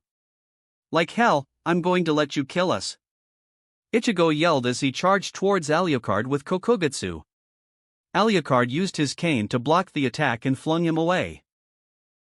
Right when Alucard was about to grab Mocha, suddenly his right hand was cut off. What? This is why I told you, Mocha, that you should have just awakened and we could have run away together, Akua said. Akua Nizan. Mocha said as Akua walked in front of Mocha. Could you please move from there, Akua? Akua refused to move. I'm sure you're aware of the bomb known as Akasha sleeping inside me. As well as Mocha being the fuse to the bomb. You know that she needs to die. Not true. That is not what we talked about. We agreed that Mocha's life is spared if the seal is undone. I will kill anyone who dares try to hurt Mocha. How unfortunate, you decided to betray me. You're the last of my kindred. You leave me no choice but to get rid of you. I agree, it looks like I can fight seriously as well. The two began to release more yoki. Ichigo managed to recover and pulled Mocha out of the fighting area. Worry about the fight, Akua. I got her. Ichigo yelled. Akua-nizan, Mocha said. She did all of this for me, she was protecting me. So, all of this for your beloved sister, huh? Then have you heard of this story before? Long ago in China, there was a small girl called Jasmine. Akua immediately realized what this story was. Jasmine was a young vampire who had an older sister. Although they were not blood sisters, they cared for each other as close as real sisters could be. They hid their identities and blended into human society. Despite being poor, they were happy. But one day, Jasmine was mutilated by humans. She was suspected of being a vampire. So, the humans first tortured her, then skewered her. Quiet! Akua yelled. Alucard ignored her. Didn't you swear on your sister's remains that you'd slaughter all humans? That was why I lent you my help. Shut up! Shut the hell up! Akua yelled at him. Alucard ignored her and continued to taunt her. Oh, now that I look carefully, Jasmine and Mocha look very much alike. But no matter how much you love Mocha, that won't make Jasmine happy, you know? Akua had enough of Alucard taunts. She charged at him and quickly shredded Alucard's body. Mocha was shocked at how violent Akua was. Ichigo stared at the two. I thought I told you to shut up, Alucard. You bitch. Don't worry. The past is in the past. I learned there are things more important than revenge after meeting you. Sorry for ruining this moment, but we aren't done yet. Ichigo interrupted. So selfish, someone said. Akua turned to see Alucard's body slowly reforming. Akua, there's no doubt you're the strongest in terms of strength, not even the 3 Dark Lords could compare to you. However, your mentality is that of a child. You lack philosophy. There is no turning back for those who've chosen the path of revenge. Ichigo realized what Alucard was about to do. Mocha, watch out. Ichigo said as he tries to protect Mocha. Only for her to be skewered by Alucard's tentacles from all directions. Ichigo tried to cut off Alucard's tentacles, but then more tentacles stabbed Ichigo and surrounded him. I told you. I am a small fragment of Alucard. As long as Alucard is alive, so am I. Alucard said. Alright, now, time to remove the seal and flood the world in darkness. Alucard! Akua yelled. Suddenly Ichigo broke free of Alucard's tentacles with a large burst of his Ryatsu. Ichigo shunped towards Akua. Akua, do you think you can help Mocha? Ichigo asked. Let me see, Akua said. Ichigo brought out his body from his mindscape. Ichigo placed his body next to Mocha's body. Used my blood if you need it, Ichigo said as he walked towards Alucard. What are you going to do? Kill this thing, Ichigo said. Stride forth to the gates of heaven and use your might to tear the heavens asunder. Charge forth to the gates of hell and destroy the chains of the damned. Enter the doors of your humanity and use your strength to shatter fate. Zangetsu. Ichigo now has Zangetsu in his hands. Getsuga Jujisho. Ichigo yelled as he fired his signature attack. The attack was too fast for the Berserk Alucard to react. The attack was a direct hit on his forehead. Now then, tear this fool to shreds. Alucard ordered. Berserk Alucard ignored Alucard's orders. Ichigo, seeing an opening, attacked again. Mugen Getsuga Jujisho. Infinite Moonfang cross-shaped piercer, Ichigo yelled as he fired an extremely large version of the Getsuga Jujisho. Alucard laughed as Berserk Alucard managed to dodge the attack. Is that all you got? Alucard questioned. Ichigo smiled as Alucard didn't see the true intention of the Mugen Getsuga Jujisho. Suddenly Berserk Alucard was bombarded by Getsuga Jujisho from above.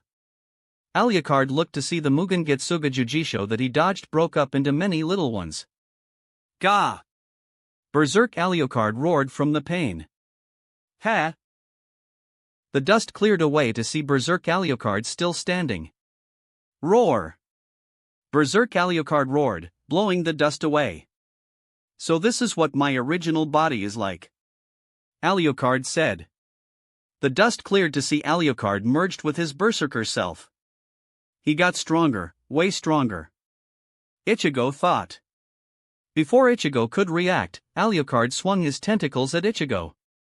The ground in front of Ichigo gave way, but he managed to dodge Alucard's attack. Ichigo jumped back to see Akua giving her blood to Mocha. Ichigo could see Akua's body showing the sign of blood loss. Ichigo summoned his Todreigan and had them fire at Alucard's body. Ichigo used this distraction to Shuunpa down to Akua and Mocha. Akua, stop. Look at your body. Your skin is turning pale. Ichigo said. Ichigo grabbed her body. And your body is cold to the touch. Akua glared at Ichigo. I told you. It's not possible. The blood needs to be injected through a vampire's fang. Akua said. What if I grow them? Ichigo said. As he uses his transformation ability from Ophis to change his canine teeth into vampire-shaped fangs. Before Akua could object, Ichigo bit down on Mocha's neck. Ichigo used his new vampire fangs and pumped his blood into Mocha's body. Suddenly a pillar of Ryatsu and Yoki shot up. Alucard noticed the pillar of energy. It brought up its tentacles towards the pillar of light. Only for those tentacles to be cut by Mocha's claws. Mocha! Akua cried out, seeing her sister fully using her Shinto powers. Ichigo smirked seeing his plan work. Ichigo grabbed his body and sent it back to his mindscape. Come on, we need to finish this fight, Ichigo said as his teeth returned to normal. Do you think you can keep up? Mocha asked. Keep up? Of course, I can. Ichigo began to let out more Ryatsu. Mocha and Akua saw black, white, blue, purple, violet, green and yellow Ryatsu circles around Ichigo. Ichigo and Mocha jumped and blew a giant hole out of Alucard's chest and began to attack all parts of the body. Alucard's blood and guts flew everywhere. Gah! Alucard yelled in pain. Ichigo took a deep breath as he gathered a large amount of his Ryatsu. Getsuga Jujisho! Ichigo yelled as he fired a large Getsuga Jujisho, destroying the rest of Alucard's body. Ichigo, we did it, Mocha said as she went over to hug Ichigo. Ichigo caught her. Not yet. Ichigo glared. How right you are. Alucard yelled. He quickly regenerated his body. God, he's still alive even after being turned to shreds. Mocha and Ichigo resumed fighting Alucard. Ichigo continued to attack. Should I use the Hellfire? Ichigo thought. Lost in his momentary thought, Ichigo was surprised when one of Alucard's tentacles managed to grab him and slammed him into Mocha. Ichigo! Mocha yelled as she caught Ichigo. Ichigo looked at Mocha and then her Rosario. Ichigo remembers what Alucard was talking about regarding her Rosario. Mocha said that Rosario acts like a limiter to her vampiric strength. While Gyukuro mentioned that the Rosario acted like a control unit for Alucard. Alucard himself mentioned that there is a bomb inside him and the fuse to set it off was that Rosario. Ichigo realized. Ichigo grabbed the broken Rosario and pulled it off Mocha's collar. Eh? Mocha said. Ichigo Shuunpaed to the top of Alucard. Alucard was surprised at seeing Ichigo. Before he could do anything, Ichigo pressed the Rosario on Alucard's chest. Hope this worked. What's this? Mocha's Rosario. Alucard thought. Suddenly his chest began to push forward. What the? Alucard said, looking at the Rosario starting to move upwards. Gah! Alucard yelled as part of his chest shot up. It began to form some sort of hill shape. I get it. You made the Rosario, not as a bomb or a control unit. Alucard said. Slowly the hill transformed into a dress. The top of the dress morphed into a woman. She has knee-length pink hair, with 3 pairs of giant bat wings on her back. She's wearing a red Victorian-era dress. The Rosario was a catalyst to recreate your body. Isn't that right, Akasha Bloodriver? Akasha Bloodriver opened her green eyes. It appears I took too much damage from Ichigo and Mocha. I didn't think that I would lose control over my body to you so easily. Let's end it already, Alucard. Ever since that day we lost our home, I think our journey has gone long enough. Akasha said. I set out on the journey for vengeance while you sought peace, yet still, neither of those has been fulfilled. Alucard argued. No, our paths may have separated, but the destinations were the same. We both wanted a utopia for humans and yokai. Akasha looked over to Mocha holding Ichigo. And our dream has been passed on to the next generation. Alucard was surprised at Akasha's reply. You're saying that our journey ends here? It's no different than that day where we lost everything and we're setting off together once again, that's all. Alucard closed his eyes. Back then, I cursed my body every day for not allowing me to die, but it was because of you that I chose to try and keep living. Alucard thought to himself. Alright then, if you're going, then I wouldn't mind accompanying you. Then allow me to do my job, Ichigo said. As a Shinigami, my job is to allow your souls to rest, Ichigo said as he floated up to Akasha and Alucard. Mother, Mocha said. Are you two okay with this? You sure you don't need to say goodbye to that outer Mocha? Akua asked. Akua-Nizan? 7 years ago, I made a promise with Akasha-san. I promised her to destroy the clone and set Mocha free, so the Mocha you both knew was, in fact, a clone of Akasha-san. Thank you, Akua, thank you for keeping a silly promise for all these years. You have no idea the pain it caused me. Mocha, Ichigo said. My memories as Mocha came back to me along with the Rosario. It's because of them that I'm able to go off on a new journey and leave my daughter behind. Ichigo smiled. Mocha or Akasha, whatever you want to call yourself, I spent the last 5 years looking for you and Elizabeth. When I founded you, I was so excited. Now I see you like this, I honestly don't want to see you go. Ichigo said, his eyes began to water. I'm able to set off without any regrets, because I know how important I am to you and everyone else, because I know how much you love me. Akasha turned her head over to Ichigo and Mocha. She was crying. Ichigo sealed Zangetsu and floated next to her. Ichigo gave Akasha their last kiss. Ichigo, thank you. I was happy that I met you. You too, Ichigo replied as he placed Zangetsu's hilt on her forehead. Ichigo lowered Zangetsu to see the kanji on her forehead. It began to glow blue as she slowly turned into Reisher. The Rosario began to fall off her body. Ichigo caught it. Ichigo turned to where Alucard is standing. You are aware that you would likely go to hell due to your crimes, Ichigo said.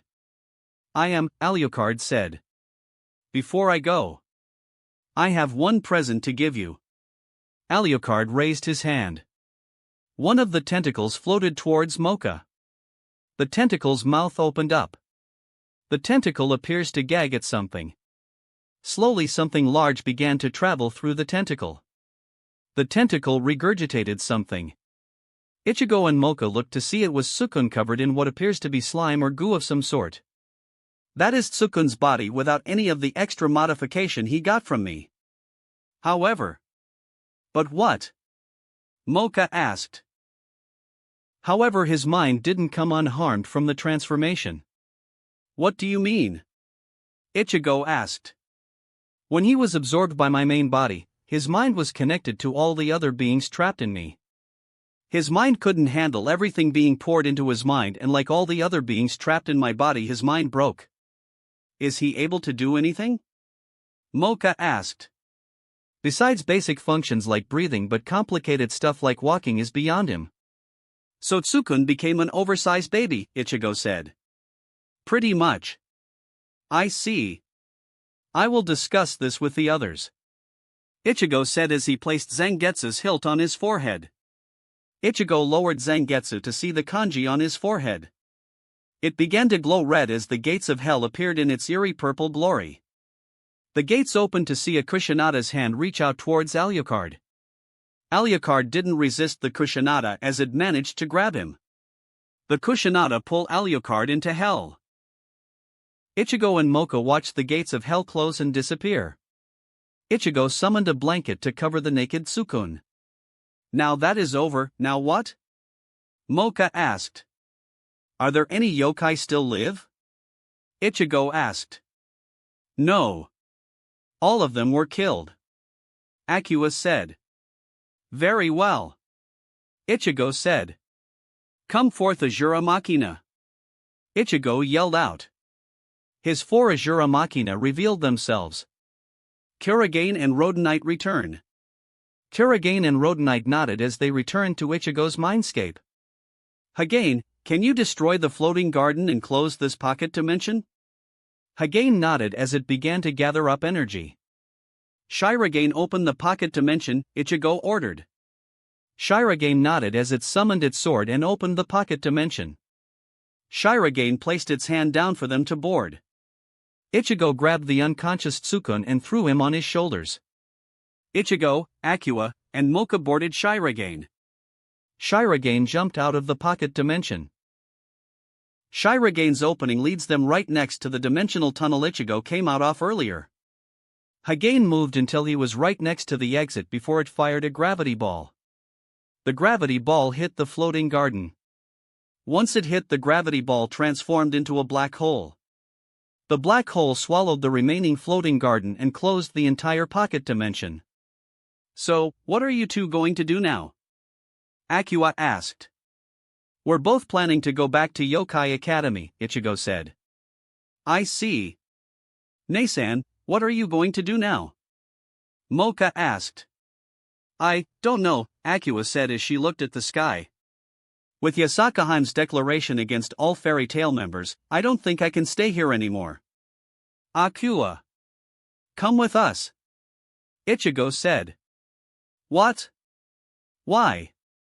Whenever a friend or family needs help, I am immediately there, Ichigo proclaimed. But wouldn't it be going against Yasakaheim's declaration? Not if you are friends with her, Ichigo said with a small smirk. Anyways, I think everyone is about to wake up, so we all need to get back to Yokai Academy now. Ichigo summoned his car keys as he summoned his car. Get in, Ichigo said. Akua entered the car first.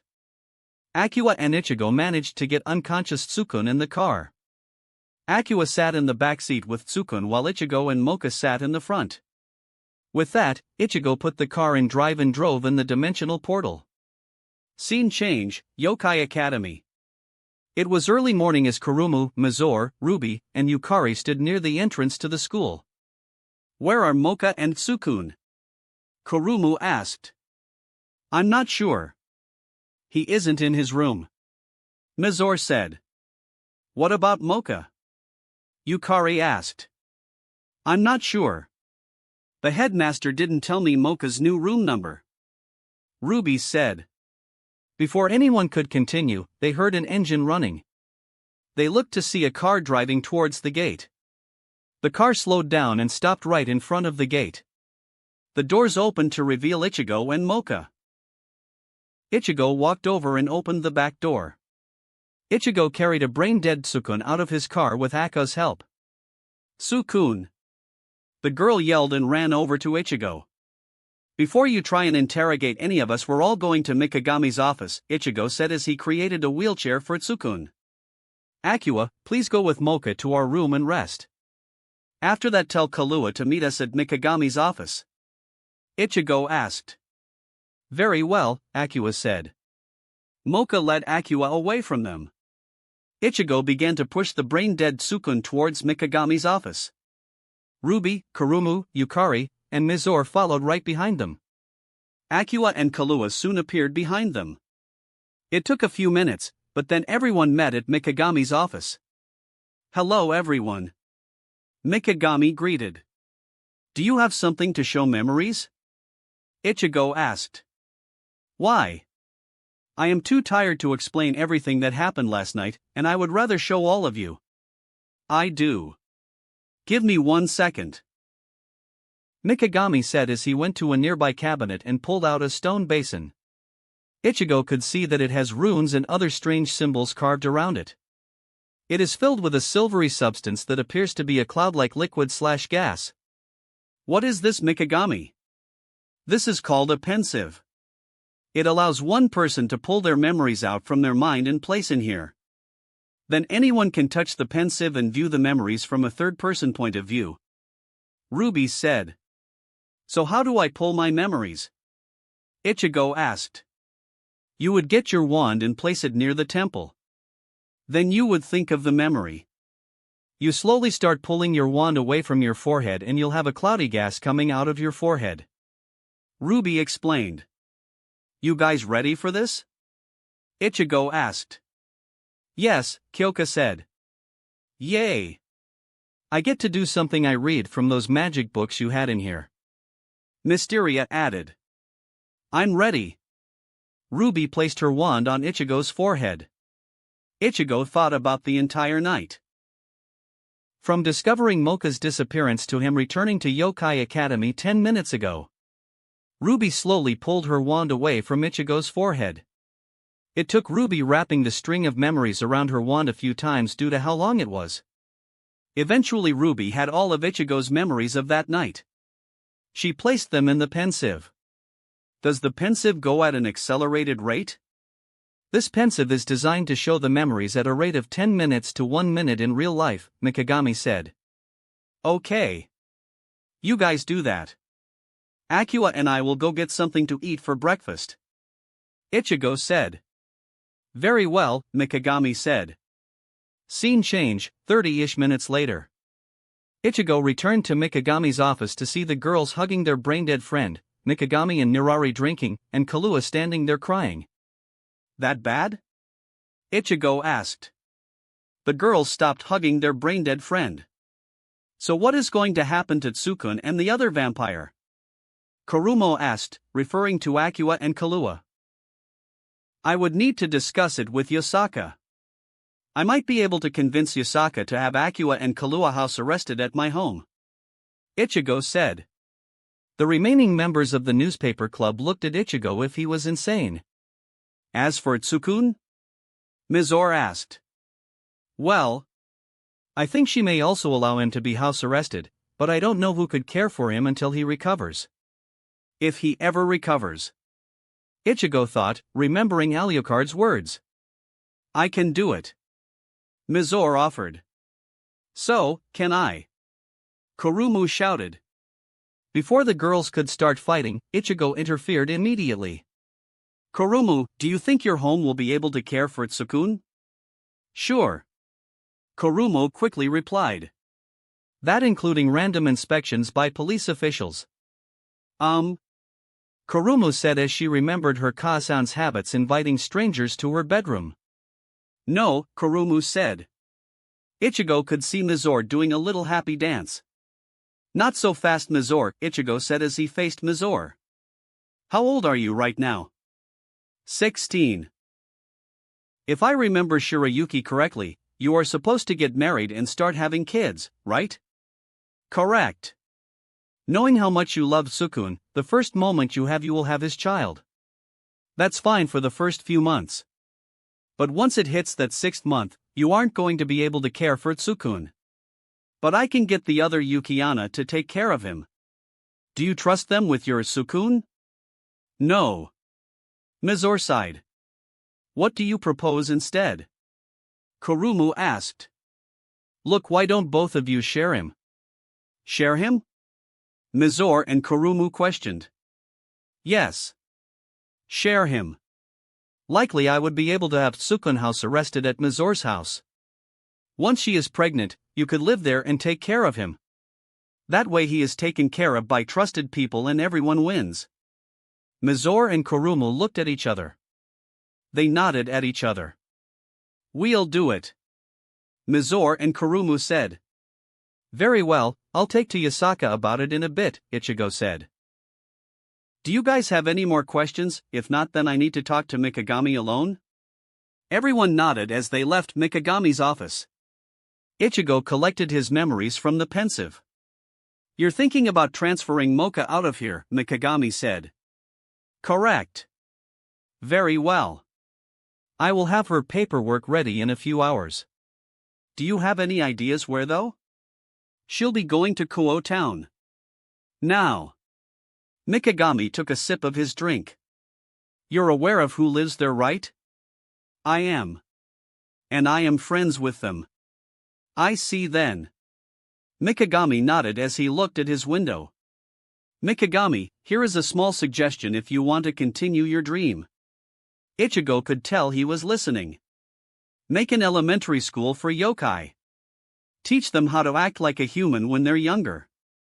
As they grow older, that is when you add in a human or two. If the yokai themselves have a human friend, then that's even better. Ichigo suggested as he walked out of Mikagami's office. Narari walked in with his cigar lit. I don't need to hear it. But you do. Narari said as he blew out the smoke. What do you want? Besides rubbing it in your face. Besides that. Ichigo's idea has potential. It does. I'll start designing it. With that, Narari left Mikagami's office. Scene change, Ichigo's room. Ichigo Shunpaed to his room. Ichigo walked inside to see a crying Elizabeth and Mocha hugging her. Hello, Elizabeth. TOUSAN. Elizabeth yelled as she ran over hug Ichigo. Ichigo dropped to his knees and caught his orange hair missile. There, Ichigo said as he comforts his daughter. Elizabeth stopped crying. Elizabeth, I want you to go to your room and get changed. Why San? I'm going to take you to meet a friend's daughter, Ichigo said. Really? Really? Yay! Elizabeth shouted as she ran to her room. Mocha, we're moving out of here tonight, Ichigo said. The headmaster is allowing me to transfer schools, Mocha asked. He did, Ichigo replied. What about us? Kahlua and Akua asked. Both of you can come along with us, Ichigo said. Suddenly he was tackled by 3 girls. Thank you. They shouted. Ladies, please get off of me. They all got off of him. Mocha, you need to tell Kokoa and see if she wants to come or not. You'll let her come? Of course, she is family now. Before Mocha and Kahlua could tackle him down, Elizabeth came out. Ready TOUSAN. Elizabeth shouted. She was wearing a lace black dress with long sleeves on top. The dress was knee-length. Ichigo spent the next few minutes taking pictures. Everyone had an individual photo with Elizabeth. Akua and Kahlua, can you help packing everything up? Mocha go to class for the last time. Ichigo asked. Okay Ichigo, Mocha said as she left the room before taking a quick bite from Ichigo. Once that was done, Ichigo took Elizabeth downstairs.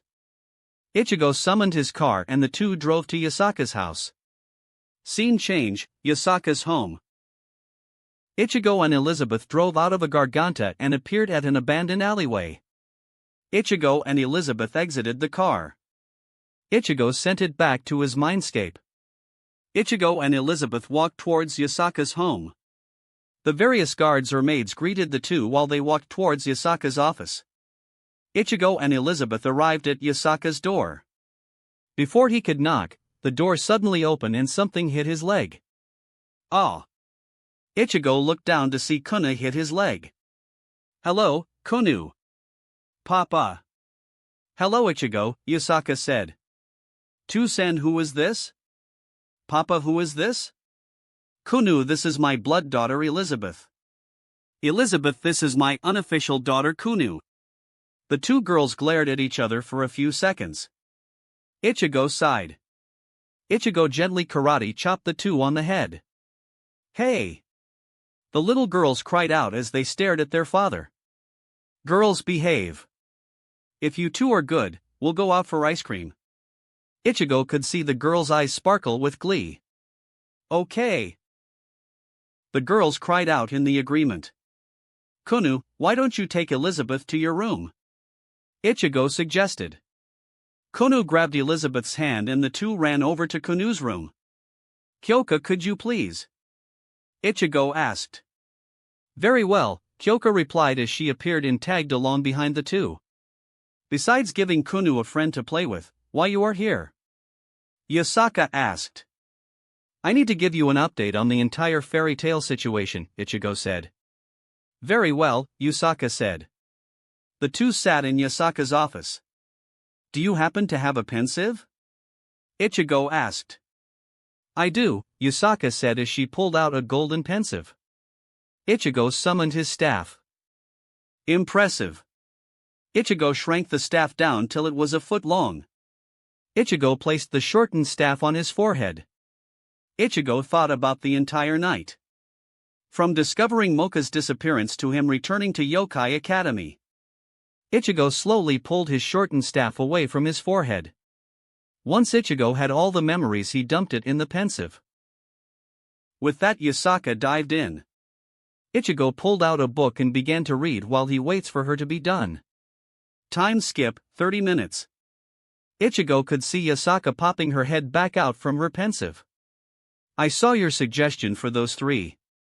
And what do you think? For Sukun, that would honestly be the best thing for a brain-dead person in general, especially since they both look like they honestly want to take care of him. Ichigo nodded in agreement. What about Akua and Kahlua? Well, if we were to house arrest them, where will they live? Akua and Kahlua could move in with my family in Koho Town. Possible, but will they want to? I feel Kahlua would, since she doesn't have to kill anymore. What about Akua? I believe she will be fine since Mocha will be there as well. I see. Suddenly a sealed scroll appeared on Yasaka's table. Yasaka picked up the sealed scroll and unraveled it. Yasaka pressed the seal as a folder popped out. Yasaka picked up the folder and opened it. Damn it! What happened? According to this report, there are sightings of vampires spotted in the southern parts of Japan. Why don't you have Akua investigate? They may be linked to fairy tale. Good idea. Can you bring all 5 of them over here? Sure. Ichigo opened a garganta and jumped in. A few minutes later, Ichigo walked in Yasaka's office with Akua, Kahlua, Kurumu, Mizore, and Sukun. Good day to all of you. All of you are aware of why you're here. Everyone nodded. So may I speak to Akua and Kahlua first? Kurumu and Mizore nodded as they pushed Sukun out of Yasaka's office. Yasaka quietly mumbled. All the windows and doors immediately closed and a large number of seals rolled down and sealed the window and doors. They are sealed to prevent anyone from overhearing our conversation or attempt to enter while we discuss this topic. Akua and Kahlua nodded in understanding. Ichigo proposed to have both of you house arrested at his home in Koho Town. What will we be allowed to do there? Kahlua asked. Well, it depends on what you want to do really. Ichigo replied. I just don't want to kill anymore. Sure. I will never ask you to kill anyone. The only time I want you to kill if it is a last resort to protect those under your care. I think that is fine. Let me discuss it with my Kasan to see what you can do to help with. Okay then. What about you, Akua? I'm not sure. I know I'm best at killing. Akua replied. Just like Kahlua, I don't want you to kill people, unless they attack you. Okay. We got more time to see what you want to do, but for right now, I want to know if you accept the house arrest deal. Very well. I accept the deal. Excellent. Now I need both of you to read these agreements. Yasaka said as she pulled out 2 sheets for them to read and sign. What is a peerage? Akua asked. A peerage is essentially our family, Ichigo said as he summoned a briefcase. Ichigo opened it up the chaos pieces. Each of the members of this peerage is given a piece. Ichigo picked up a rook piece. Each piece gives you a certain enhancement. This rook piece here enhances the user's physical attack and defense. Ichigo placed the rook piece on the table and picked up a bishop piece. This bishop piece enhances the magical capabilities of the user. Ichigo placed the bishop right next to the rook and picked up the knight. The knight piece increased speed and mobility of the user. Ichigo placed the knight right next to the other 2 pieces. Ichigo picked up a pawn piece. The pawn piece is similar to a normal pawn in chess. In the enemy territory, pawns can promote to a queen, rook, knight, or bishop. A pawn can also be promoted if permitted whoever has the king piece for that peerage. That's you, isn't it? Akua asked. It is. What about the queen? Kahlua asked. The queen piece allows the user to use all the abilities of the rook, knight, and bishop at the same time. So we have the option of rook, knight, bishop, or pawn, Akua asked. Correct. After seeing your fighting style, I believe I know which piece will benefit you two the most. Ichigo put the rook, knight, and bishop pieces away and he pulls out another pawn. Pawns? Is that a joke? Akua asked. No. I believe you two would benefit from receiving the pawn pieces. Akua-Nizan, please let Ichigo explain, Kahlua said. Fine. Thank you, Kahlua. The reason why I believe the pawn piece would work best for you two is the ability to be versatile. Akua, you have many different fighting styles and techniques you can use. I know about your close combat skills, your moments of swift attacks and your magic capabilities. How would you know where I am if you're away? Akua asked. I forgot to explain the peerage link. Peerage link? Akua and Kahlua questioned. The peerage link is a mental connection everyone in the peerage has. It is similar to being right next doors with each other. You can lock your mind from the connection. But if you need anything from me or another peerage member, you can call out that person and be able to communicate with you. As king, I can enter your mind if I need to, but I don't do it unless it is an absolute emergency. I see. Akua said. What about me? Kahlua asked. Honestly, I have never seen your full potential, but based on what I saw during our fight and what I know about vampires, all of you have superhuman strengths, mobility, and you have magical abilities. Okay then. Do you accept? Yasaka asked. The 2 vampires looked at Ichigo then at Yasaka. I accept. Akua and Kahlua said. Yasaka passed an exotic-looking red pen. Be careful, that is a blood pen. It is a pen that writes with your blood. Yasaka warned. The girls signed their names on the contract. Ichigo pressed the 2 pawn pieces into the girls. The girls glowed for a few seconds. How do you two feel? Ichigo asked through the peerage link. I feel normal, Kahlua replied. Nothing wrong, Akua replied. Are you sure? Ichigo asked through the peerage link. The girl's eyes widen. You're speaking mentally, Akua said.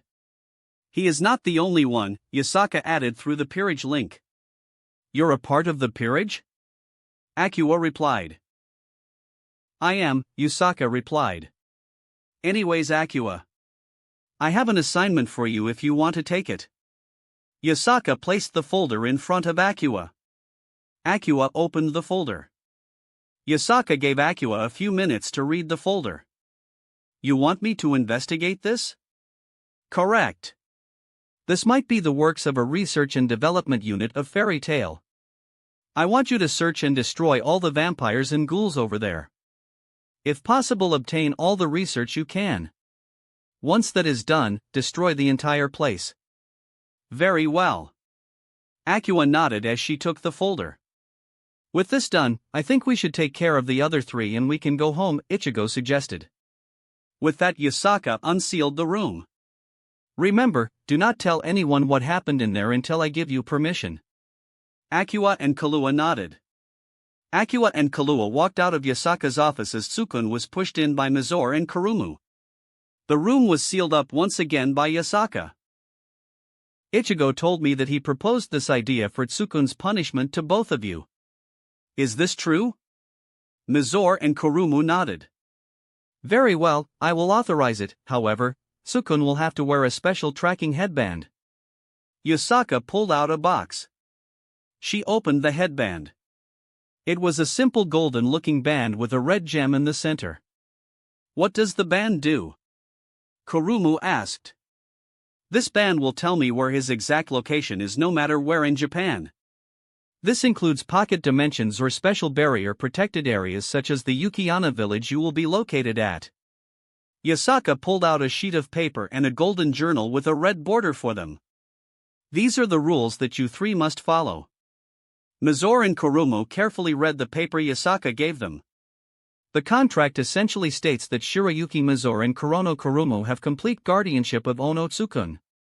Ono Tsukun cannot leave the Yukiyana village for any reason without filing a petition to Yasaka to approve. Once a day, in the evening, a report must be written and submitted to Yasaka. At any point, if Shirayuki Mizore or Kurono Kurumu is unable to file the report, it must be informed to Yasaka immediately. If any rules are broken, Ono Tsukun, Shirayuki Mizore, and Kurono Kurumu will be detained for trial. What if Tsukun's family want to see Tsukun? Mizore asked. Yasaka let out a long sigh as she rubbed the bridge of her nose. Unfortunately, Tsukun's family will not be allowed to know what happened to Tsukun. Why? Mizore and Kurumu questioned. They remembered meeting Tsukun's parents and his cousin the other day. Because, how are we going to explain to his family what happened to him? Yasaka took a deep breath. Oh, sorry, Mr. and Mrs. Ono, your son went to a school full of magical creatures of legend and somehow did something stupid and make him into a vegetable, Yasaka said, pretending to imagine saying that to Tsukun's parents. What about his cousin? She accidentally stumbled upon the school. Kurumu said. Now. This is going to make it even more complicated. Yasaka replied as she rubbed the bridge of her nose again. The only way we can solve this is to have a doppelganger that looks like Tsukun. While he is coming home, he gets fatally wounded by a hit and run. Mizore and Kurumu were shocked at Yasaka's suggestion. Is there any other options? Mizore asked. No, Yasaka said. The girls looked down, lightly guilty of what is going to happen to Tsukun's family. Kurumu and Mizore signed the contract with a blood pen. With that done, Yasaka grabbed the headband and walked over to Tsukun. She carefully slipped the headband over Tsukun's head. The headband shrunk down until it was secure to Tsukun's forehead. Do you need anything else, Yasaka-heim? Mizore asked. I don't need anything else from you two right now, Yasaka replied as she unsealed the room. Kurumu took the journal from Yasaka's deck. Mizore got behind Tsukun's wheelchair and began to will Tsukun out of Yasaka's office. See you later, Ichigo said as he kissed Yasaka. After the kiss, Ichigo began to walk away. Suddenly Yasaka grabbed Ichigo's shirt. Not yet, mister, Yasaka said as she pulled Ichigo back. Now that you founded Mocha, you need to do something for me. What do you want me to do? Ichigo asked. Ichigo remembered that Yasaka asked him to investigate a contest that is about to happen soon. I want you to take me out on a date. Sure. Great. Yasaka let go of Ichigo's shirt. Don't make me wait too long. Ichigo walked out of Yasaka's office. As Ichigo walked out, Ichigo realized that he needs to spend some time with the other girls. Ichigo decided that when he has some time, Ichigo is going to plan some dates with the members of his peerage. Ichigo reached his car to see Elizabeth, Kahlua, Mizore, and Kurumu waiting for him. Ichigo unlocked the car. Mizore and Kurumu gently carried Tsukun into the car. Mizore managed to collapse the wheelchair and placed it in the trunk. Kahlua and Ichigo sat in front. With that done, Ichigo opened a Garganta and drove in. Scene change, Yokai Academy. Ichigo appeared outside of Yokai Academy. Ichigo drove till they arrived right at the gate. Everyone got out of the car. Mizore went over and opened Sukun's wheelchair. Kurumu carried Sukun out of the car and gently placed him in the wheelchair. With everyone out, Ichigo sent his car back to his mindscape. Kahlua, can you take Elizabeth back to the room and see if anything else needs to be packed? Ichigo asked. Sure, Kahlua said. She then grabbed Elizabeth's hands and the two walked back to the staff dormitories. Ichigo could hear Kahlua asking Elizabeth about her day. Ichigo used his Ryatsu senses to find Mocha inside Yokai Academy. Ichigo followed the trail that led him to her math class. Ichigo knocked on the door and waited a few minutes before the door opened up. Ichigo could see a woman with light-colored hair with circular glasses over her eyes. She is wearing a white V-neck shirt with a wide collar that reveals some of her cleavage and a dark skirt. Ah, Kurosaki-san. Are you here for Akashio-san? She said. I am, Ichigo replied. Very well, Akashio-san. Come over here. Ichigo could see that this teacher and Mocha had some issues. Mocha walked over to the two. Hello Ichigo, do you need me? I'm here to see if you said your goodbyes to everyone. I have. Very well. Let's go and pick up your transfer paperwork from Mikagami. Ichigo said. Mocha nodded as the two turned around and began to walk away from the classroom. They arrived at Mikagami's office and Ichigo knocked on the door. Come in Ichigo-sama, Mikagami replied. Ichigo and Mocha walked in to see a brown folder on the table. Is that Mocha's academic record? Ichigo asked. It is, Mikagami said. Mocha walked over and took it. Is there anything else you two need? Not really, Ichigo said. Very well. Mikagami nodded his head as he continued to work on paperwork. Ichigo and Mocha took this as a sign they could leave. The doors closed behind them. Let's pick up our stuff and leave, Ichigo suggested. Sure, Mocha replied. Ichigo and Mocha ran out of school. They arrived at their room to see Kahlua and Elizabeth playing with dolls. Around them were sealed cardboard boxes. Hello girls, Ichigo said. Hello Ichigo, Kahlua said. Hello too-san, Elizabeth said. Where is Akua? Mocha asked.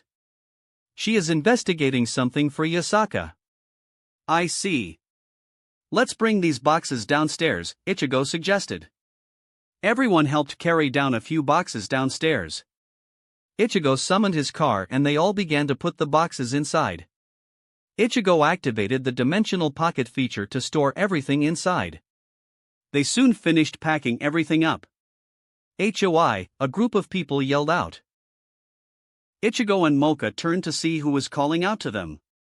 It was a newspaper club. They all stopped right in front of Ichigo's car. Guys. Mocha said. Didn't think you could leave without us all saying goodbye, did ya? Yukari said. Some of us need to say thank you for your help, Ichigo-sensei 3. Kurumu said. The newspaper club all spent a few minutes saying their final words to Mocha. Ichigo could see something running towards the group. Ichigo looked and realized that was Kokoa. Hello Kokoa. Mocha said. Is it true, Nei-san? Are you leaving Yokai Academy? It is true. Well. Kokoa's eyes began to water up.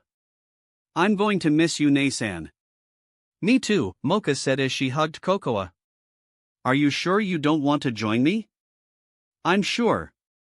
I need to be away from you to find my way. Mocha smiled hearing Kokoa saying that. It looks like you're starting to grow up a little. With that said, Ichigo, Mocha, Kahlua, and Elizabeth entered the car. Ichigo put the car into drive, opened up a Garganta and drove in it. That wraps up this part of What If Overpowered Ichigo left Karakura town. Thanks so much for listening. As always, new parts drop every 4 days, so be sure to stay tuned. Just a quick reminder, the story What If Ichigo Had a Different Zanpakuto is now on hold as we have caught up with the author. So once again, I'd love to hear your thoughts on what the next project should be here on the channel. I'm currently considering these 3 fanfics. What if Seinen System in High School DxD? What if Ichigo awoke his true powers? What if Mangaka in One Piece World? Let me know which one you'd like to see next by voting in the poll. If you enjoyed the video, don't forget to like, subscribe, share it with your friends, and please consider supporting the original author as well. See you in the next one.